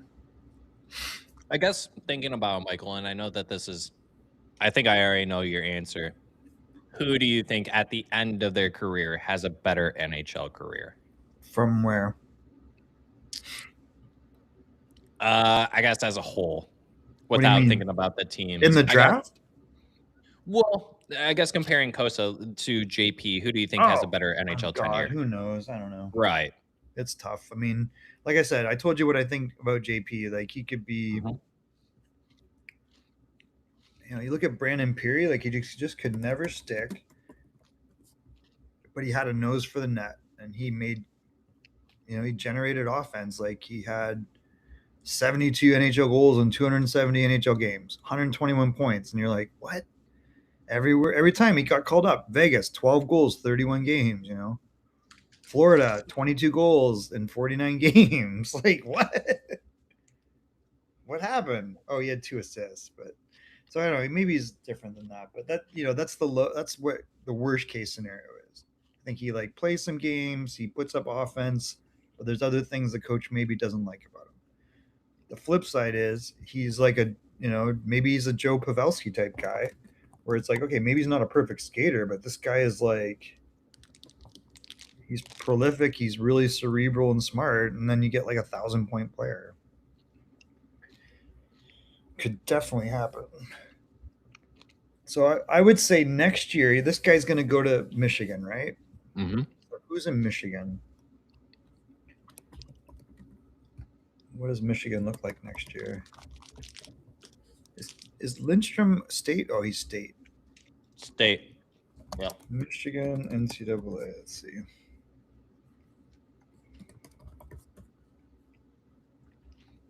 You want to come say hi? You want to come say hi? Come here. Oh, so they got Jack Ivankovic from Mississauga. Is he going back? Probably. He's only 19. So they got an excellent goalie. They got Luca Fantilli, but he's got to age out, right? Finally. That's crazy. This is how, okay. Oh, they got Henry Muse. Wow. They got Henry Muse. Can you say hi? They got Drew Shock. Wow. Can you say hi to the chatters? Say hi. Oh, that's a lot of dog hair. I just waved around. Oh, goodness. No. Is Keenan Draper gone? Yeah, he's 24. He's gone. Yeah. So Michael Hayes, he's going to play one more year? That's a good question. I don't know what they're going to do with him. I think he's going back. And then William Horkoff, because he was only 19. Cole McKinney will be back. Isn't Horkoff in this draft, or was he in the last draft? He's 07, so he's already drafted by Pittsburgh. Oh, yeah, that's right. I remember. Yeah. And then Aiden Park, he'll be back. Aiden's a reliable player. Oh, Adam Valentini, he's going back, right? You would know more than me. So Valentini, okay, this is what I think. Valentini is an 08. Is he April? So he should be drafted in this draft. Valentini, I thought, would have gone first overall in that OHL draft that Belkes went. And he didn't, because they knew he wasn't going to report. He was going NCAA. So he went to Chicago. He went Chicago Steel. He never played in the OHL. And I just don't know if it's worked out for him, because he had 27 points at Michigan last year. But he's a very talented player, just not big. So they're going to have a good team. I mean, he's got some. But really, who are the best players on that team? It's JP, Landon, Aiden Park, drafted by Calgary, and then drafted to the NHL, and then Henry Muse, another CHLer, right? But he was hurt most of the year, I think. Yeah, he missed a lot of time. Interesting. Basically, in a nutshell, Michael, University of Michigan is stacked for next season. Are they? That's what it sounds like. Relatively.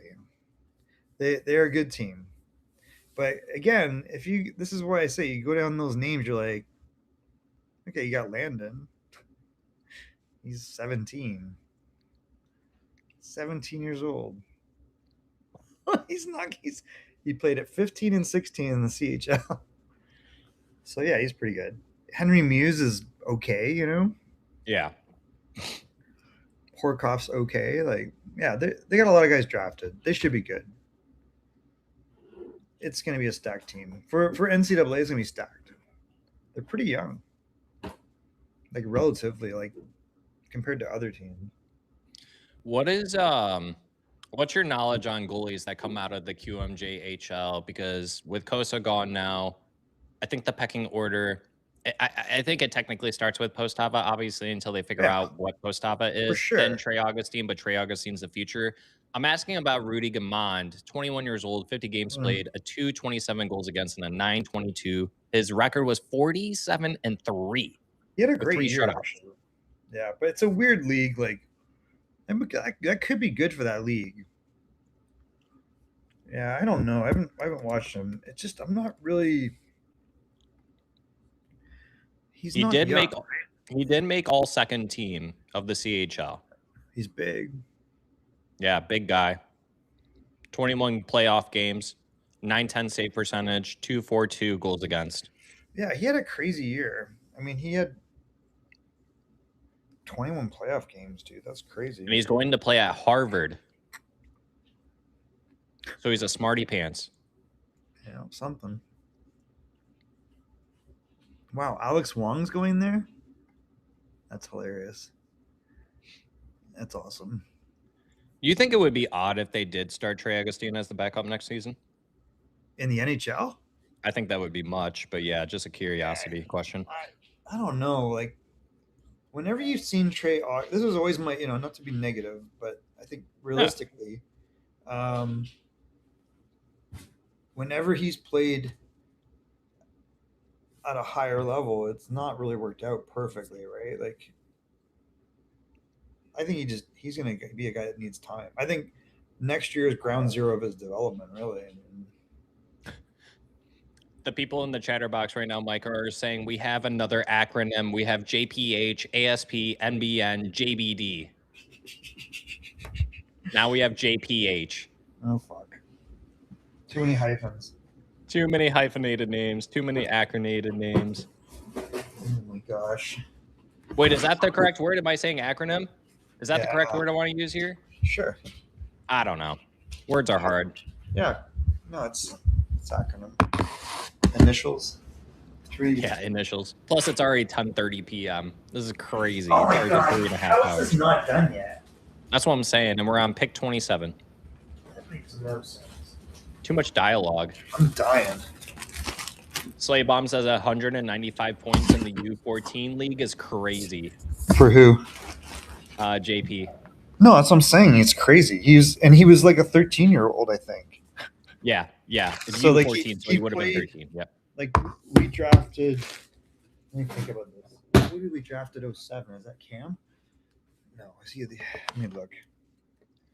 And they already put him on the Red Wings Elite Prospects page on in the system, which is so funny. They're very quick over here at Elite Prospects. Yeah, dang. 112 goals. He was like ridiculous. 75 games. Yeah. He just ripped that apart. Like, he was. So when he was 14, the first year. Yeah. Yeah, and he was 13, I think. Because then he moved up. Oh, no, that was his actual year. Maybe that was his. Let me think about this. It was like.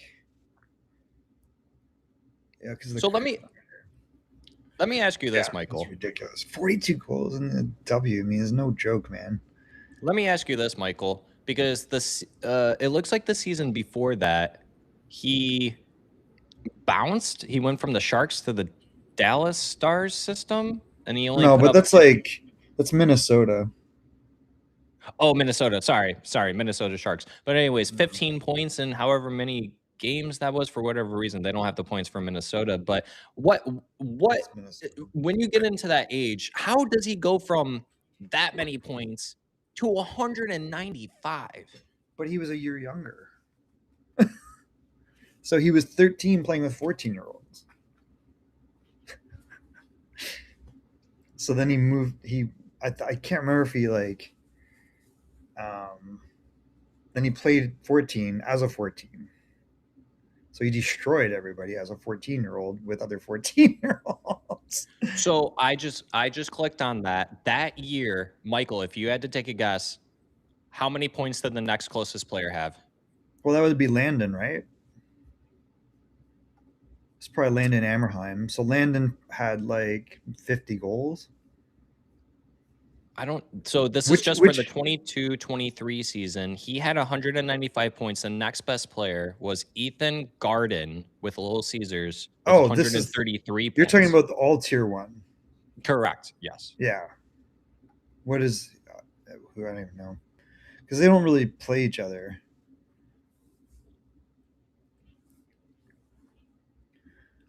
Do you know who was drafted before him? Was that Tynan Lawrence? That same year, he only put up 93 points in 56 games. Yeah, I don't think Tynan's got like big time offensive at the next level, but yeah, I don't know. There's some unknown. Obviously, just the skating is what throws people off, but he is like he's a very unique offensive player. I'm telling you, like I've watched him a lot. Now, I guess that makes sense. I was going to say only 2 players out of this season that I'm looking at right here in this league have been drafted, which makes sense, I guess. These are young guys, but wow, yeah, that's crazy. So, I mean, I'm with you there. I mean, it's kind of boom or bust, right? Like when Yeah, you for say him, yeah, when you say bust though, what are we thinking? Like Philip Zadina bust or yeah, it could be, but he's like a later pick, so there's less pressure. I mean, like now he's in a situation where he's got to play top six on a team and take someone's job. Is he going to do that in Detroit? Who's he going to beat out? Because that's just the type of player he is, right? So he's got to be able to be better than one of the top six.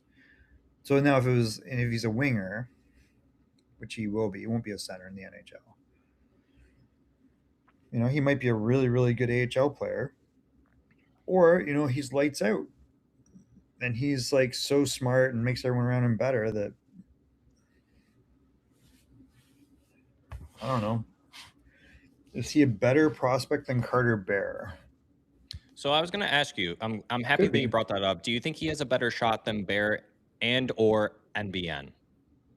Very different from MBN. MBN's going to be MBN. He's like a power forward that's got a big shot and he's going to lean on people, right? Yep. Much different type of player. More similar, I would say, to Carter. Carter is he's got that bent over kind of skating style, but he's not slow, and he plays physical. JP is it's just not like a smooth, beautiful skater. He's not super fast, but he's super cerebral. So JP has the potential to just like pick apart defenses at any level. He can think the game as he's going, and he can slow the world down. He can make guys around him better, and he's got a crazy shot from the dot. Now, so did Zadina, but I think Mm-hmm. JP finds lanes. So they're just, I don't know, like he could have the same trajectory as Carter. That's how crazy that is, that pick.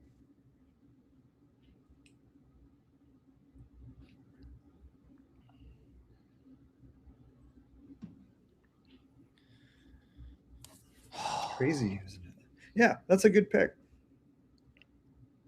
Yeah, I can't be too upset about that. No, I, it's I it's not. There's no guarantees, but yeah.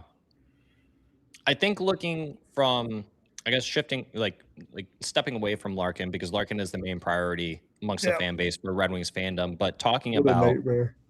the backup position though, And the goalies, in the goalies, it's I don't know. I would seriously think of getting Cam Talbot again, but I don't think it matters. Like they just gotta figure this out, or just go Pustava. Who cares?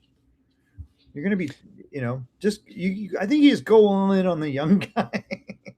I mean, Just I'm like with go you there. nuclear I and 1000% agree. I think you should go all in on the young guys, whatever. and then if it works out, it's great. And if it doesn't Ugh, work out, then you trade Falk, you trade Gibson, you trade these guys that are left on the yeah, 1 year you're gonna. deals. It's gonna come down to that. Like, how are you gonna be better than Buffalo or any other team? So do you think, like from an upper management perspective, do you like would Steve Eisman, like especially going to ownership, saying, "Hey, this is what we're gonna do. We're gonna play Ugh, the young guys, and if it works out, great, and if it doesn't, then this is the direction we're gonna go." they Do should you have done do that. Just do it. do GMs operate like that? Like, hey, I hope it goes this way, but if it goes this way, then this is the way we're gonna go about I it. don't know. It just depends on the team, right? Like, you're never gonna do Yeah, that in Vegas. Like, Vegas is like, how are you gonna win everything if you don't? You're fired. right, right. That's the way they operate. And oh, Gleb Y- went. That's yeah, good. Dan B. That pick went 4 times. That's crazy. Oh wait, And now pick every one of these 26. picks was traded multiple times. This shows you what's there. It's just like wacky. So oh my god, what just happened? What is going on? Now this Colorado, pick's New been York traded. Islanders, St. Louis, Anaheim, Vegas. No, this pick has And been traded 5 times now. what is going Or on? this would be the 4th time actually. That's so crazy. Oh, pick 29 has been traded 5 times. That's wacky. Oh my god. In the past, this would have been a second round pick almost. Not quite, but close. So the Ducks are on the board Oh now. god. There's nobody left. I guess this is the main culprit as to why it keeps on taking longer because they run down the clock, then they announce the trade, and then they reset the clock, which is stupid. Well, I'm pumped for I think this is a good pick by Detroit. We can go home and then I can decide who I'm cheering for next year. Michael, if you had to take a guess as we're getting close to the end of the draft, there's only 4, 5 more selections left. If you had Yeah, to take a final guess, when do you think Larkin gets traded? next year. Next year. Like, We'll see you at training camp, bud. I hope you got your skates sharpened. totally. I believe that'll happen. Who are they going to get for him? Everyone just got moved. I don't know. I mean, he's the most valuable chip out there. I mean, there's no free agents left. You just missed out on like getting Kairu and Dorofayev and McTavish and Zell.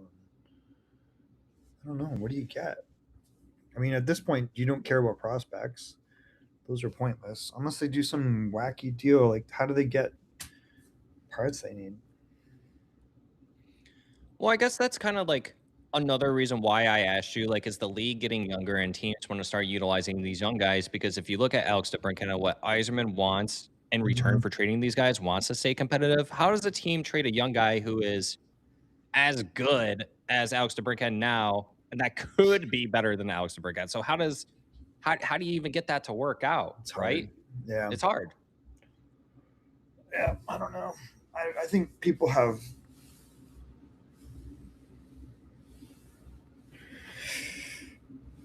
I think they're realistic about what prospects are, because you see the reality of it. Is that how I say it? Why is that word reality make no sense to me right now? Every time I say it, I'm like, is that a word? Reality? What is Because we're reality? living in a simulation, Michael. That's why. What is going on with my brain? What is real anymore? What is real? Yeah, the reality of that situation is you see the guys in camp, and you're like, ooh, that guy's skinny, or that guy's not competing right, or he can't seem to produce against an NHL defenseman. And then you put him in a game against another team and their best, you're like, oh, that guy can't do the job for us. It's just not going to happen. And that's the reality of prospects, you know. Let's put him in the AHL. Let's hope he adjusts and figures it out, or and then other guys make the jump. But it takes the talent levels. Everybody's got something, and then you put them in the reality of the fire, and it's oof. So I don't know. It's tough. You know, you could put like a Carter Bear and an MBN and all those guys in. I think MBN is on the team. That's the guy who Yeah. makes the team. Yeah. ASP is interesting what they're going to do with him. I think he's got such good skating and elite hockey sense. It would also make it difficult if they did get a guy like Zell, because then you got a guy on the left side and the right side that's the same sort of player, you know. So you know, maybe that's fine. But man, they could have used. I don't know, but maybe you know the same thing. McTavish, what's the upside there? Kyrou, he's not young. Dorofayev, do you really want to pay that guy 11 million? There's all those considerations. Yep. But right now they got you know a few great trade chips like Larkin, DeBrincat, Gibson, Falk. That's better than the trade options we had when Steve Yzerman came in, when it was Mantha, Burt. Exactly. Oh yeah, right. So that's where Carlo and we talked about that. Where Carlo and I would say, like, when Yzerman came in, like, he had nothing. Like, yeah, he was able to trade Mantha, Burt, Hronek, and stuff like that. But now this could be Steve Yzerman's redemption, where he actually has the players that we've needed to trade to get what we needed. Like, okay, so you're Steve Yzerman. Would let's say Larkin, would Dylan Larkin or John Gibson go to Montreal? Because if they go to Montreal, then you go after a Michael Hayes. Right. And it's like, well, that's fine. You know, they don't need him. They don't have now. They need a second line center in Montreal, and you stick Dylan Larkin in there. That team might be a Stanley Cup contending team. That might be a reality. And you get Michael Hayes, guys at Michigan. He was drafted later than normally would have been. He would have been probably a higher pick, but he went through the thing with his dad passing away. So it was like a rough year, you know. But he's got a little bit of height. He's a really good player. Good playmaker. He would be a great number 2 center at some point. So Danby says Falk, Gibson, DeBrincat, Larkin. We've never seen Yzerman get to trade these caliber of players, which I agree with that. Yep. I'm still very hesitant to trade Alex DeBrincat because, like you've said, Michael, and same thing with Larkin, but we're more reluctant to trade Larkin because he's requesting out. I'm less reluctant to trade Alex DeBrincat because 40 goal scorers don't grow on trees. And eventually I think you still need to have, I mean, Kop's not going to be here forever. Oh, that's another Michigan man, and that's good that he's not going to be here forever. But I think on this team, you would still need to have someone who is the embodiment of this city, and that would be Alex DeBrincat. Give me 8 Swedes and a Russian. 8 Swedes and a Russian?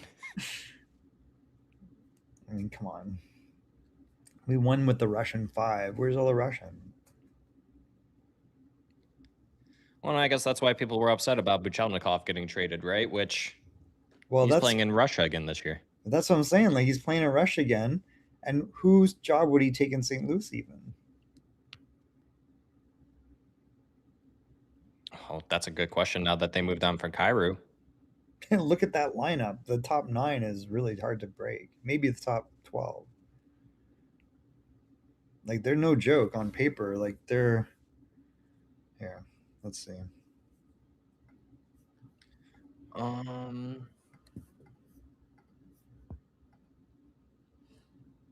Yeah, I guess going back to what I said too. Uh-oh, what's going on here?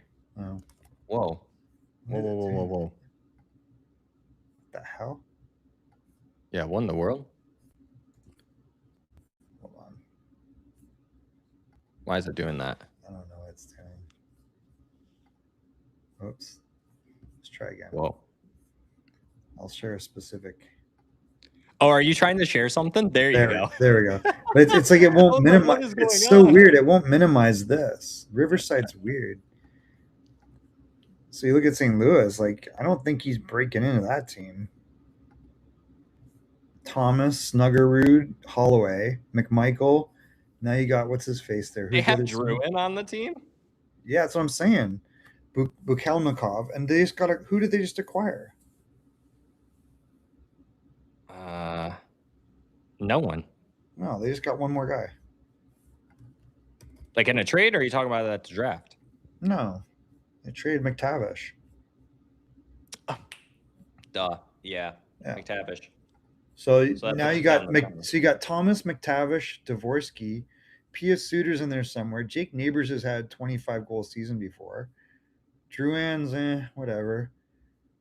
But that top 9 is no joke. Like Holloway, Thomas, Snuggerud, you're not taking any of those jobs. McMichael, McTavish, and Bukhelnikov, or Bukanevich, or whatever you say his name is. And that means Pia Suter had 24 goals last year. Is that right? Neighbors just can play. Dvorsky. So I don't know. That's a tough nut. He's a skilled player, but that's a tough top 9 to break into. Yeah. I don't think that even if he came over, it's not like they're going to guarantee him a spot. Whereas he stays in Russia, and he's probably it's probably a much better opportunity to be a star. But oh man, well, some fun there with JP. That's cool. I'm really happy for you. We're almost done. Almost done. We're on pick 30. Calgary is in. This is a bunch of junk. You're not gonna get anything out of this that's exciting. God, I love that mustache. Which one? Larry. Oh, or Lanny. Sorry, Lanny McDonald. Yeah, he's up there right now. I haven't even looked. This Riverside thing's a pain in the ass. Yeah, it won't minimize. What's going on? It won't minimize? What do you mean? Well, it's like it's even though I switched, it's still covering my screen. I gotta like. Yeah, I figured out a new way on how we can live stream, so that's going to be implemented when the season starts. I got a new microphone too, so I didn't really have. I was going to try and do the thing today, but I didn't have time to because I was messing with my microphone.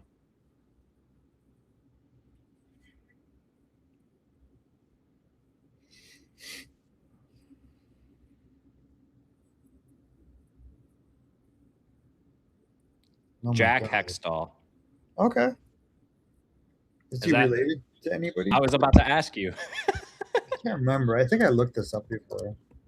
I mean, Leia's there. He's going to play at Michigan State. Oh, really? I'm pretty sure that's what they just said, yeah. Yeah, Michigan State.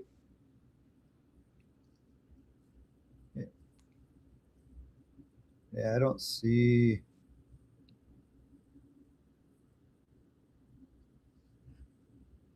Slate Bomb says tomorrow should be interesting. Leia Hextall is so cringe. I'm not a big fan of her either. Not gonna lie. Who is she? Leia Hextall. She's the daughter of Ron Hextall, and then she does the ESPN play-by-play. She's the one who's been talking to all the players at the draft. Oh, okay. I haven't heard. Yeah, people don't like her because the one time that the Red Wings played on ESPN and she was doing the play-by-play, she called Lucas Raymond Mason Raymond. That's normal. At least she knew who Mason Raymond was.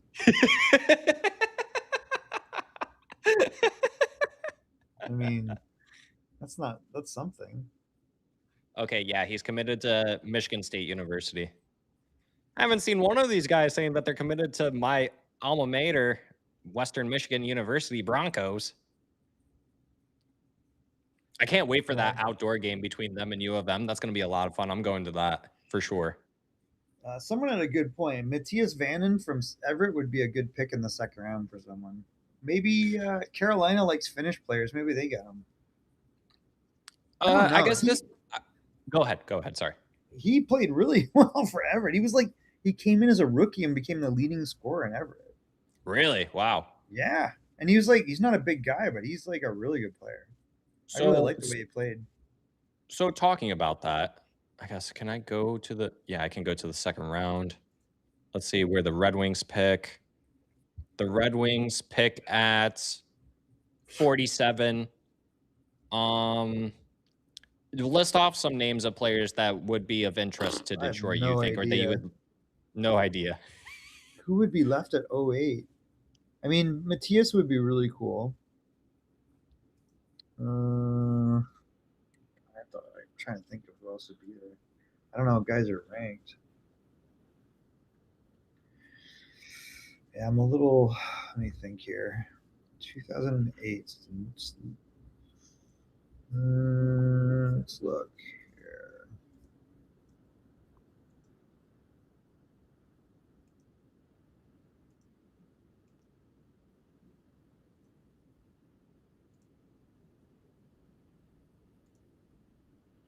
Who's an 08 that would still be available? Um,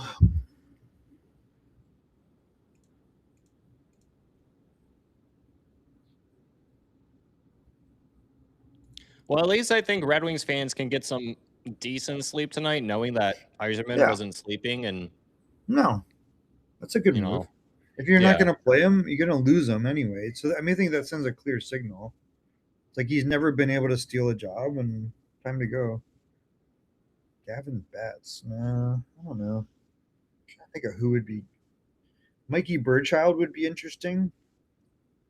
Um, Barbanov played for Saginaw Spirit in the OHL. I guess he's Russian.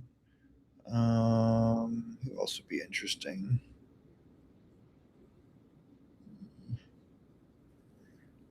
I've seen these guys all too many times. I don't think he's a second round pick. Fun fact too that Dan B mentions, Kosa did have to clear waivers to be sent to the AHL as well.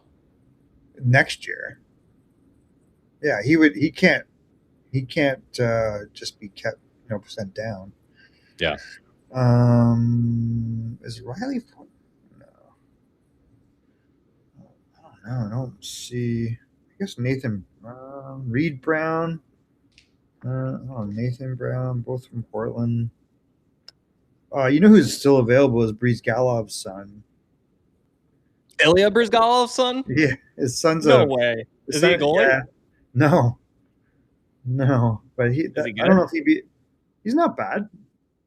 Well, I would Sean, hope all these guys in the draft are good at that, he's all at some right. capacity. Um, Well, what the hit rate on second round picks to even play at least 200 NHL games is probably what 5%. maybe. Cameron. I think the Red Wings have had more seventh rounders pan out than they have second round picks. Yeah, it's like I don't know too many guys left that I'm not excited about. I mean, Keegan. I don't. Just looking at guys that I know that are 08s. Cooper Dennis maybe would be a good second round pick.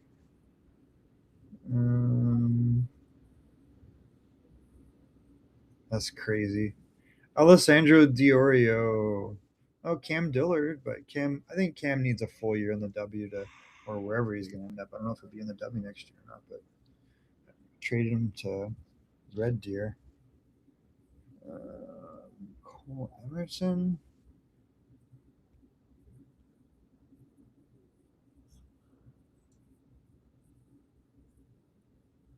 Yeah, I don't know. So those are kind of some of the guys I'm thinking in the second, but I wonder if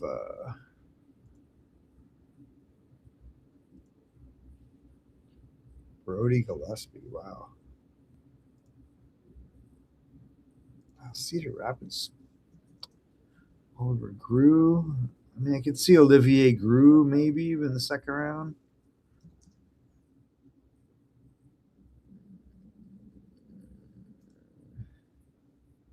Gastrom is already. Yeah, it's funny to see guys that you like scouted, and then you're like, well, where do they rank now? You're like, I'm not sure if I'm like as excited about like Landon Haffel, Green Bay Gamblers, the USHL.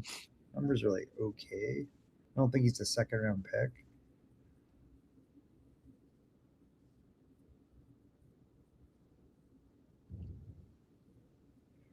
Oh, you know who I think is eligible?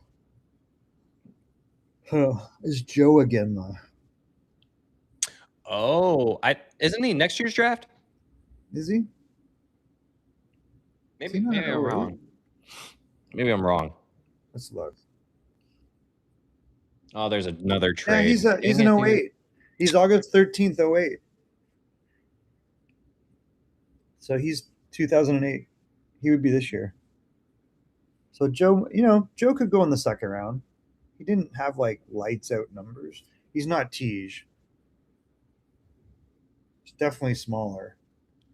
At this point, like I said, you've had more Gosh, hits at the Cooper 7th Dennis. round than you have the second round, so just take a swing at the kid. I forgot Cooper Dennis is like 5'6". Yeah, Breeze Gallup is 6'4". He's a centerman. He's an 07, which is so he went. They passed him over last year. He's not. His numbers are not great. He's okay. He's gonna play Merrimack College. Yeah, Barbanov.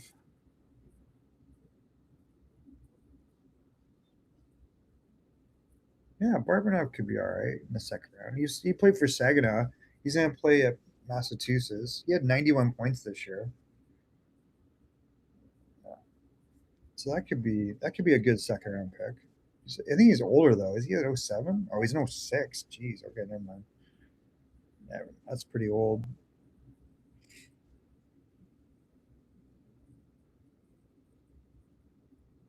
What? Zach Jovanovski?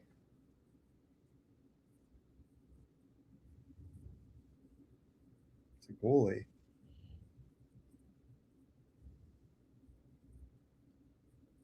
What? Is this Ed Jovanovski's kid? That would be crazy. Brandon Bussey, that's a crazy story. Here comes him.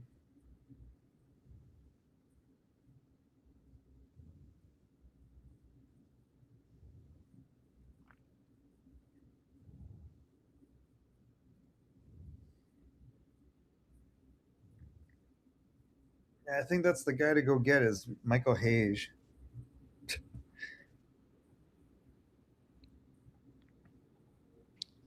For Larkin, Yep. 1-for-1. No. Guess what else would Montreal be able to give up? That isn't already on the roster. Thomas Brown. I mean, maybe you get a Kapanen. He didn't really do great at the end, right? But he had 22 goals. 0 points in the playoffs. So why would you go Michael Hayes and Kapanen and call it a day and send us Arbor Jack?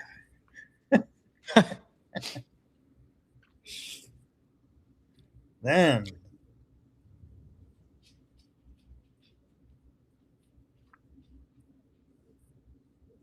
yeah, I don't know. Jacob Fowler. Send us Jacob Fowler. We'll send you Trey Augustine and Larkin. You send us Hayes and Fowler. Call it a day. I would do that. Then you don't have to worry about your backup. They got Dobes, who had one hell of a playoff run. I've always liked Dobes. I don't know. Like he's a big goalie. He's got good numbers. 43 games as a rookie. I wonder if Reinbacker's gonna make it. Had such injury problems. I felt bad for him too, because when he was drafted in 23, Carey Price couldn't even say his name, and then all the Montreal fans started booing the pick. And then they didn't pick Mishka. That's why. Yeah, exactly. I was sitting right next to Montreal Canadiens fans, and they walked straight out as soon as the pick was made. I don't know. Our European scout at the time really liked him.